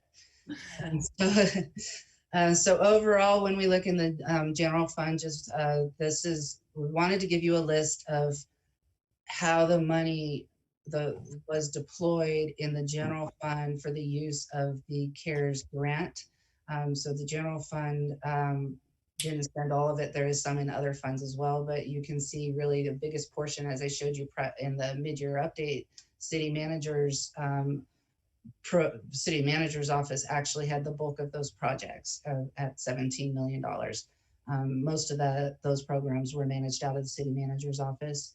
And then most of what came in for some of these smaller amounts are related to PPE, like in finance, it was really just PPE, gloves and masks. You look at, fire, there's been some contracts in place and they continue to help with the response. So there's been some augmentation into the fire. They got all their overtime through December, and then what had been paid as far as equipment that had been purchased. IT is another really large one. With the work from home, we had to purchase a lot more laptops. I think when we went out, they had an inventory of 10 laptops, which was enough to rotate throughout the city, but certainly not enough when we all left to go work from home. And then when you look at the federal assistance reimbursements to the other funds, the CAC received a little bit, the street fund received some overtime and supplies. You saw those on the prior, just the augmentations. You see that there has been significant amount for the Nevada Cares campus, the land and construction, and fire machinery and equipment was another purchasing. We have a mobile vaccination clinic, so that will continue to help us with the response and make sure that we get our public vaccinated as quickly as possible. So that really is kind of outlining what went from our CARES money to the general fund and other funds. Again, this slide you saw before, this is how we're recommending to augment the committed fund balance into the general fund to replace lost revenue so that we can continue to manage our programs without having to cut those expenditures. So this really, the council has shown an interest in how the city manager has used contingency funds. So we continue to update that. In the first quarter, there was a payroll technician that was provided to the finance department related to the IAFF contract and the retro pay and the special pays going forward. We used $90,000 to demo the Northgate Clubhouse, which was having some significant squatter issues and bad things happening.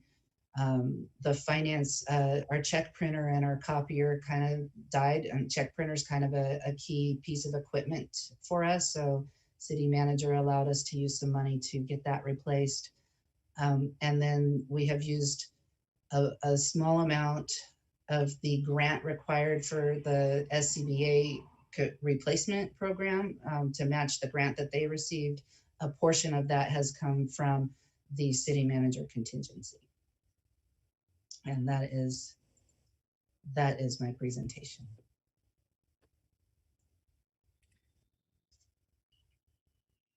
I have a question. Yes, ma'am.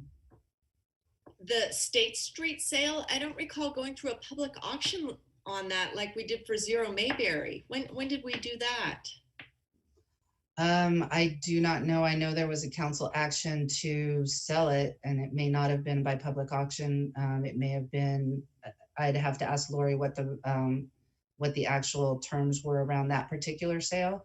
I just know that the council action in there in the fiscal impact, we said that any money from the sale less the cost of sale would go to the public safety center. So that's what we are doing. Yeah, if I could see that and also see what we paid for it, that would be good, and how much we sold it for, because the purchase wasn't that long ago. And I thought, I didn't recall it going the way it went. I guess I'm okay with this. I wouldn't mind making a motion on the other item that we are, if we're open with both, that we continue the other item to our next meeting for a fifth column showing what's encumbered, freezing those areas until then on unencumbered items, and then letting the council know what special events may still be in play, and what arts, what allocations are outstanding in the grant making cycle, and what eligibility criteria is assigned to those. Is that clear?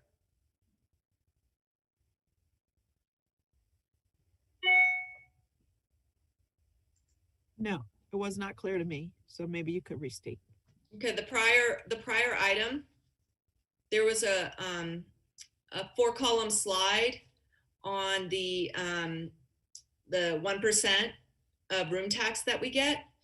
And while it had the original budget and the transfers, it didn't have within the rebudget a column of what's been unencumbered, because some of those, like Art Town, which was showing 125,000, I think has been paid in 2 allocations, and there may be still 60,000 on the table there. So that could give the council flexibility possible. So it would be to continue that item with that information of those budgeted areas of what's still unencumbered, unspent, or unencumbered. And then also let us know on the special events, what special events are still in play, and also on the arts grant making, where we are in the cycle and the eligibility for that, those grants that are still outstanding. May I ask a question? Well, I was going to ask if we are able to move forward with that kind of a motion from Mr. Hall first.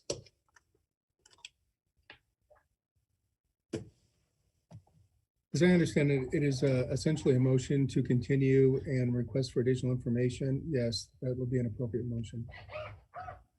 Thank you. Thank you. And Councilwoman Dewar. Yeah, I think I have a question for our manager. I mean, what exactly are we being asked to do on item D2? I thought it was informative. Were you asking us to just take an action on the procedure to cut the 2 items that Ms. Lochner identified, the Balance Forward and the events. I thought that was the action. So what we are showing you is as Councilmember Breckus pointed out, it's the 1% of room tax that comes in and is then split amongst Parks and Rec maintenance and the city council. And while we can debate whether or not that's truly sort of under the thumb of the city council, we made earlier decisions where we were going to keep the Parks and Rec budget whole, and we have so done.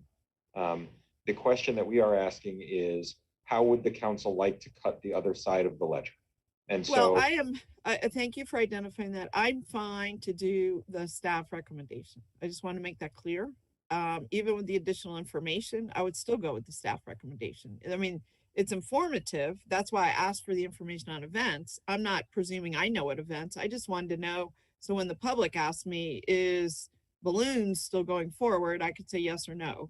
But that's not even in this fiscal year. The fiscal year ends at July. So, you know, I don't know what events are even remainder for the year. All it was, I just wanted information. I'm totally fine with staff's recommendation. So I wanted to make that clear. So, I mean, I don't mind getting the other information that Ms. Breckus asked for. I think all of information is useful. What's encumbered, what's not encumbered. I love that column, but it's not informative to me to make this decision. So. Okay, thank you. There was a motion. Was that a motion, Councilwoman Breckus? Yeah, to continue. Right. Okay, there is a motion to continue with the other request. There was other requests there. And I think you identified them, but could you repeat those that you consider, but you wanted other things to happen? Well, she essentially wanted us to continue, I think, with additional information, right? No, take no action today. Okay, perfect. There's a motion. Is there a second? There's no second. Is there another motion?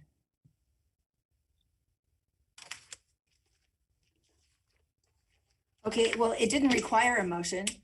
So for item D2, I would require that the council approve the recommendation to adjust the room tax budget, because that is a reduction to your budget, and we want to make sure that we get approval to do that. Okay, I'll make the motion. Second. Okay, thank you. We have a motion by the mayor, seconded by Councilman Reese. All those in favor say aye. Aye. Aye. Aye. Opposed? That motion carries unanimously.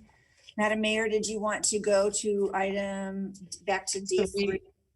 Yeah, we also need a motion on item D3 to approve the augmentation.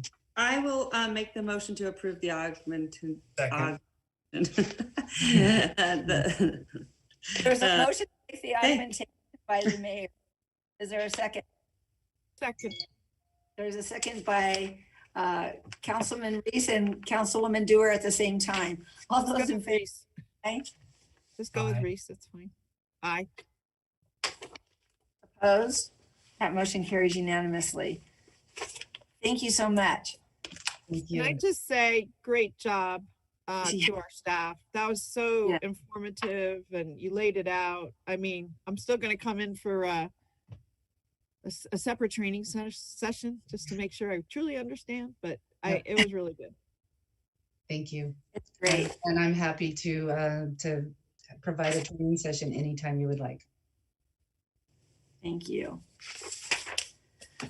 Mayor? Yes. Did you want to, I think we're finished. Thank you with those items. And I think you were there for the legislative. I'm not sure if you knew that the legislative portion went through. So let's go back to Madam Clerk, and if you would like to continue on, Madam Mayor. Okay, that sounds good. I'm going to send it back to you, Madam Clerk. Thank you, Madam Mayor. Our next item on the agenda is item G11. This is appointment to the Building Enterprise Fund Advisory Committee. Councilmember Dewar is liaison to this board. Yep. I will tell you, I was so busy with our previous item today that I was not able to complete my interviews and had to reschedule them. So I will be continuing this to the first meeting in March. That's your preference. It sounds like, attorney, and it's going to be, okay, so that's my motion. Okay, thank you. I have a motion and a second. All those in favor say aye. Aye. All those opposed, motion carries unanimously. Right back at you, Madam Clerk. For item G12, I'm making the same motion, but for a different reason. We're in the process of reviewing the bylaws and the ordinances that are associated with the Arts and Culture Commission. We've been working on it for several months, and it really does direct how appointments would be made and how many people would be on the commission and so on. So I've talked to at least a couple of these people, and I'm going to also continue this to the first meeting. Hopefully we'll get resolution on the arts and culture bylaws by then. Second. Okay, I have a motion and a second. All those in favor say aye. Aye. All those opposed? Motion carries. Item Okay. G13, Madam Mayor, this item, this board does not have a council member associated with it as they do not meet regularly. We'd be looking for appointments. Move to appoint James Johns and Vicky Van Buren. Second. All right, great. I have a motion. Second. Second. All those in favor say aye. Aye. All those opposed, motion carries unanimously. Okay, next. Madam Mayor, item H1, updates from council on boards and commissions. All right, any updates from council members on their boards? Madam Mayor, Go right ahead. just wanted to inform everybody, most recently I was appointed as chair of the Washoe County Health District. Yay! And vice chair, we appointed vice chair Bob Lucy. I know that was part of the conversations at the concurrent meeting, so we have two there. So look forward to working with the council on initiatives moving. Great, that's fantastic news. Congratulations, Oscar. You will do a fantastic job. That's awesome. Awesome, awesome. Okay, good. What else? I have a small one. Oh, go ahead, Councilwoman Dewar. Yeah, so on the Animal Advisory Board, we've just completed a major milestone.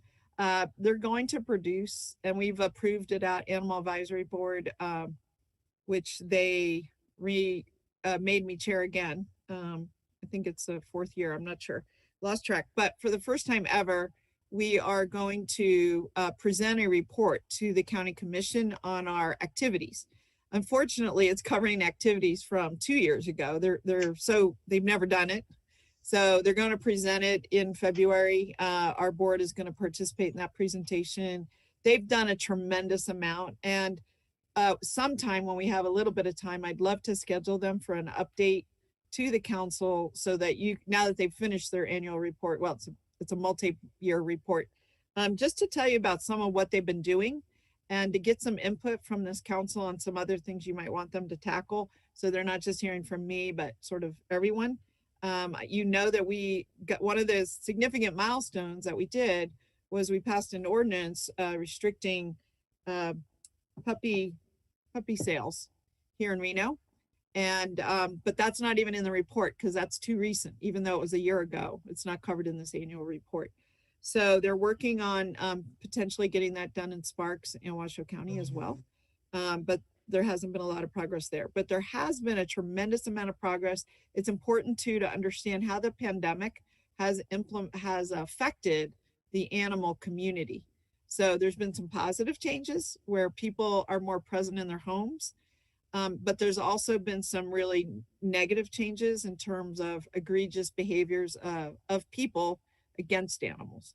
So there's a pro and a con. So just, for something for a future agenda item, Mr. Thornley, at a right time. It's not any kind of urgent crisis.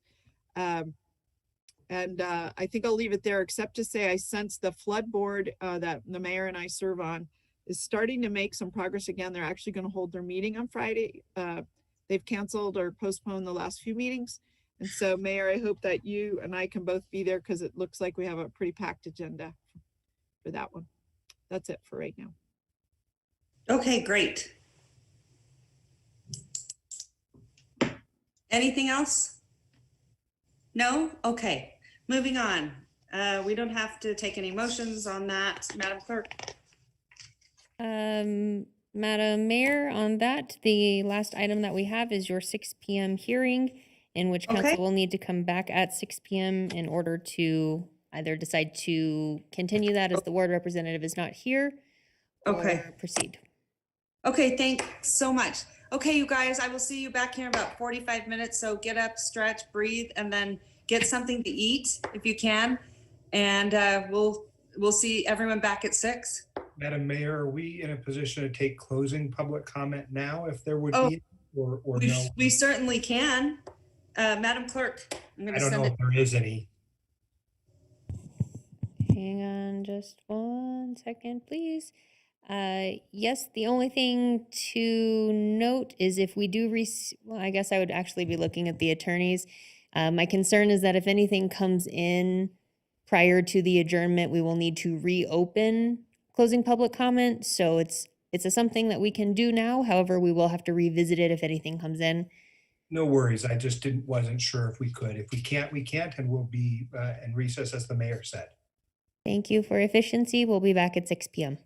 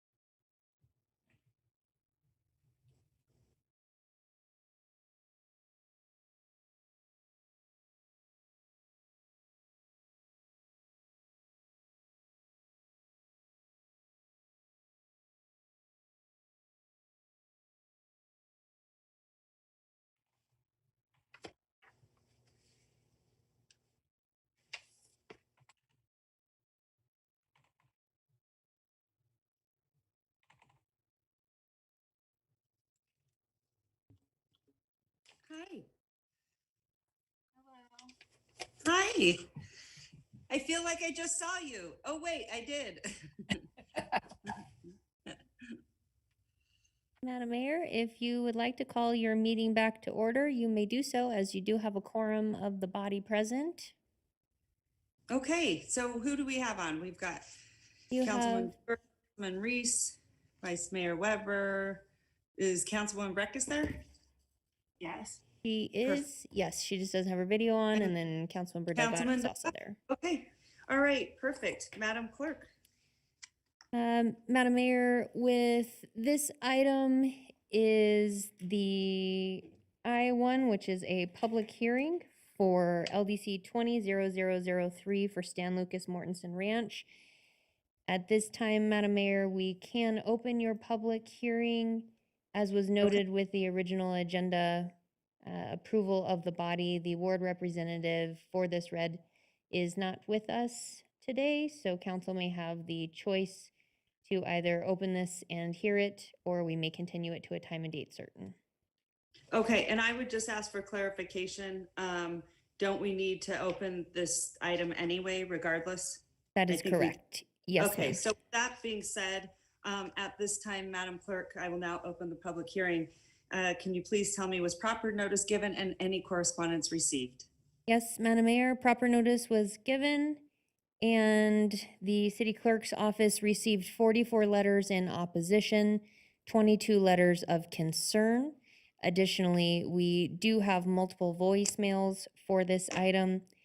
These have all been submitted to council and are part of the official record. I will note that if council does choose to continue this item tonight, all of these public comments as well as the voicemails will be moved to the meeting that council dictates and will be part of the official record. So things do not need to be resubmitted, and we can listen to the voicemails with that meeting so they're fresh at that time if you'd like. Okay, thank you so much. Appreciated. How about at this time, any disclosures from council members?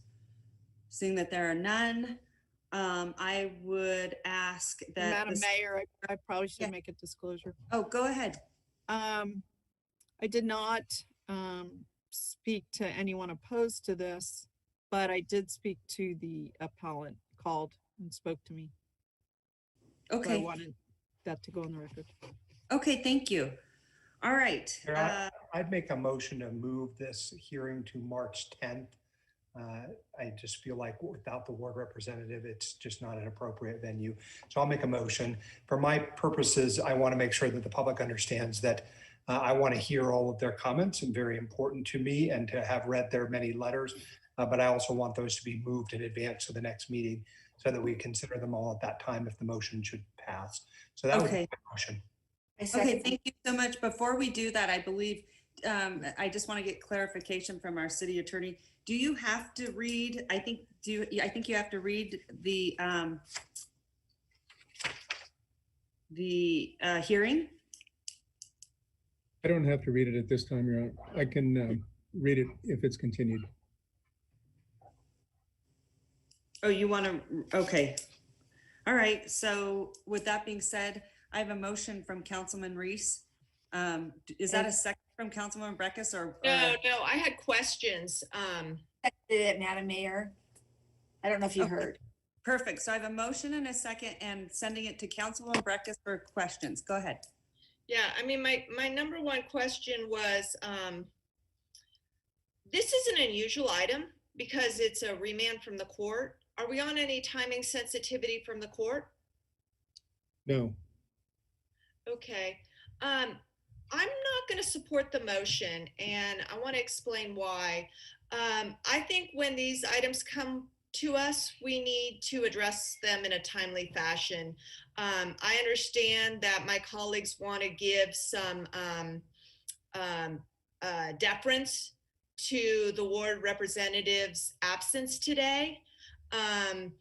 But, you know, we set a resolution of all the meetings, you know, before the year starts. And we all know when those are going to be calendared. And my colleagues may have some information from her about a situation she has. I have no idea. She didn't reach out to me. That they want to give deference to her, and please pardon if I'm not aware of that. If she has some situation that keeps her away from here, but you know, short of anything, and I don't want to delve into where her privacy, but I don't believe that you know, it's owed. I think this is a date that we've known.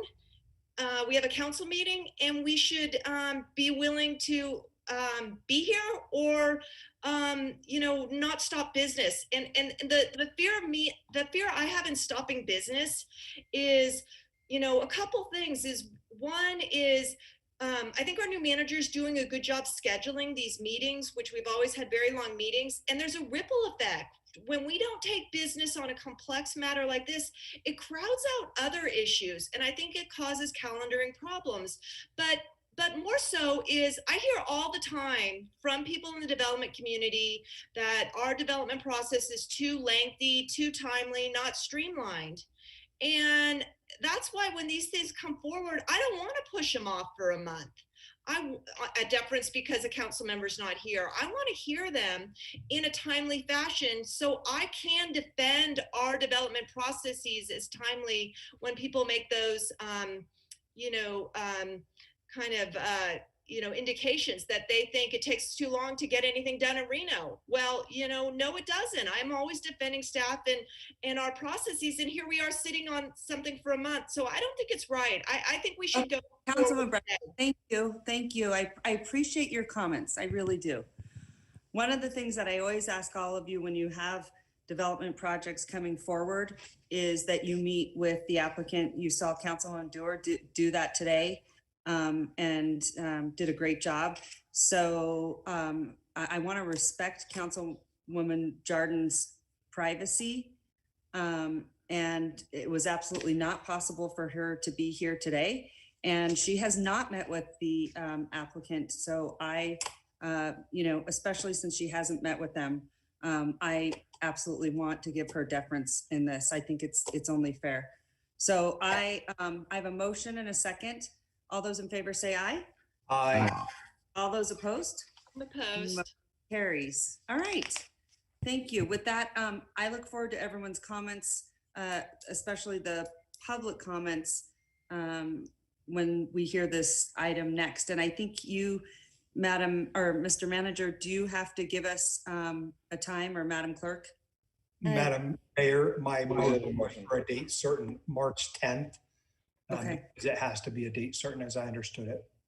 Yes, and we will, I'm sure your motion meant to include 6 p.m. on that as a customary time for after hours appeals. That's correct. Okay, so this will come back, Madam Mayor, to just clarify and state it on the record as you requested. All of the public comments associated with this item, the Stan Lucas Mortensen Ranch, will be moved forward to the item coming before you on March 10th at 6 p.m. We will also bring forward all of the voicemails that have been received. Again, those have been submitted to council for their review. You now have additional time to review them. They will be included in the record and played at that meeting. Okay, great. I appreciate it. So then at this time, I assume, Madam Clerk, we're going to go into general public comment.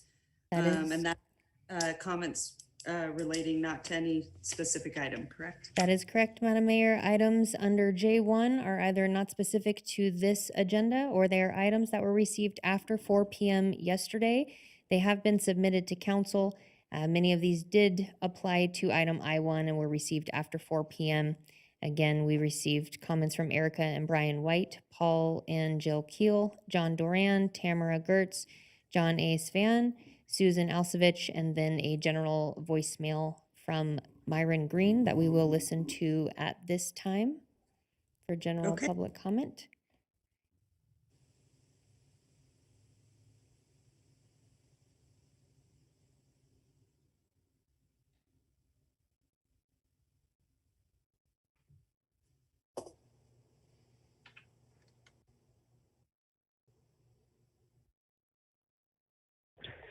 For the record, my name is Myron Green, Green. I'm calling to leave a comment about the Reno Sparks Convention and Visitors Authority. Their recent decision to hire a Mr. Charles Harris to be their CEO appears to be another very bad decision. from that board. I received a copy of his employment contract and simply stated to have someone pay this amount of money is just outrageous and unacceptable. And obviously, his behavior in the last 2 board meetings is also unacceptable. I would really appreciate it if the elected officials on this board would reconsider their actions in hiring this man. Our community cannot afford to pay this kind of money to a public official and expect no results. Thank you.